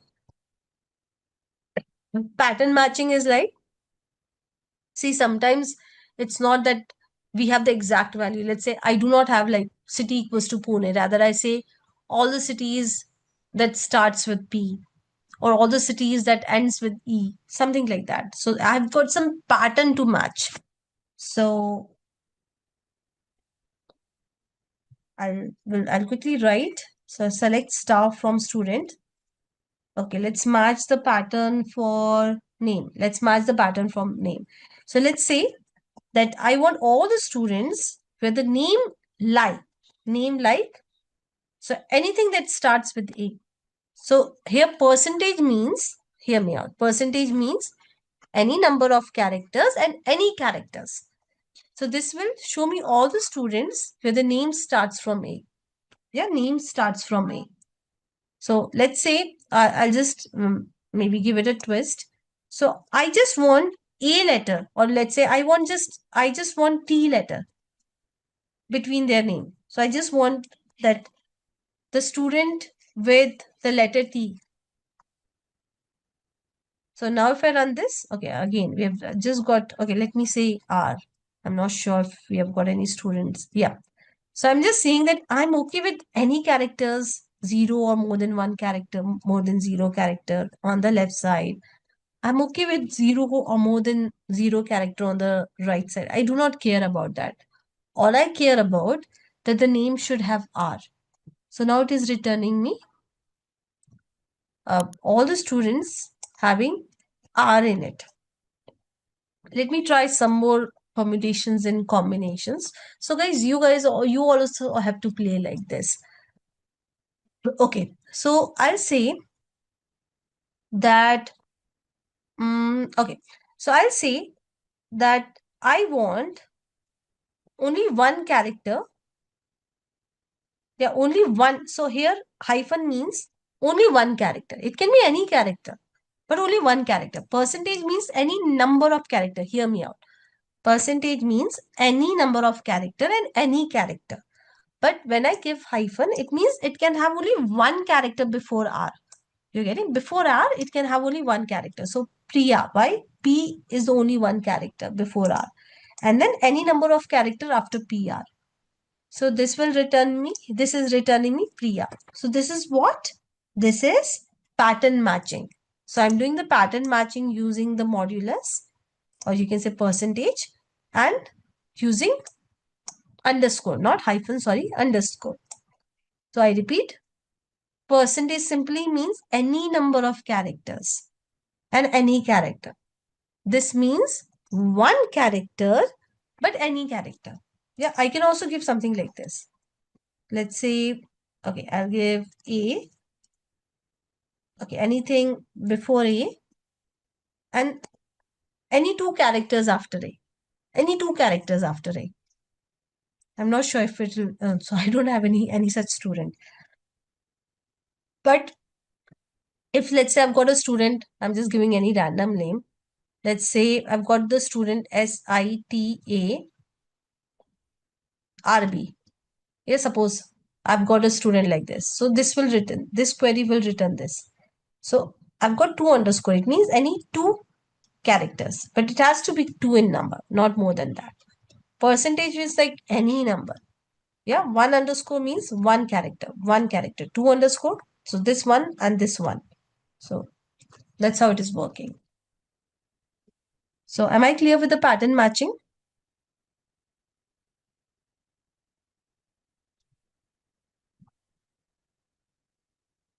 It's a very simple one. Yeah, you're simply matching the pattern using percentage and underscore.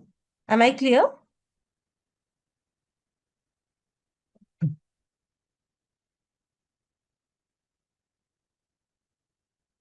I've just got one yes. Fine. So we'll look into more operators, then I'll give you time. So we have got the last operator, null operator. So let's say you simply want to return the rows where maybe the column is not null. So the column is not null. So I can simply say where name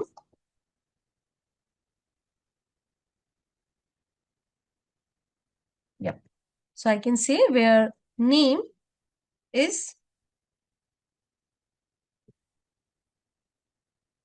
not null. So this will return me all the rows where name is not null.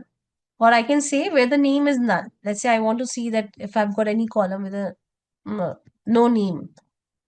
So I don't have any such column. So that's why it is not returning anything. So it's a very simple one here where the name is not null or name is null. You can check it for anything. Let's say city is null. Again, I've got the full data, so it will not return me anything.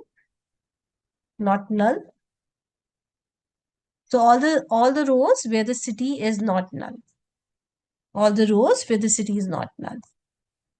Okay. So we are done with the operators in the where clause. I'll take a hold for 2 minutes. You can just copy paste and play around with it.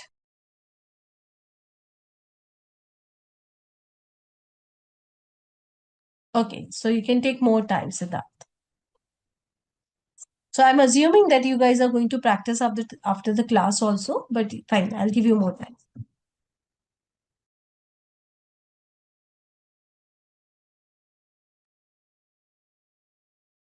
So, Rajpal, see, where clause has nothing to do with the primary key. Let's say that your name is a primary key. So it doesn't matter, right? You are just going to filter with name. Name equals to something. So it doesn't matter like if it's a primary key or non-primary key, you're simply filtering your data. That's what you're doing. If you have got composite primary key, how does that matter? Where doesn't care about primary key or composite primary key. It says that you want to filter the data and filter the data for you. So let's say you have got name and marks as a composite primary key. Now let's say you want to filter with these two. So you can just say and marks equals to something. So you're getting, it has nothing to do with the primary key or composite primary key. You can use any column over here in order to filter the data. Now let's say, and you're going to use it a lot. Yeah, when you start working, let's say you just want to see the structure of your data. Yeah, so instead, let's say your table is having 1,000 rows. So you do not want all the 1,000 rows. You do not want to see only all the 1,000 rows. Rather, you just want to see the top 20 rows in order to see the structure of the data. So I'll just delete this. So here what you can do is, or let me put back because maybe I'll show you some other thing as well. So I'll say limit 2. So if I run this query, this will just give me the 2 records. Yeah, it will give me the 2 records. So you can give any number over here. Row number. No, in MySQL, we cannot do that. I need to check. I've never used it in MySQL. So it's very simple. It will return the number of data. It will return the number of rows. Just try it out. And you can also add where clause in it. It's not that you cannot add where clause. So I can also say, let's say where marks greater than, let's say 75, and then I can limit my data. So I can also add where clause. So first it will filter the records with marks greater than 75, and then it will simply give us the top 2 records, the top 2 rows. Anyone who has not understood what limit is? A very simple clause that you're going to use a lot in order to understand the data. Okay. Now we are going to learn about the next clause, that is order by. I think this is going to be the last clause for today. So as the name says, just give me a second. As the name says, that order by, so you're ordering something. So it is to sort the result. Yeah, now you're looking into the result with select query. You're basically querying the data that your table is holding. So while maybe when you're seeing the result, you want the result to be sorted. Yeah, you want the result to be sorted via some column. So sorting can be definitely ascending. So here I'll do the sorting of the data. So you can see over here, this is returning me all the students. Now I want to see all the students, but I want to sort my students as per their marks. So what I can do is I can say order by, so order by marks. Let me execute both the queries. Yep. So you can see this is the result of first query and this is the result of second query. Let me highlight it. Result of first query and the result of second query. Fine. So over here, if you see, there is no sorting. Yeah, Amit got 75, Neha got 72, Rahul got 90. So the data is not sorted. But for the second query, the data is sorted. Order by marks. So you can see that Suresh has got minimum marks. Priya has got like, from what do we call that? From the lower, she's second minimum. And yes, so on and so forth, Rahul has got the maximum marks. So it is sorting the data by marks. But by default, it is sorting in the ascending order. And if you want to sort it in the descending order, all you have to do is you have to explicitly give DESC. So it means that I'm going to sort the data in the descending order. Now, Rahul uh, is being seen first because Rahul has got the maximum marks. So descending means highest to lowest. Yeah, it starts with the highest and it moves to the lowest. Ascending means from the lowest to highest. So you can also sort in the descending order, but then you have to explicitly give. I'll give you more examples and then I'll give you time. Let me do one thing. Let me give you time right away. So you can just try this code. So Siddharth, I'm going to cover a project in the last class. And mostly we are going to have an extra class. So instead of 7, we are going to have 8 class mostly. And I'm going to cover the project in the last class. Done, everyone? So you can also sort the data on 2 columns. Right now, the data is sorted only on marks, right? So let's say I also want to sort the data on 2 columns. I also want to sort the data on marks. So marks, I want to be the first column. And let's say I want to sort the data on city as well. So see, I'm sorting the data. Okay, I'll just do one thing. I'll make it city first because that will make more sense. So I'm not giving any order over here. So city will be sorted in ascending order. Yeah, alphabetically it will be sorted in ascending order. So first the data will be sorted in city, and then in that city, like in Pune, let's say I've got 3 students. So first the data will be sorted as per the city. Then it will move one step forward, and inside the city the data will be sorted. Inside each city the data will be sorted as per the marks. So let me show you the result. Yep. Now you can see, I want everyone to see my screen and be attentive. It's a very simple thing. Now you can see that the data is sorted as per the city in ascending order. Chennai, Delhi, Mumbai, Pune. Yep. Now the second question comes that, okay, we have got 2 students for Pune and 2 students for Mumbai. So let's talk about Mumbai. Yeah, we have got 2 students for Mumbai. So whom should I show first? Anita or Neha? Yep, so we have got a second level of sorting. So that is marks descending. It means in Mumbai, the students with the maximum marks will be shown first. So Anita is shown first because Anita has secured more marks than Neha, and then Neha is shown. So this is how it is going to display. So you got that? Here we are doing the sorting, 2-level sorting. The first sorting is on the city. By default, it is doing ascending because we have not given anything. You can always give something over here. Now, once the data is sorted by a city, so if I talk about Mumbai, I'm repeating the same thing. If I talk about Mumbai, the question is that we have got 2 rows. So which will be the first row and which will be the second row? So it will go to the next level of sorting. That is marks descending. So it will check for the maximum marks. Anita has got more than Neha. So that's why we are seeing Anita first and then Neha.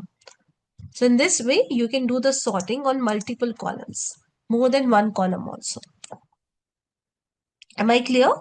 Now, if you want, let's say you can also make city descending. So that is also very much possible. So it will show you Pune first now. Yeah, Pune, Mumbai, Delhi, Chennai. And then inside Pune, who has secured more marks? That will be shown first. So if you do it vice versa, that will not make sense. So first, it will sort via marks. Yeah, and then you're sorting via city. So that will not make sense.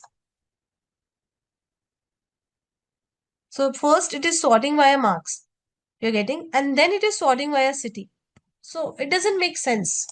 So it should be logical also. If we are doing something maybe syntactically it is right, but that doesn't logically it doesn't make sense to us as well as to SQL.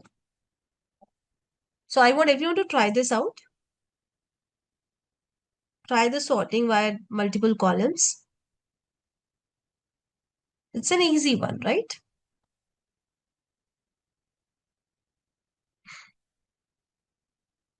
Done. You can add more clauses over here. You can add limit also. Let's say after sorting, I just want to see 3 records. So you can have multiple clauses. So it's not that one SQL query will have only one clause. It can have the combination of multiple clauses. So the first thing first, we are going to create the database and then we are going to use that database for our today's session.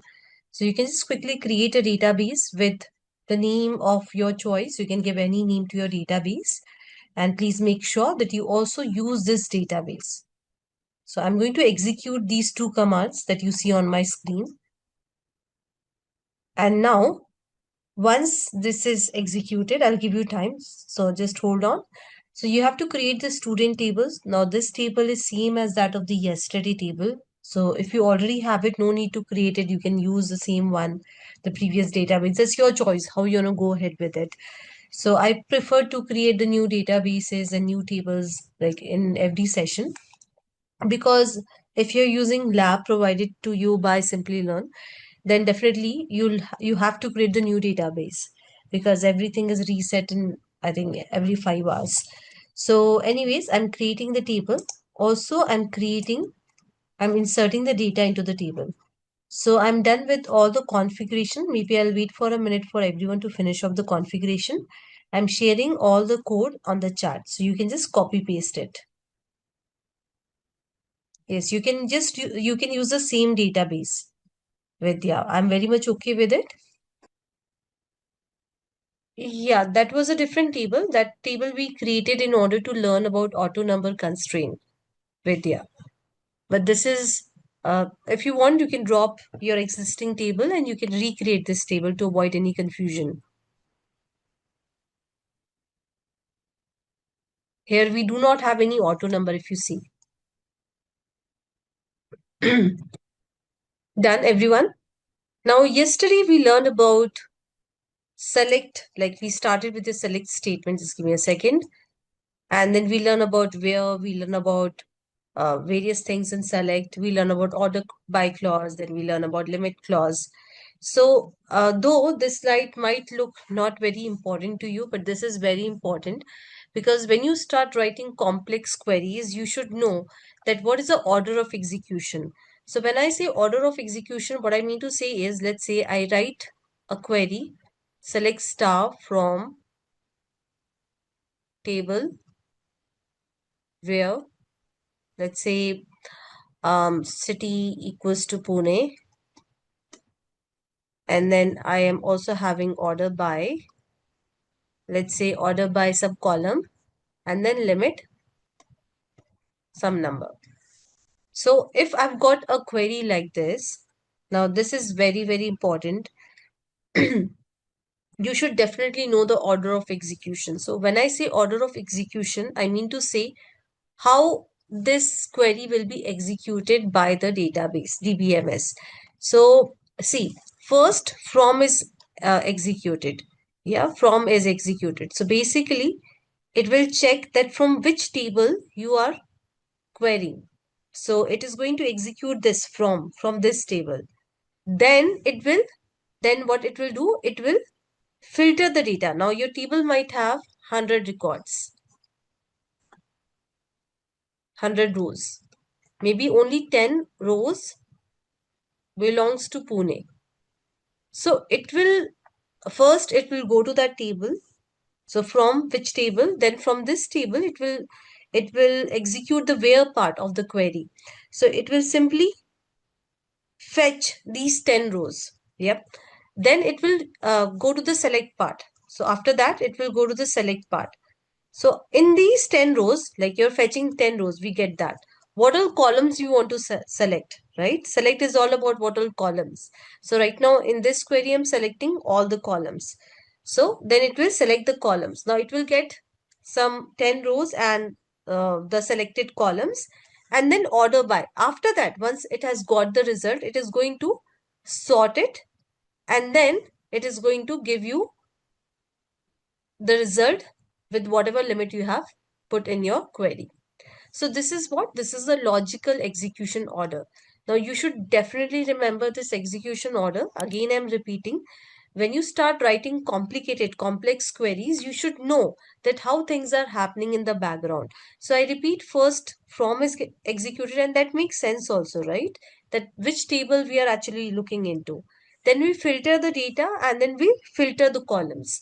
Once we have the filter row with the rows and columns, yeah, so once we have the filter rows and columns, then on those we apply order by. So DBM is apply order by, and once it is ordered by, then it applies limit. And that's what you're going to see, that it will show you the first two records after order by. So this is a very important thing, and you should definitely know. Okay, now we are going to move to the next topic, that is aggregate functions. So when I say aggregate, the word aggregate, what comes to your mind? Average, all together, very important, right? Some mathematical calculation, yes. So aggregate, this is very important. All together is a very important word. So it performs, so aggregate functions, so they perform, maybe I'll write it over here rather than writing it on the notepad. So it performs calculations, please ignore my writing, on multiple rows.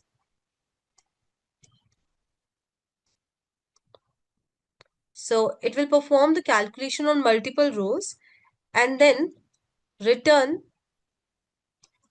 a single value. Very simple. So it will perform calculation on multiple rows and return a single value. If I give you one example, let's say I've got a table. Just give me a second. I've got a table, and in that table, let's say, okay, there are some columns, and then I have a column profit. Yeah, profit. Now in this column, I'm having values like 100, 200, then let's say 300. Yeah, these are the three values. So with the help of aggregate, see, it will perform calculation on multiple rows and return a single value. So if I perform count, what will happen? It will give me the count. So how many, the number of rows that I have. So it will give me 3. Then sum. So what it will do, it is going to sum all the numbers. So let's say I'm applying this function on all the rows of my table. So it will perform the calculation on multiple rows, always remember. So it will give me 600. So average, it will calculate the average. I'm not going to do that. I think it's going to be around, I think 200 only. Yes. Then minimum. So it will again check for the minimum value, and maximum, it will check for the maximum value. So these are the aggregate functions. These are the 5 aggregate functions. Now you already understand what is sum, average, min, max. Yep. It's a very simple one. Now we are going to look into the code for the same. So you can see it is showing me that I've got 6 records in total. Yeah, I've got 6 records in total. Now, instead of this, now hear me out. Instead of this, I can also give some column name. Let's say I give a column name, name or marks. So I can do that also. So what it will do now, hear me out. Yeah, what it does, because this is very important. So it will count all the non-null value in this particular column. So if I go over here right now, if you see marks, this is non-null, this is not null, this is non-null, this is non-null, this is non-null, and this is non-null. So it is going to count all the non-null values. So basically, this will give me 6. Yeah, this will give me 6. Now I'm saying, again I'm repeating, it will count all the non-null values. So let's say I insert one more record. Yeah, so you can see that I'm inserting one more record. Okay, any name for that matter. And it's just that I'm going to give null over here. You're getting? I'm in case of student ID 7. Let's say I do not have the marks right now. So I'm just giving null value over here. So I'm going to execute this. Got successfully executed. Now if I count this thing, now you tell me what it will give, what result it will give me. This will give me what result? What number will it give me? 7 records, right? 7 records. Because I've got 7 records. No, why error? Yeah, it will give me the number of rows. But as soon as I give marks, what it will give me is, it will give me 6. So why it is giving me 6? Because it will count only the not null values. So it will count all of these, but this it will ignore because marks is null over here. But if I go ahead and do it for some other column, let's say, let me do it for city. Now tell me for city what it will give me. Come on. It will again give me 7. Yeah, because I don't have any null city. All the 7 rows have value in the city column. So definitely everything will be counted. So in the same way, I can use other aggregate function, for example, sum. Now, definitely I cannot do the sum of city. I have to provide some numeric column over here. So I'll provide maybe marks.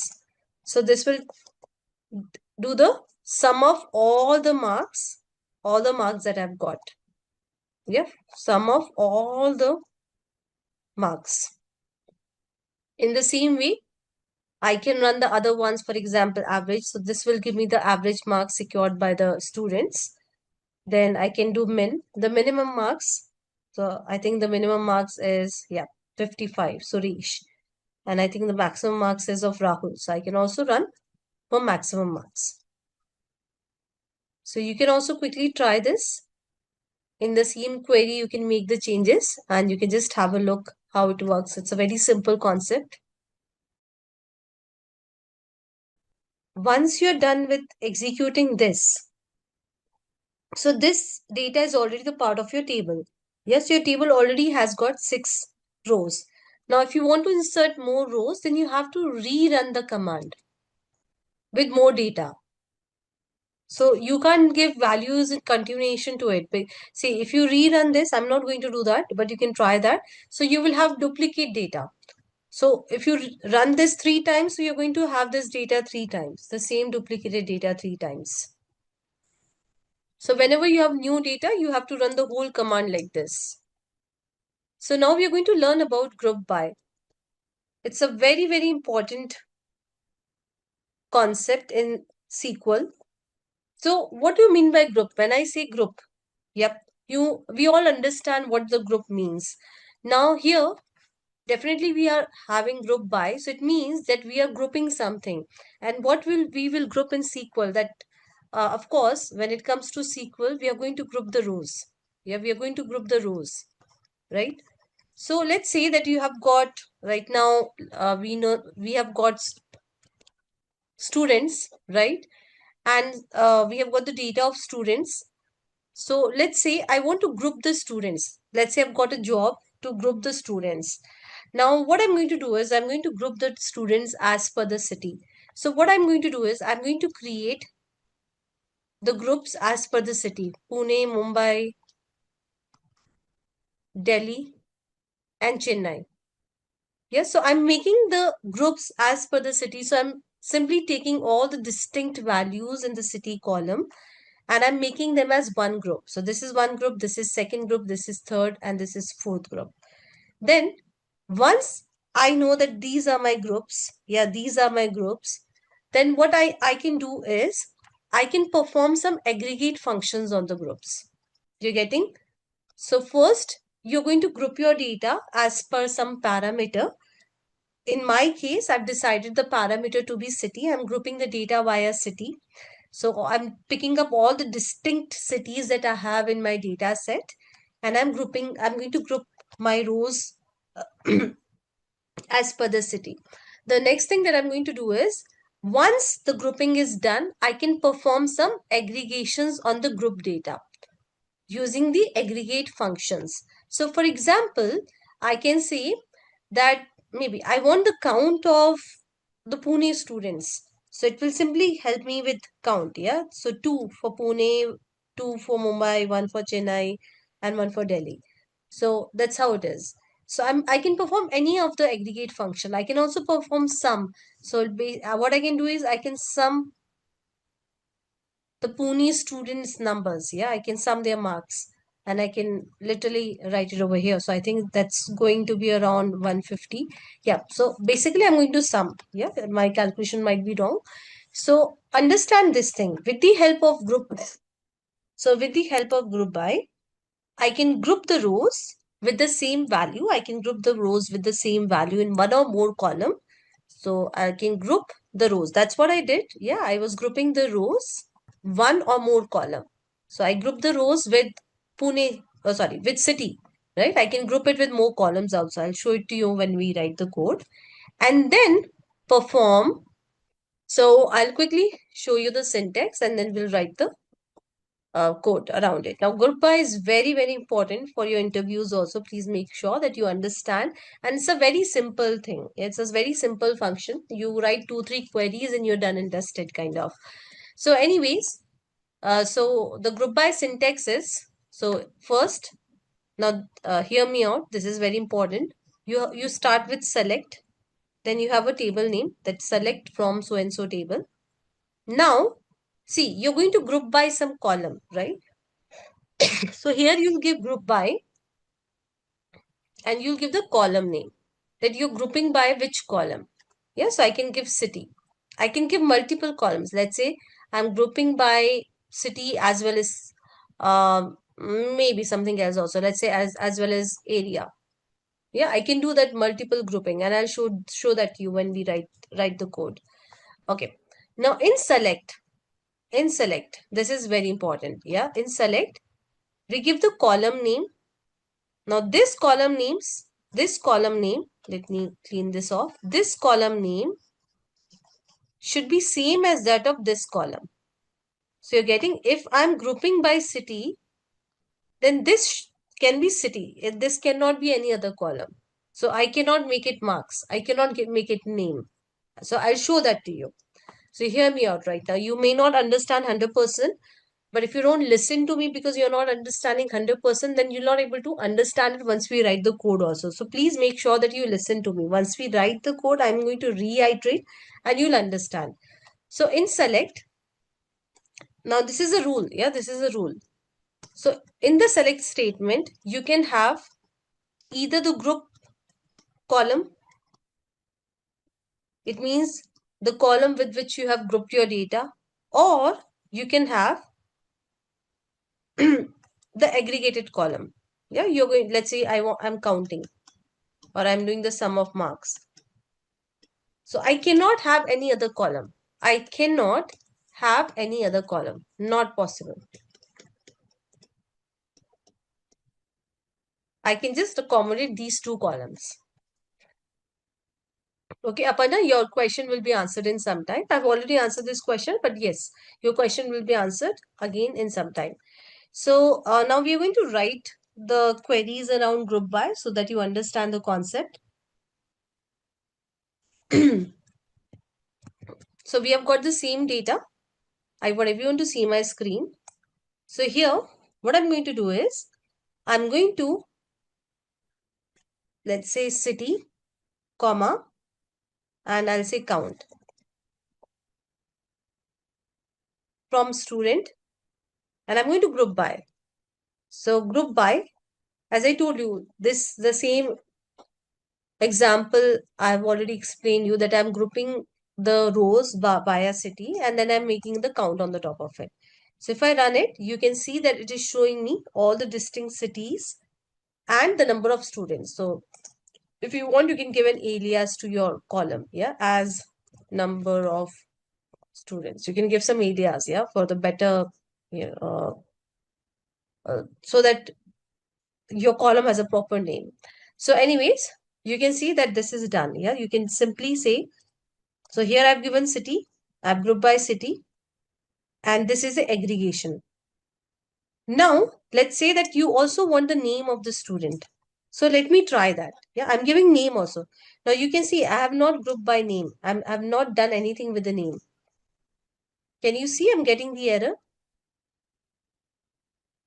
So The error is, again, just reread this, that every column in the select must either be, so in group by, so it means whatever column you're writing in select, either that column should be in the group by or it should be the aggregated column. Anything else will not work because I've given name. I'm not grouping my data via name. So it is throwing error. I can maybe use marks, any other column. It will not work because I have not grouped my data via marks. So this is a rule. This is a thumb rule of group by, and you should definitely remember this. Very important for your interviews. So yeah. So I'll just do one thing. I'll wait for a minute. I want you guys to try running this query, and then we'll see what like the different colors on the group by, what all we can do other than this.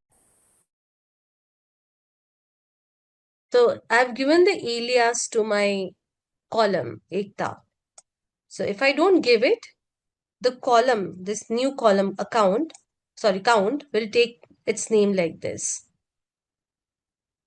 But I do not want that. Yeah, I want to give proper name, and that's what I've done. I'll come to that. Siddharth, I'll come to that as well. So see, if you're grouping the data without the aggregate function, why would you do it? Like you can do it, but there should be some reason behind it, right? Why you're grouping your data. You might want to do something. That's why you're grouping. Sanskar.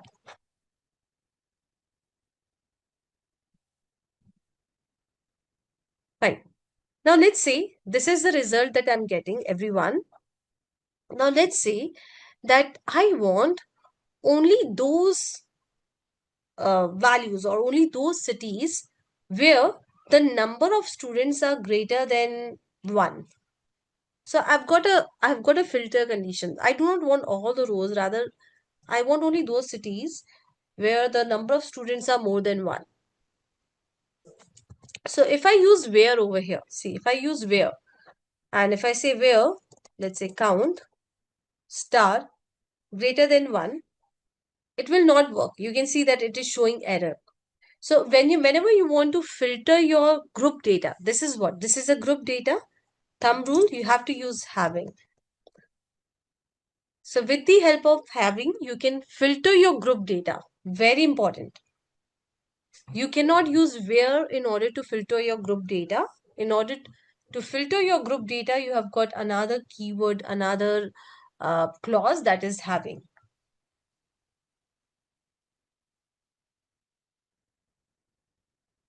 Yes, exactly, Manjula. So it's very same as that of where. It's similar to where, it's just that where we use for the regular data and having we use for the group data to filter the group data. Now I told you, let me remove having. Yeah, otherwise I'll get very less data. Already I've got very less data. So Aparna, I'll look into your error. Just allow me a minute. So I just finished the explanation. So I told you that you can also group by multiple columns. So let's say I'm grouping my data via city as well as via grades. So it will group via city. So first it will group via city, and in the city it is going to pick the grades. It will pick the grades. Yeah, it will pick the grades. So Mumbai, I've got like 3 and B, everybody is B. So let me show you the result, and I'll just do one thing. I'll also show you the grade over here so that you get to see how things are happening. See. So what it is doing is, we are saying that group by city as well as grade. So how things are happening over here? So it will take, let's say Pune. Okay, so it will take Pune. So these are for Pune. Yeah, these two. Now definitely both for Pune, we have got 2 distinct grades. So it will make this as a one group and another group as this. Okay. Now let's talk about Mumbai.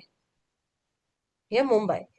So Mumbai, if you see Mumbai, so 1, 2, 3.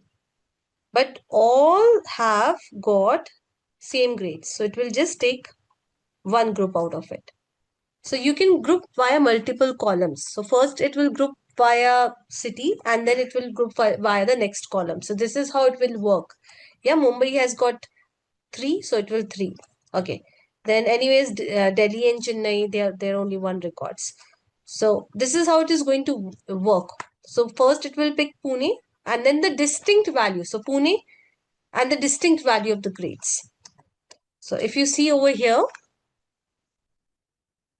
this is how we are getting the result. For Mumbai, because all the Mumbai students have got B grade, so there's only one row for Mumbai.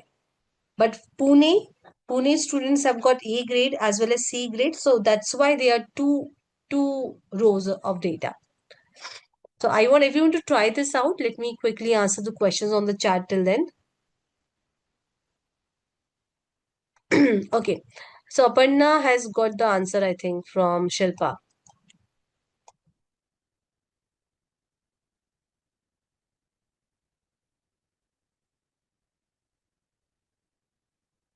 So having count marks, then what? See, you're saying, Sheila, having count marks what? You have to give, let's say, greater than 0 or so. And then why descending? There's no order by. Why have you put descending? Descending you can put only when you're ordering your data.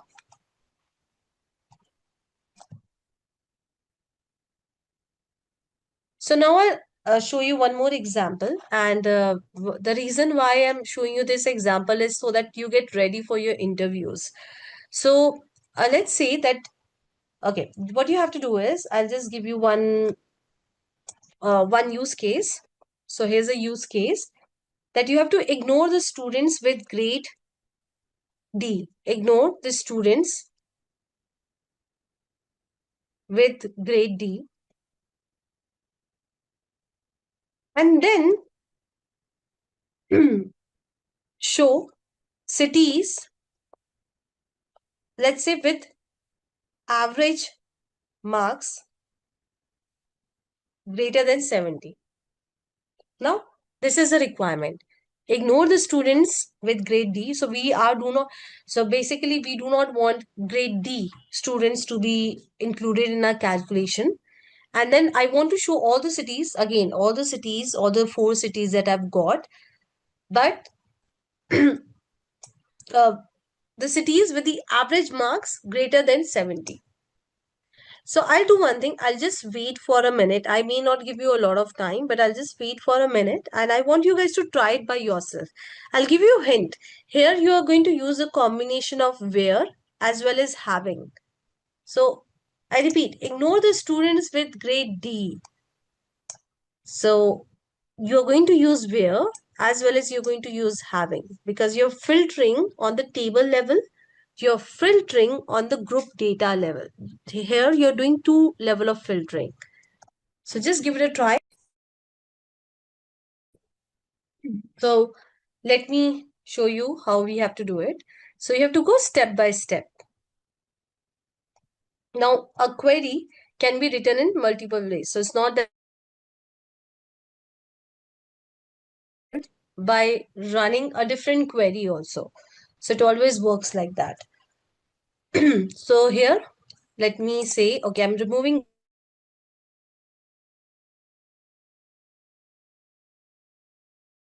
of marks. Fine. Group by city, group by city. So this will give me all the cities with their average marks. But what I have to do is I have to ignore the students with grade D. So this would have also included the students with grade D, Mumbai students with grade D. So I do not want that. So what I'm going to do is I'll say where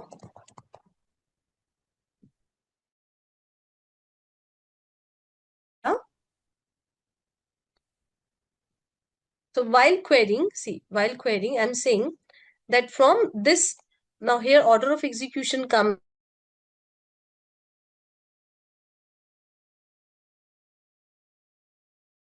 table, we are only getting those students where the grade is not D. Yeah, so we are getting only those students, the grade is not D. And now we are making the group of those students, we are calculating the average, and We are simply saying where the average marks are greater than 70.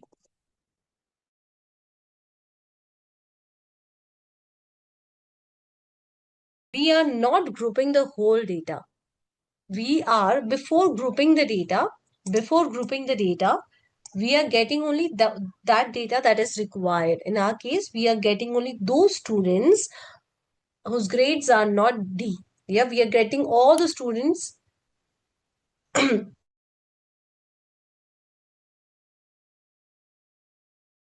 D. We are calculating the average marks and then the group data. Now this is going to give me this group data, right? So I'm simply filtering it that I want only those where the average marks is greater than 70. So this is how it's going to work. So I'll just share this with you. You can just have a look, run it for a minute, and then we'll move to the next topic. So we are done with group by. Group by is very important. I've shown you all the possible colors of group by. But as I told you, SQL or for that matter, any coding language is like maths. So more you practice, the better you become at it. So I'll give you some playlist also from where you can practice. It is showing you error on the first line. And Ikta, if you're running the query, please make sure that you highlight or you select from line number 35 to 38. Also, in having average marks, the greater than or smaller than sign. Yeah, the greater than sign is missing. On line number 38, the greater than sign is missing.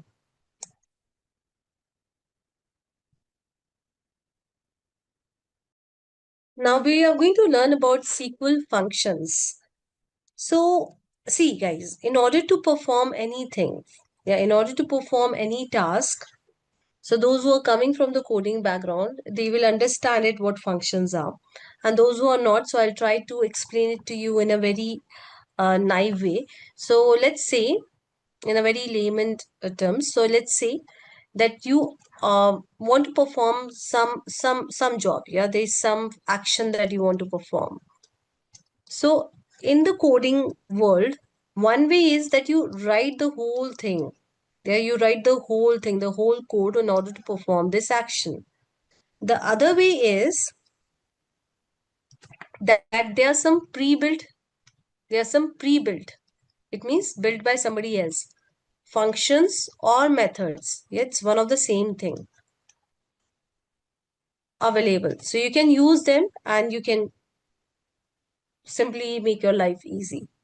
So let me explain it to you with the help of one real life analogy. Let's say that you want to cook pizza. Yeah, you want to cook pizza. Now, in order to cook pizza, one way is that you do everything from scratch by yourself. You make your own base. Yeah, you need your own dough, you make your own base, then you make your own sauce. Yeah, and then you're doing everything by yourself. So this is like you're doing everything by yourself. The other way is that you know that the bases are readily available in the market. You go and buy that base and use it directly. So definitely it makes your life easy, right? Definitely you're not able to customize much. You know, this is what it is and this is what you're getting, and fine. If you're okay with it, you can use it. And you can also buy sauce in from the market. So here also it's the same thing. Now, this explanation I've given for the people who are not coming from the coding background.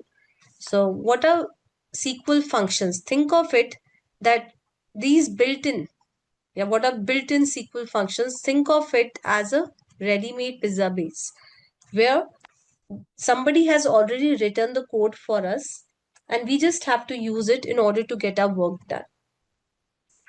So in SQL, we have got a lot of built-in functions. So we have got a huge list of built-in functions. We are going to cover some of the functions in order to, like some of the important functions. Now, with the help of functions, what you can do? You can manipulate your data. You can perform calculations. You can format output. So manipulate the data means, let's say, fine. So let's say, um, for example, I've got this name Tolika. So I can manipulate it and I can make T in caps and I can make the rest of the letters in small. I can perform calculations. So have you used any of the SQL built-in functions in today's class? Can you remember? So any of the SQL functions? Just hold on, Aparna. Tulika, when I gave only aggregate, I got the error.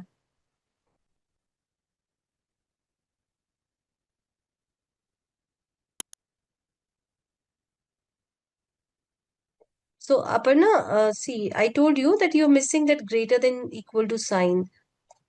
So if your question is not answered, you can park it. Maybe, yeah, I'll just take it at the end of the session. So you can rerun the same query and we'll see what is the problem. No, these are clauses. Dinesh, these are clauses. Any of the built-in functions that you can remember that has made our life easy in today's session, we just directly use them in today's session only. I've got answer also on the chat. Yes, count. Did you write any code for it? Yeah? No. So there's some code written behind and we are simply using it in order to count the number of rows. Right? In the same way, sum, min, max. So there's some code written, right? It's just that we are saying min, it is not going to calculate the minimum magically for us. There might be there is some code written behind the scene. So we are simply using these functions directly and making our life easy. In the same way, you can format the output with the help of the function. So when I say output, it can be anything. Let's say you can format your date. Yeah, your date is in this format. Maybe you can format it in maybe some other format. So you can do all of these things. So basically, SQL function, it takes the input, it processes it, and it gives the output.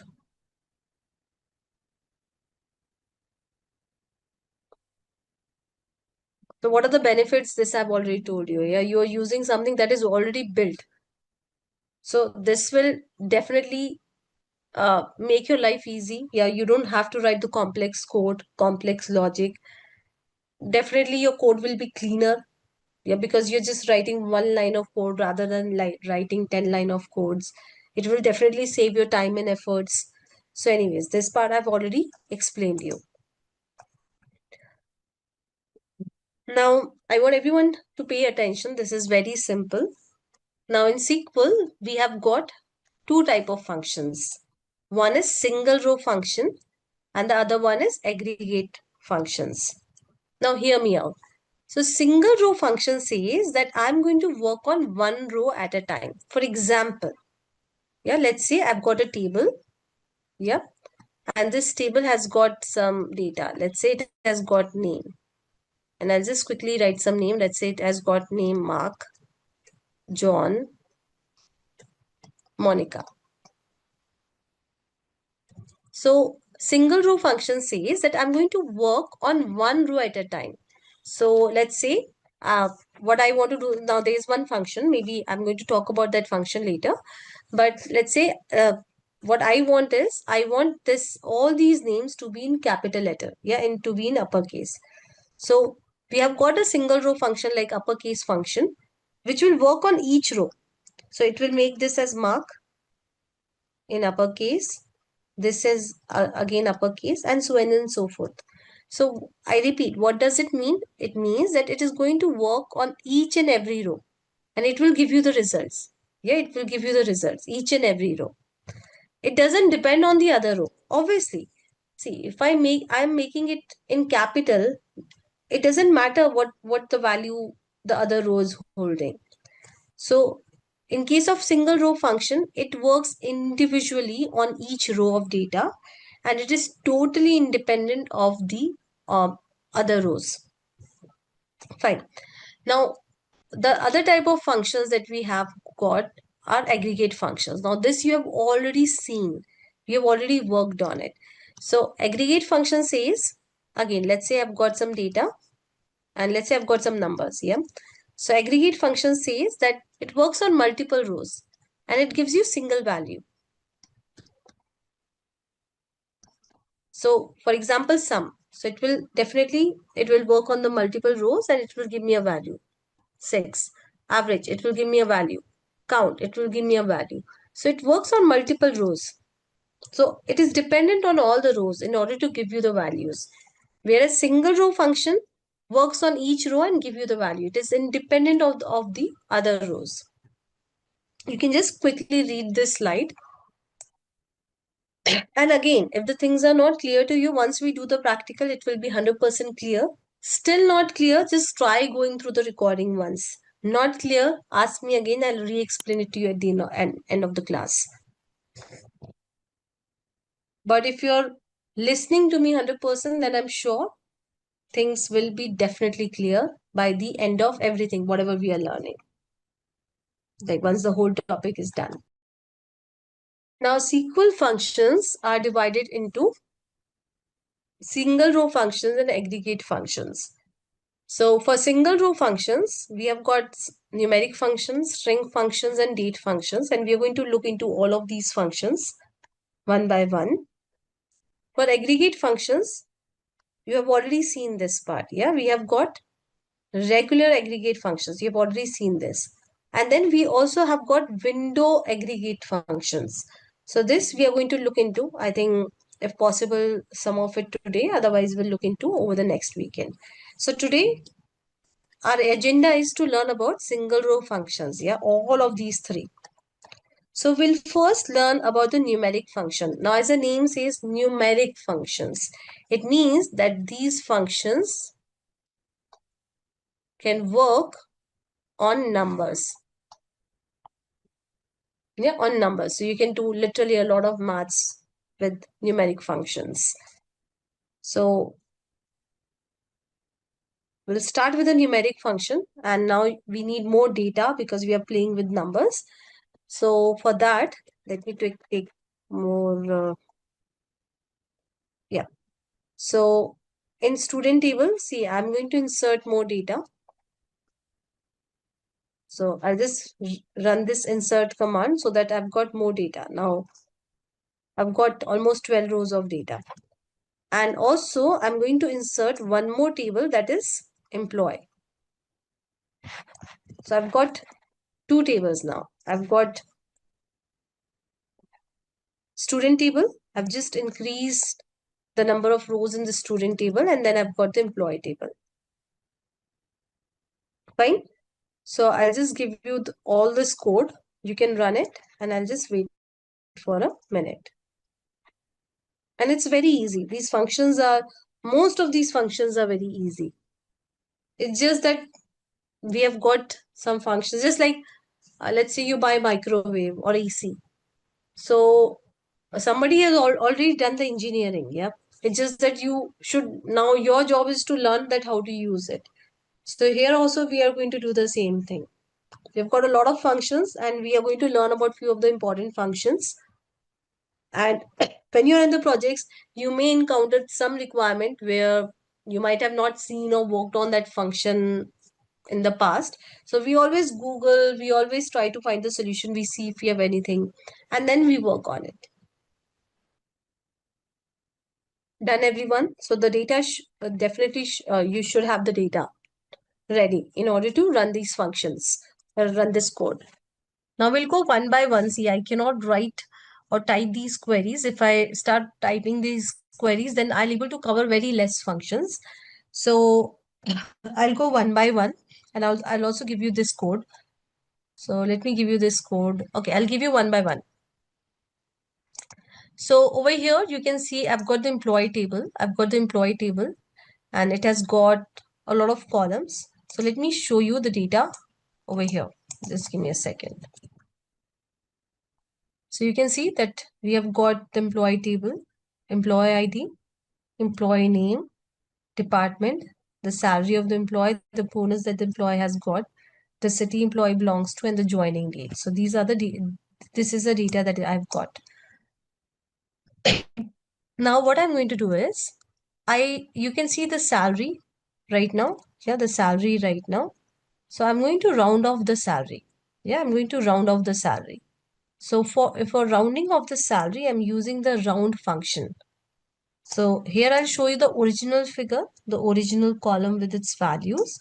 Also, I'll show you the column with the rounded salary so that you understand that what value we are getting. You can see over here. So rounding, what does rounding means? Yeah, basic maths that what we have learned in school. So this is a salary and we are rounding it. So it get rounded off to the nearest number. So right now it's 0.75. So it will round off to 33. 0.40. So it will round off to 45. Yeah. 0.90. It will round off to, yep, 00. So in this way, rounding, I hope that you understand what rounding is. It's a maths that we learned in the school time. So during our school time. So anyways, so rounding is done. Now let's say that we want to do the rounding, but with some decimal. Yeah. So right now it is removing the decimal. But let's say I want to do the rounding, but I want one decimal. So here in the round function, I can pass salary. This is the column that I want to round off, and this is a decimal. So if I run this, you can see. So it is again rounding off to one decimal place. It's a very simple one, guys. Very simple maths. Okay. Now I want you guys to guess. So I want the class to be a little bit interactive. So I want you guys to guess what seal could be. What you think seal could be. Now the seal English word. So what this function could do for us. Now this is not a comment. So ideally the comment is written like this. And that's why it is throwing error in each and every line. So it should be like this.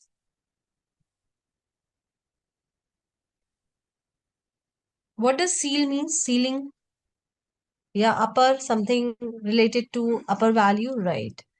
So see, uh, rounding off, what does it do? It round off the number to the nearest number.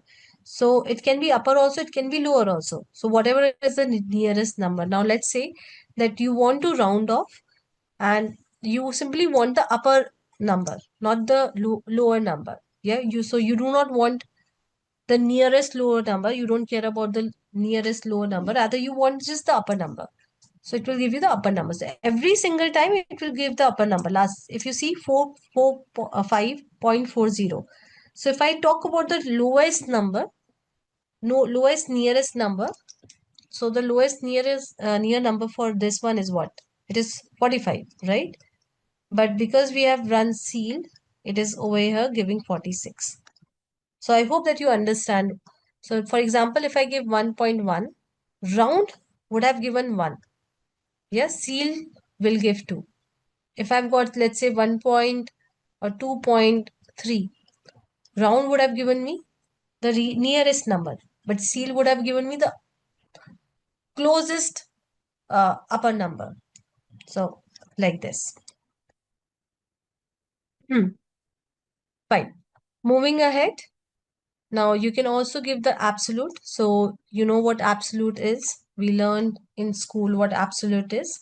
So absolute basically removes a negative. So if I've got a negative number, if I give absolute to it, it will give me the positive number. So here also it's doing the same thing.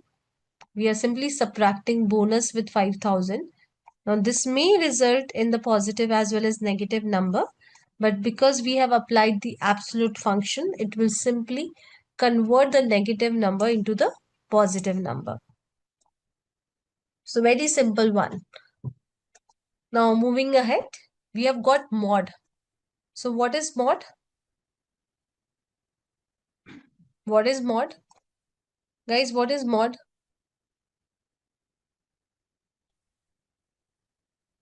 Mod is remainder.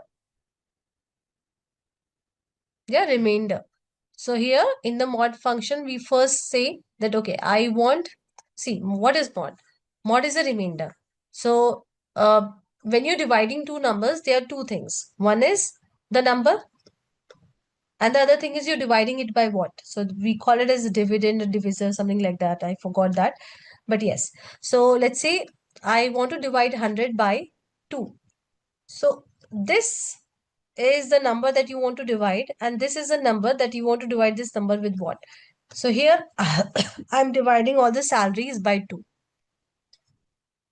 So definitely now basic maths, if you divide any number by 2, either it will give you 0 remainder or 1 remainder, and that's what we are getting.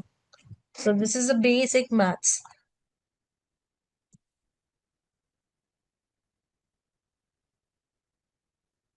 Yeah, numerator divided by denominator, right? Modulus, just give me a second. No. So that's what I told Vidya. This is how we can write the comments in MySQL. You can use hash.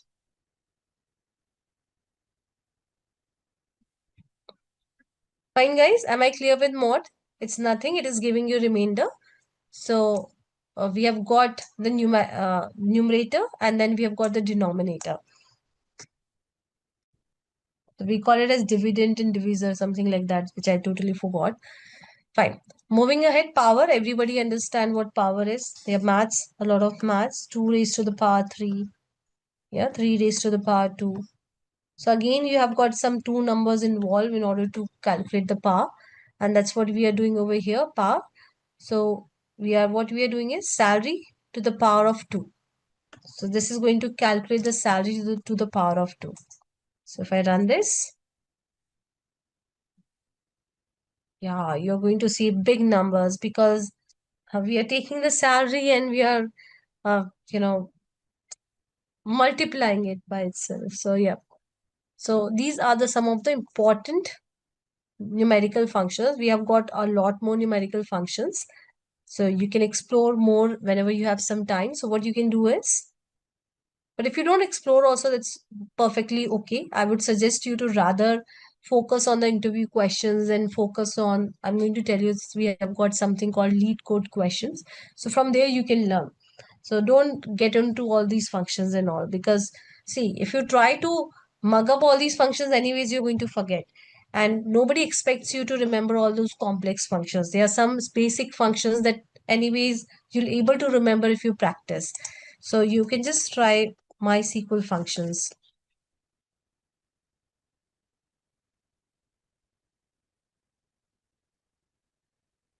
Yeah. So you can use the developer guide of MySQL. And here you'll find myriad functions, donkey number of functions. Yeah, you can see over here. So for example, just give me a second.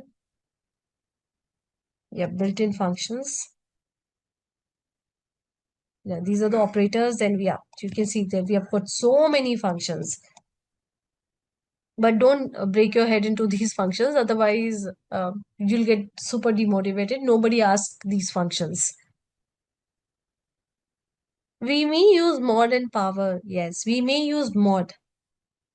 Not power much, but mod sometimes we may use. For example, you're calculating, there are some calculations that you're doing. So you may want to remove the negative numbers. I'll share this link with you all. But again, guys, please do not get into all these functions because there are a lot of functions. And if you start looking into all the functions, you'll be super demotivated. Nobody asks these functions. You should know some important functions, and that's more than enough. So whatever we are practicing in the class, I'll give you a few of the links. You can use lead code in order to practice, and that's more than enough.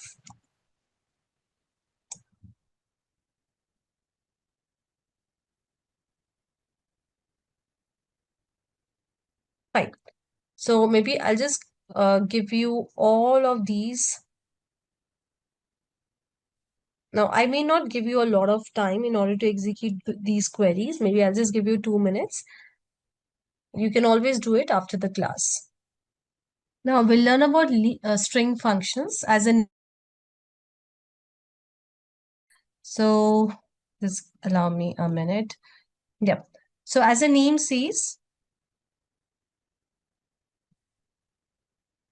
yes, Shri, what you're saying is right.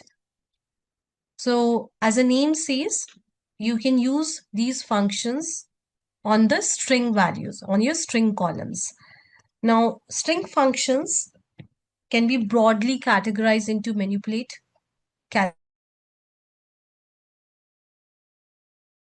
So as the name says, manipulate is going to manipulate the strings for us. For example, I already gave you this example of uppercase, lowercase.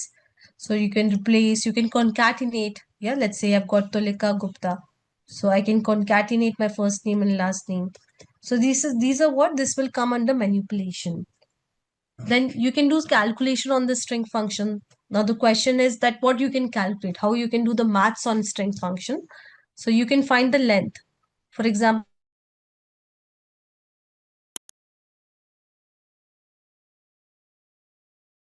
1, 2, 3, 4, 5, 5 as a length. So you can perform the calculation, like you can find out the length of your strings. So maybe I can extract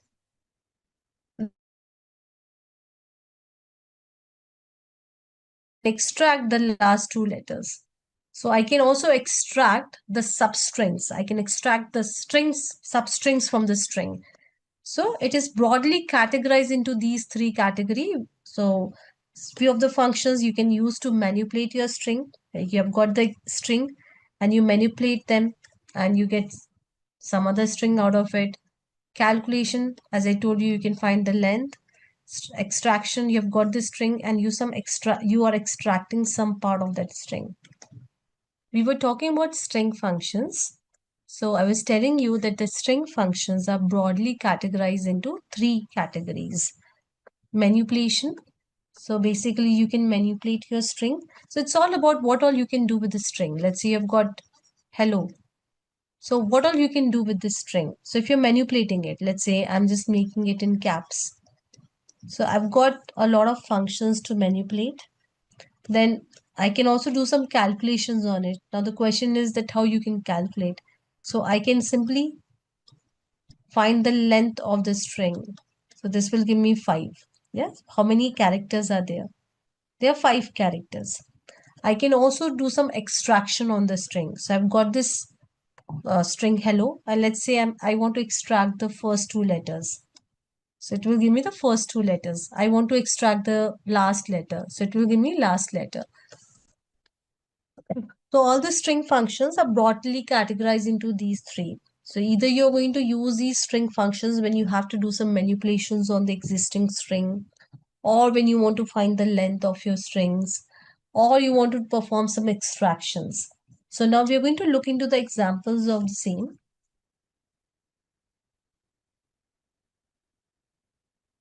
Yes. So again, we have got a lot of code, everyone. So please pay attention. It's a very simple code. So first of all, you can see that we have got the employee table. So I'm simply printing, or I'm simply fetching the employee name from the employee table. So we have got these many employees. Now what I'm going to do is, as I told you, I'm going to do some manipulation. So I'm going to convert the employee names to the uppercase. So what I can do for that, it's very simple. As I told you, it's like functions are like, uh, let's say microwave oven at your home. So you just have to feed in, you just have to use it. That's all. You don't have to worry about how it is made, what is this, what is the science behind it. You don't have to worry about all of these things. So here also it's the same thing. So we have got upper function. I'm just passing my employee name and magically this will give me all the employees with the with the up in the uppercase. In the same way, I've got lower. Now this is very simple. This will give you all your employees. Like this will basically return everything in the lower case. So this column will be written in the lower case. Very simple. Then we have got some calculation function. I told you that length is one of the calculation functions. So this will calculate the length of the column values. So if I execute this, you can see that it is giving me the length. Now in this length, the space will also be included. So if you just maybe count the number of characters: 4, 5, 6, 7, 8, 9, 10, 11. So if you have space or any special characters, that will also be included. It's not that it will only calculate or it will only count the characters. No, everything will be included. So whatever you have got in the string. Fine. Moving ahead. So trim, let's see what trim does. So if you have any extra spaces, a lot of time what happen is that we have got some extra spaces over here and over here. Yep. So trim, yes. So you can use trim to remove the extra spaces. And when I say extra spaces, I mean to say the extra spaces if you have any over here or over here. So at the starting of the string or at the ending of the string. Am I clear till here? Now these are very simple functions, so I'm not maybe waiting a lot for you guys. Maybe I'm not giving a lot of time to these functions because it is not required. That's what I feel, because these are very simple functions. But if you want me to maybe elaborate on any functions, please feel free to say that. Yeah, please be vocal about it. So you have paid for this session, make sure that you take 100% from it. So if you think that there's any function that you have not understood and you want me to elaborate more, I'll be happy to do it. But you have to tell me. Yeah, magically I'll not get to know that. Okay, moving ahead. So we have got replace function. Now you tell me what this function would be doing. Just read this. Now this function has got three parameters. One is a column name, then it has got the second parameter and the third parameter. So I want you guys to guess what this function would be doing. Yes. So all of you are right. So we are saying that whenever we have space, whenever we have space, just replace space with underscore. So if I run this, you can see that all the spaces have been replaced by underscore. I can do it for something else also. Let's say that whenever I've got A, now that's going to be crazy, but yes, whenever I've got A, just replace it with underscore. See, it is replacing A with underscore. You can see. So here you have to give capital A and small a. Okay, what I can do is, let's say, space. I want to replace it with, let's say, something else. I'll say apple. So see, the space is replaced by apple. So you can basically replace anything with anything. As simple as that. I repeat, you can replace anything with anything. Fine. Moving ahead. Now this is a very simple one, concatenate. So concatenate, as a word says, will concatenate, means will combine the two columns. So here what we are doing is we are concatenating the employee name with that of hyphen and department. So there are three things that we are concatenating. Yep, not only two, but three things. First, we are concatenating the employee name with hyphen, and then employee name hyphen with departments. So concatenating, as the name says, it concatenates the columns. It concatenates the column, and you can definitely do a concatenation like this. Now let's say I do not want hyphen. Yeah, I do not want hyphen, so I can remove hyphen also. So definitely this is not going to give me any error.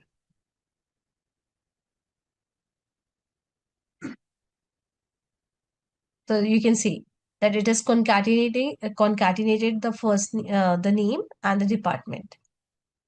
So without anything in between. But yes, I can give something in between also because that makes more sense to me. That looks better. So I'm going to provide you with all these queries and I'll wait for, again, not more than 2 minutes. Just give me a second. I think this is not allowing me. Okay, I'll just provide you the queries in two parts. So this is the first part of the query and this is the second part. Because the chat is not allowing me. It says that some maximum so and so letters, characters are only allowed. and I'll wait for 2 minutes. Again, you can just copy paste all these queries and keep it in the notepad. Please make sure that you practice before you come for the next class. And we have got a lot more queries for the string function. So we'll finish off the string function. All right, so we'll look into more functions. Now, I've already talked about this left function. So this will simply extract the first 4 characters from the employee name column. So if I run this, see, this is extracting the first 4 characters. Very simple, right? You want to extract the last few characters, all you have to do is you have to use the right function.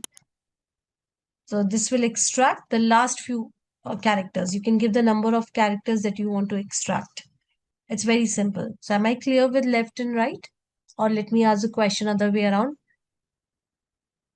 Is there anyone who has not understood what is the use of left and right function? Fine. So I'll take it understood from everyone. Now, in the same way, let's say I do not want to extract from left or right. Rather, I want to extract from the center, yeah, from the part of the string. So I can use substring. Yep. So again, the column on which you want to perform the extraction. Okay. The start position. So start position is, let's say I want to perform the extraction from, let's say, A. And then the length. So till when I want to perform the extraction, what would be the length of it? So if I run this, you can see over here. So start position is what? 1. So that's why it is saying 1. And then I want to extract 4 characters. So Amit, Neha. So in case of here, Rohi, let me do it. Let's say I want to do it from the third character. So from the third character, and then 4 characters after that. So if I run this, you can see. So AMI, I is on the third position. And after that, 4 characters. So IT space and S. So that becomes 4. So this will help you to extract the part of your string. In case of left and right, it always starts with from the beginning or from the end. In case of substring, it starts from between also, from the maybe from some part of the string. Concatenate, see, we have already done it, but this example I have included in order to make you understand that you can add or you can work on multiple functions. You can use multiple functions in order to get your work done. So before I explain you this code, let me ask you, how many functions are we using?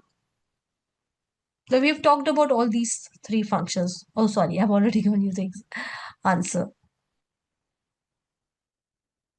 You're almost like quite good in numbers. Still, I can see very less of you are interactive on the chat. So I'm not sure how many of you are hearing me. Please make sure that you take 100% from this class and you learn something out of it. So please make sure that you're interactive. Yeah, we have got 3 functions. Yes, concatenate, upper, and substring. So basically, how it will work? First, it will. So I want everyone to see my screen. So just like how the maths work, yeah, if you give a lot of parentheses in your maths, it always starts with the innermost parenthesis, right? Here also it works the same way.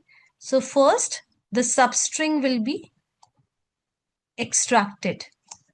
Now, on that extracted substring, we are going to make it uppercase. Yeah, so let's say the abstracted, let's assume hypothetically that the abstracted substring is AMI.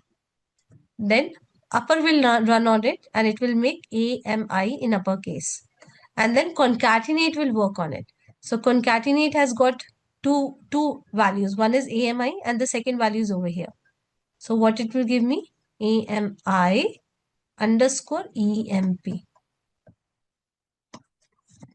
So just like how it works in the maths, right? You have got multiple parentheses. You always start with the innermost and then you go to the next outer one till you go to the outermost.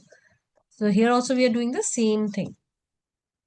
So you can actually include a lot of functions in one query. It's not that one, or you can use only one function. You can see that in order to in order to get this result, we have used three functions. So this is very, very, very normal thing in SQL, where we use multiple functions in order to get our work done. Okay, more. Now this you've already seen. Yeah, employee whose name starts with E. Yesterday we saw all of these things. Yeah, so it has nothing to do with the function actually. So yeah, nothing to do with the functions. So I don't know why this code I have included. Maybe I'll remove this code. So I'll just provide you with, yeah, all this code. You can again copy paste it. You can have a look, play around with it for 2 minutes. Before that, we learn about the numeric functions. So for single row functions, if you see, we are done with the numeric functions. We are done with the string functions. And now we are going to learn about the date functions. Now again, in order to work on the dates, we have got date and time function in order to work on the date and time, as the name says. So you know that when we are working on the data, we may have the columns, the date columns, the date time columns, and maybe we want to manipulate and do something with those columns. So we have got a lot of functions handy, and we can use these functions in order to work on the date or date time column. So if you see, we have got the functions to extract the date part. Now, you know, when we have got any date or time for that matter, so let's say 0202, something like this. I don't know why I have written 2014. That's a long back, but yeah, let it be. So if you want to extract year from it, or month from it, day from it, date from it, yeah, day, Monday, Tuesday, Wednesday. So all of these things can be easily done using some of the extract date time functions. Here also, you, if you want to extract the time, now you know when it comes to time, you have got hour, right? Then you have got minutes, then you have got seconds. So if you want to extract hour, you want to extract minute, you want to extract second, yeah, any part of your date or date time, you can use we have got a lot of functions that can help us to extract the data from the date time or date functions, sorry, date time or date columns. Then we have got functions like current date and now. So this will return the current date. So current date means whatever the current date you have got on your system. So it will automatically read that date and it will return that. In the same way, this will return the date as well as time, both the things. Moving ahead, definitely, it's not uh, the only thing that we would like to do. That's like not, it's not only that extractions or um, getting the current date and time. We would also like to modify or play around with the date and the time column. So for that, we have got a lot of functions. For example, we have got date difference. So as the name says, let's say I give you two dates, 2026 0101 and 2026 02 and 01, something like that. So if I ask you that what is the difference between the two, so it will simply give me 31 days. So I can simply find the date difference means two dates and finding the difference between the two. I can add two dates, I can subtract two dates, and so on and so forth. Yeah, I can format, I can change the formatting of the date. So I've got a lot of date functions. We are going to cover a few of the important date functions in order to learn about the date functions. Now, it's again a very easy topic. A lot of functions are handy and we are going to use them. Fine. Now, if I talk about the data set that we have got, so here you can see in the employee data set, we have got the joining date. So definitely we are going to learn the date functions using this column, joining date, because that's the only date column that we have got in our data set. So moving ahead, let me quickly take this, okay, some of this. and then the rest I'll take after some time maybe. Yeah, I've got a lot of examples to show you. So this is very easy. See, select current date. Now I'm not applying this function on any of the column of the table. It's a very simple one, select and then current date. So this will give me the current date. You can see this is giving me the current date as per my system. Also, if I run now, so I told you about this function, current date and now. I've already told you. So now will return me what? It will return me the date as well as time. You can see over here.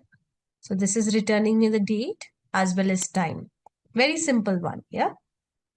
Now, uh, you may want to use these functions. For example, let's say I want to know that, okay, I've got the joining date. Yeah, I've got the joining date. So I might be using it, but let me tell you right away. Let's say I want to know that it's been how many months, years, or days since the employer has joined the company. So what I can say do is I can take the joining date, yeah, and I can subtract it with the current date. So this will give me the number of days since the employee is associated with the company. Moving ahead, now this is a very simple one. You want to extract the different parts of the date. So for example, you have got the joining date. Let's say I want to extract year from the joining date. So for this is it. Yeah, I can use year function. In this, I can pass the joining date column. It will simply extract all the years from the date. Yeah, date column. Month will extract the month part from the date, and day will extract the day part. So if I run this, you can see it is extracting the year, and month is extracting the month, and day is extracting the day. Very simple. Yeah, the extraction part. So this is a very common function, year, month, and day, and you should definitely remember these functions because these are so easy, right? So few functions we expect that you remember. The interviewer will expect that you remember, would expect that you remember. Okay, moving ahead. Let's say that right now, see, joining date is giving me more, what? It is giving me numbers. Yeah, these are what? Numbers, 6, 1, 9, 3. So let's say that I do not want the numbers, rather I want the month name. You're getting? I want the month name. I do not want the month number, rather I want the month name. So for this, we have got the function month name. So you're getting month was returning 6 for me, and month name is returning June for me. So you can use month name if you want to get the names of the month rather than the number of the months. Day name, as I told you before also. So this will, when we were talking about, when we were on this slide. So anyways, I told you about this day. So day will return Monday, Tuesday, Wednesday, Thursday. So over here, you can see that it is returning that what the day was on 15th of, June 2021. So it was Tuesday. So this will help us return the day name. So yeah, that's all. For like we have got more, but let me give you these. You can just play around with it, and then we'll see more date time functions. Done. Let's look into the more functions. So I've already talked about date difference. So date difference, as the name says, is going to uh, find the difference between the two dates. So for example, over here in the date diff function, I'm passing the current date. So this, I've already explained you this example. So this will give me the current date and the joining date of the employee. So basically it will find the difference between the two dates, and definitely that is going to be the days in the company of the employee. Right. So if you want to find the days in the company of the employee, we are simply finding the difference between the current date and the joining date. So you can see it's very easy. In the same way, you can add, let's say you want to add some days, years, months to the date. So you can do that also. Now here you cannot do the you cannot write plus and all, because it will not give you, it may not give you the expected results. So you can use date add function.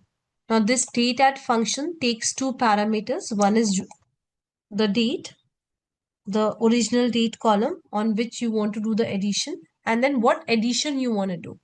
So if you see over here, in this, what we are doing is, in the joining date, we are adding 30 days.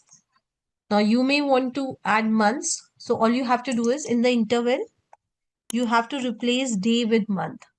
So this is what, this is a unit.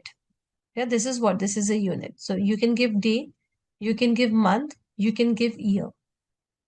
There might be more units that you can give. You can just Google about this function.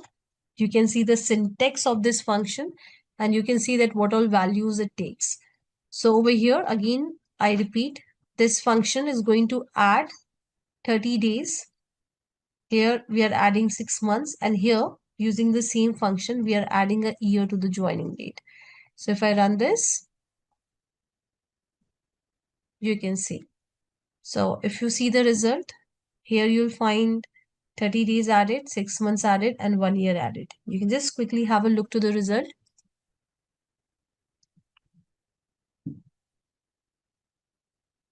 So whenever you're working on a function, it is the best practice that you Google about that function. For example, let's say I'm working on this function here.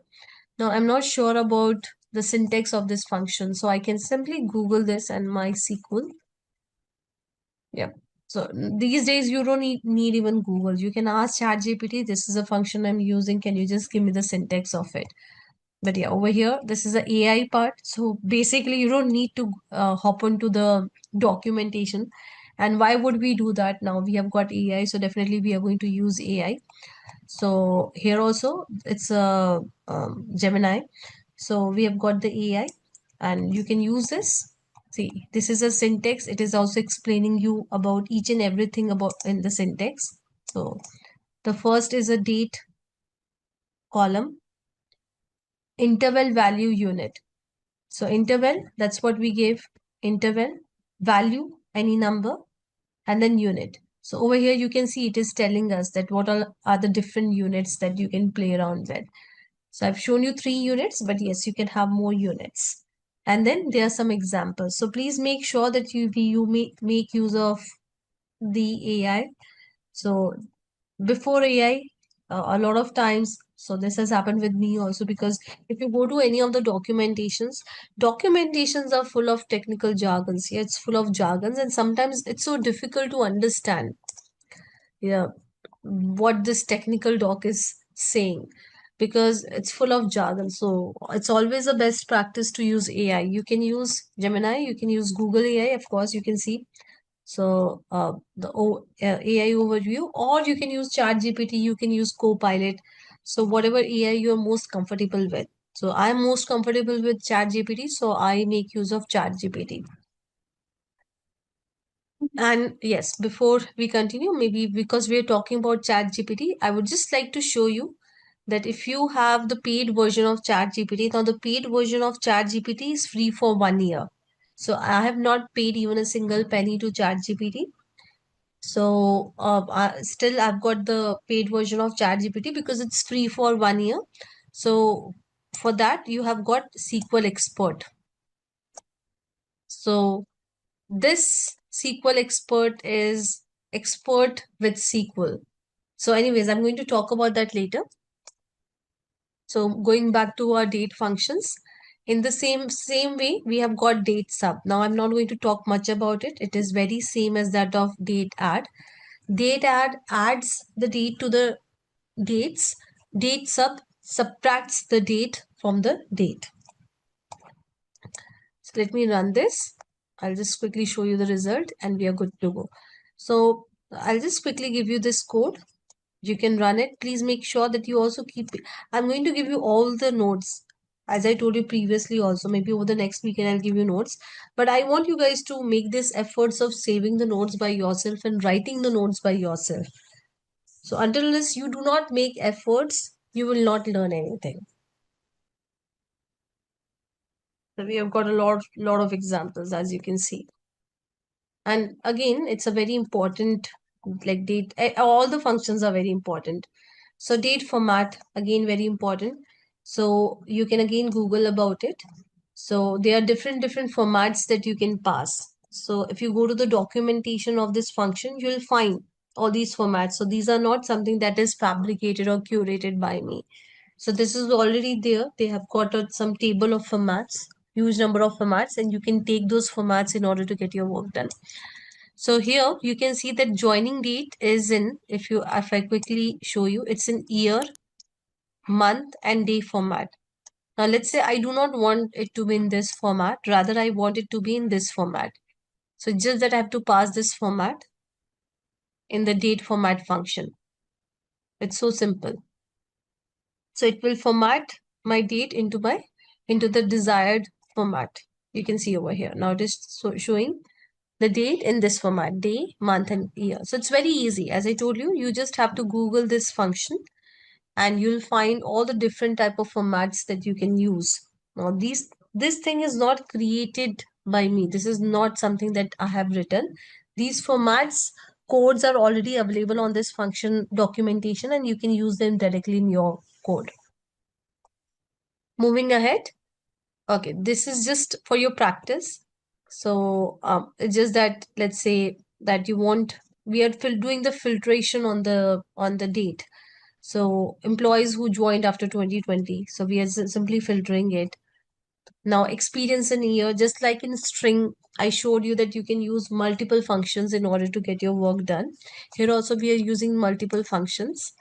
So you want to know the experience in years for the employee. Yeah. So what we are doing is, first of all, we are finding the date difference. So we are finding the number of days the employee has joined. Let's say the employee has joined, uh, it's been, let's say, let's say, okay, I have to do the maths, I think. Let's say 720 days. Yeah, it's been 720 days or I think 30 days since employee has joined. So this will give me 730 days. But I want experience in years. So I'm doing the basic maths, guys. I'm dividing it by 365, and that's what we do, right? So it will give me some number. Yeah, it will give me some number, 2 point maybe or 2, I think so. So it will give me some number. I'm simply rounding it off to 2 decimal places. So this will give me the employee experience in numbers. Sorry, in years. How to remember the syntaxes? That's a very good question, Kunal. So see, always try to understand. For example, let's say you are doing the formatting. So that you're not able to remember the syntaxes. As so a lot of time it happens when I'm taking interview. Sometimes if there's something which is quite syntactically complicated, the smart candidates, they say that I don't remember the syntax, so I'll just Google the syntax and then I'll write the query for you. So you can always say the same thing. So you don't need to remember the syntax, but trust me, if you practice uh, to some extent, yeah, if you practice queries to some extent, you will remember some of the syntax, yeah, some of the basic syntax. For example, date format. So this will take joining date and this will take a format like this. Now you don't need to remember all of these things. If you try to remember also, you're going to forget on the 10th day. That's not possible. So just remember the concepts, practice. When you're practicing a lot, whatever you can remember, well and good, but you don't need to remember the syntax. During your interview, you can always say, see, I don't remember the syntax. I'm going to Google the syntax. So usually they allow. Yeah, you can Google the syntax. So Google the syntax of the function and then you can use it. And as I told you, usually when they ask the questions are not very much dedicated towards the function sides of SQL. Yeah, that will be more on the logical side. So not on the function side. to be very honest. But you should definitely know all these functions. That's very important. If you say that you know SQL and you don't know about these functions, that will not work. But the interviewer, usually when I also ask question or when I'm giving the interview, like when I'm on the both the sides, it's more of the logic side. They check your logic. They don't check your, how much you remember the syntax and all. So just try to just practice, and that's more than enough. You don't need to remember the syntax. Can you please explain with example? So which one, Kavita? I think I'm taking examples for everything, but yeah, which one?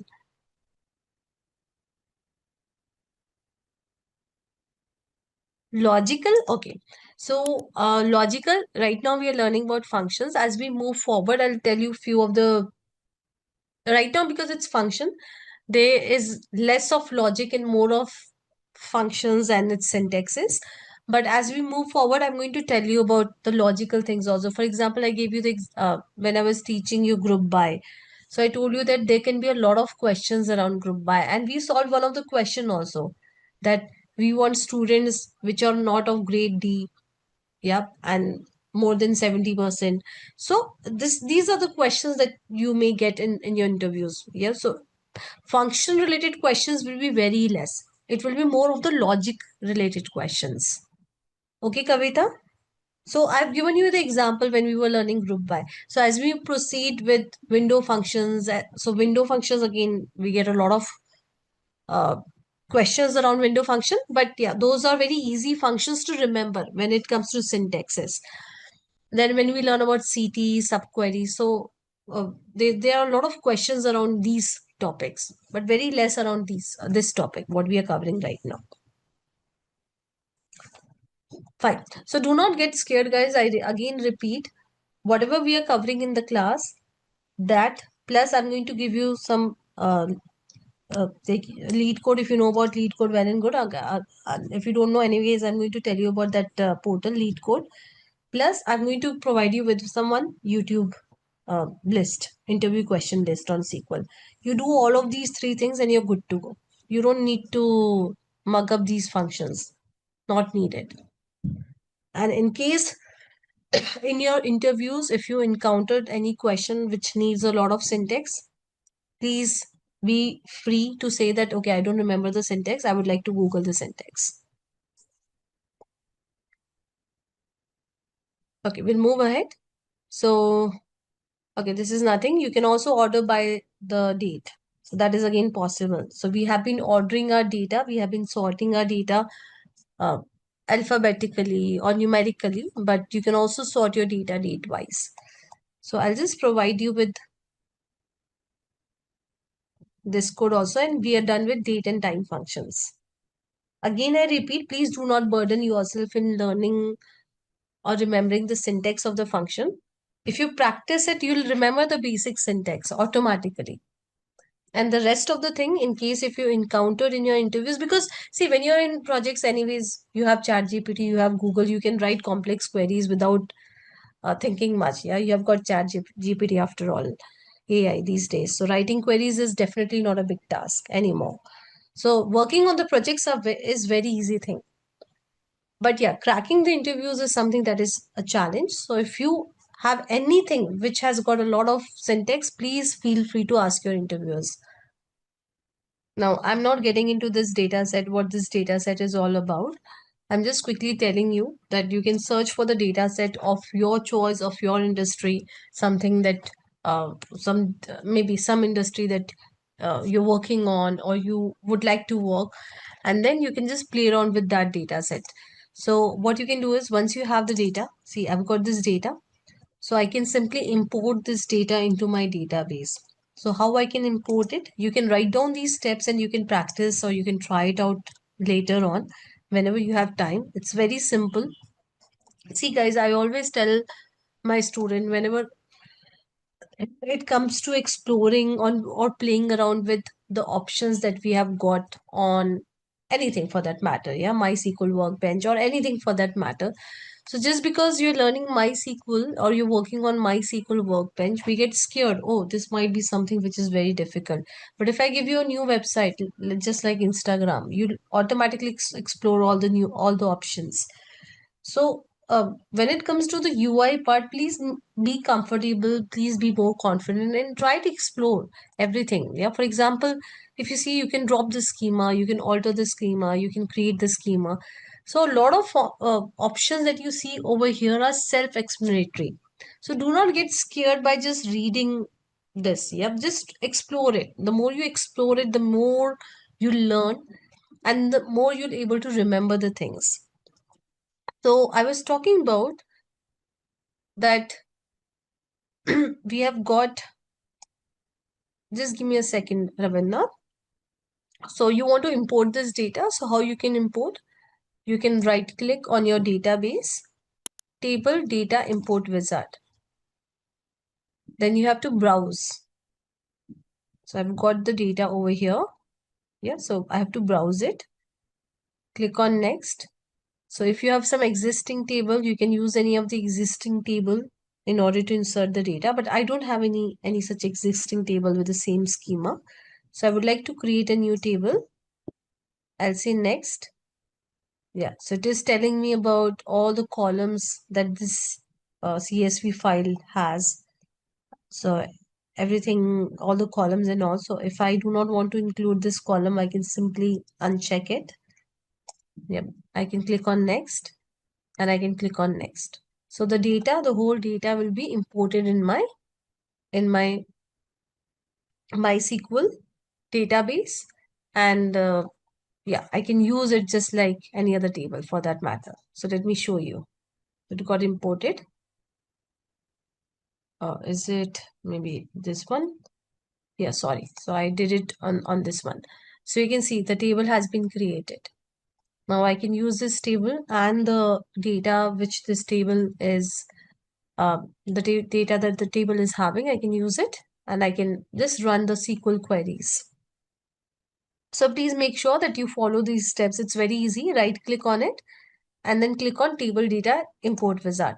All the steps are self-explanatory. If you do it, you're able to do it without even looking into your notes. So first of all, you need to download the data. So I have downloaded the data from Kaggle. You can download the data from anywhere, any source of your choice. So you might be having some data from your organizations. You can use any data for that matter. Now you have to import that data into your database. You have to right click on it. Right click on the database. Table data import wizard. So let me do it over here. Yeah, table data import wizard. You have to browse your data. So because I downloaded it over here, so I'm going to browse it. I'm going to open it. I'll say next. Now I may want to create a new table or I may want to use the existing table, but I don't have any existing table with the same schema, right? The columns, etc. So definitely I would like database to create a new table for this data set. I'll click on next. Now it has got a lot of columns. Now let's say I do not want these columns, so I can always remove these columns. I do not want to import these columns from the CSV file, so I can always remove them. Click on next, and you can see that it will import. And once the import is done, you can just click on finish. So it's that simple. Ravind, to answer your question, see which one is more correct. Both are correct, but the first one is a better one. Now, there's a reason why the first one is a better one, because we have got something called indexing and we are going to learn about it. So the first one will give you better performance. Now, this is because of the indexing part. So we'll start with window function. Very important with this for your interviews. I think it works with CSV, Kavita. I just need to check that what all formats it takes. You can see you can use CSV and JSON data files. So only these two formats it takes. Okay, I hope I've answered your question. So we are going to learn about the window functions now. So very, very important for your interviews. And window functions, once you understand it, syntactically, it's not that difficult. If you practice it enough, then you'll be able to remember all the syntax of the window function. So what are window functions? What are window functions? So window functions, they perform calculation. Now let me write it across. So till now, what we have learned is we have learned about the single row functions. Single row functions works on every row. Yep. And it doesn't care about any other row. Yeah, it doesn't care about any other row. So it is independent of any other row data. Then we learn about aggregate functions. Aggregate function says that, okay, you have got the whole data. I'm going to give you the aggregate of it. Now we are going to look into window function. So this is a big topic. So I may not able to finish it today. I'll give you the glimpse of it and we are going to continue it over the next weekend. So I do not want to waste time. I've got 10-15 minutes. I'm going to use it in order to teach you and in order to give you a brief about the window function, and we'll continue this topic over the next weekend. So window function, they perform calculations. So definitely we are going to perform the calculations across a set of rows. So across, sorry for the spelling, just ignore it. Across the set of rows. See, in case of window function, as the name says, window. So let's say you've got some 10 rows of data. You've got data of 10 rows. So let's say that you want to do the sum. You want to do the sum of marks. Now I'm giving you the same example of group by, and I'll tell you that how window functions are different from group by. I'm going to speak about that also. So right now you may think that group by also does the same thing, but group by is very limited and there are a lot of limitations with group by. With window functions, uh, there are a lot of things that you can do. So anyways, so just hear me out. So let's say that you have to find the sum of marks of the students of different city. So if you want to do something like this, you can do it with the window function. You can do it with the window function. So window function, it helps us to perform the calculation across the set of rows. So basically what we do is we create the windows. See here in this example, we are creating the window of city. So Pune is one window. Yeah, Mumbai is one window. Then Delhi is one window and Chennai is one window. So we are creating the windows. We are creating the windows. So we can create the windows in very, very different ways. So we have got different ways of creating the windows. So what we are going to do is we are going to first see that what are the different window functions, and once we start writing the code, it will definitely be very clear about what window functions are. So we have got the aggregate window functions, same like the aggregate functions that we have in group by, but with a twist. Yeah, with a twist. So we have got the aggregate functions. Then we have got the ranking functions. So for example, you have got some data. Yeah, you want to give the ranking to your data. For example, you have got students data. Now you want to rank your student based on their marks. Yeah, the student with the maximum marks will get the first rank. Second maximum will get the second rank, and so on and so forth. So you can easily perform all of these things like giving the ranking uh, to your data, etc., using the window ranking functions. Then we have got some value functions. I'm not going to talk about it right now.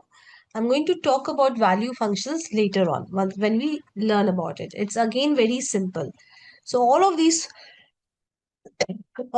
functions are very simple. Now we'll talk about the syntax of window function. So just remember this syntax. I may not, just give me a second. Yeah, I may not talk about the syntax again over the next weekend. I will start with the like continuation of the window. I will not speak about the window syntax again, window function syntax again. So see, it's very simple. So window function syntax is, see, you have got a lot of functions. I told you in the previous slide that we have got a lot of window functions.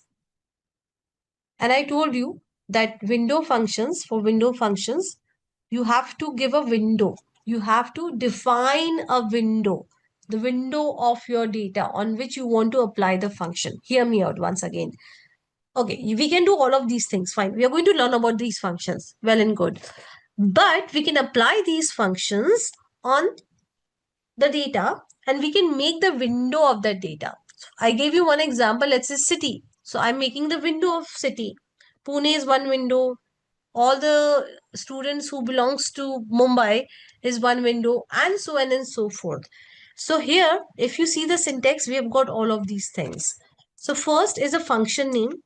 So in the previous slide, we saw a lot of functions, window function. So let's say this is a function. Yeah. Now we have to define the window. We have to define the window. So we define the window using over.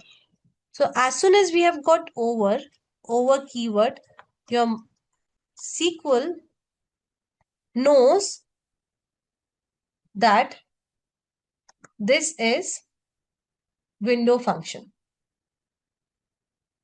So how it gets to know this is a window function, it is not a normal aggregate function. It gets to know because of this keyword over. Okay. Now here we actually give the window. We define the window. Yeah, this is the area where we create the window. We create the window. So for example, I again repeat, let's say that you have got data, you have got some red balls, you have got some blue balls, sorry. Okay, you have got some blue balls, you have got some yellow balls. So now you want to do something with the red balls. You want to do something with the blue balls and you want to do something with the yellow balls.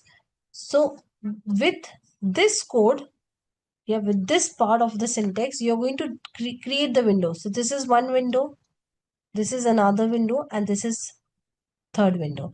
Now it may be sounding complicated right now because I'm not covering the practical part of it. Yeah, and to be very honest, I'm sure it is sounding complicated. Do not worry, once we see the practical part of it, you'll find it very easy. It's like a walk in the park. It's so simple. You've got the data, you create the window of the data. It can be anything, it can be just like all the red balls, one window, all the blue balls, one window. And it's very simple to create the windows. And then once your window is created, you apply some functions on it. As simple as that. So it's very simple. I will not maybe write the code, start writing the code for it. For now, we are going to keep it for the next weekend. So there's one thing. Okay. So I will quickly revise what we have covered so far. So today we started off with the logical execution order. I told you that this is very important. It may sound that it is not important, but when you start writing complicated queries, you should know that what is the execution order of your query. So it starts with from, and that makes sense also. The table. Yeah, so it first picks up the table. It filters the data from the table. It's takes those columns, yeah, the particular columns that you have got in the table. Then you're sorting the data and then you're limiting it. Then we learn about the common aggregate functions, count, sum, average, min, and max. Then we learn about group by. So we learn about that with the help of group by, you can group your data. You can group your data and then you can apply some aggregate functions on that data. And that's what we did. We grouped our data using city. We grouped our data using the grades. And then we applied some aggregate functions on the same. Then we learn about SQL functions. We have got a lot of SQL functions. So we learn about few of the numeric functions, round, mod, power, etc. We learn about a lot of string functions. We tried a lot of string functions, and we tried a lot of date functions. So yes, these are some of the numeric functions that we tried today. So we didn't try SQRT. So SQRT, if you just try, so this will give you the square root of a number. So these are very simple maths things. Then we learn about the string functions. We learn about concat, upper, lower, replace, trim, length, left, right, all of these. Then we learn about date and time functions. So we explored a lot of date and time functions in order to extract the date part, play around with the dates, yeah, modify them, get the current date and time, etc. Okay, window function, we are going to talk about again. We are going to learn about window function over the next weekend. This is going to be a little big topic. We are going to practice a lot because it's very important topic for your interview. So I'm not going to rush on this topic. So we are actually done for today because I can't start writing the code. I do not have that much of time left for today's class. So I'll just maybe give you the brief of ChatGPT also, how you can use ChatGPT in order to practice whatever we have learned so far. So I'll just give you the brief of it in just 2-3 minutes. Yeah. So we are going to see that how you can use AI for a lot of things. But yeah, I'll just quickly give you the brief of it. So see, you can use ChatGPT, normal ChatGPT, in order to ask questions related to your SQL queries, or you can use SQL Expert. Now, what is the difference between the two? The difference between the two is same as the difference between a normal doctor, a physician doctor, and a specialist. So if you go to a physician, a normal doctor, right? That doctor, he or she will able to help you with your issue, definitely. But that doctor is not specialist. Let's say that you're having some issues with your okay, so let me say, I don't want you guys to feel bad when it comes to the doctor. Let's say ENT. Yeah, so let's say you're having cold. So one way is that you go to a normal doctor. So normal doctor is also going to help you. But what do you think? Who's better? You have some issues with your nose. So who's better? A physician or ENT? ENT, right? Because ENT is specialized in that area, and ENT will able to give you the best advice on your problem. So here also in ChatGPT, so ChatGPT has launched SQL Export. So it is specialized in SQL. So if you use normal chat also, it will give you all the answers. Yeah, it will give you all the answers.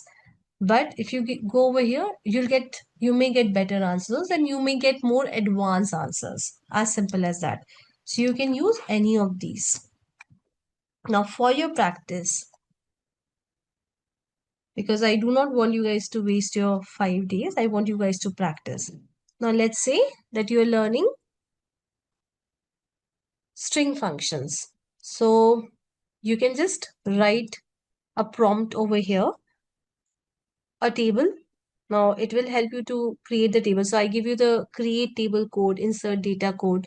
So you can ask ChatGPT to, give you the insert table code and insert data code. So help me, not curate, I'll say help me with the table code, table creation, and I'll say data insertion code and some data insertion code.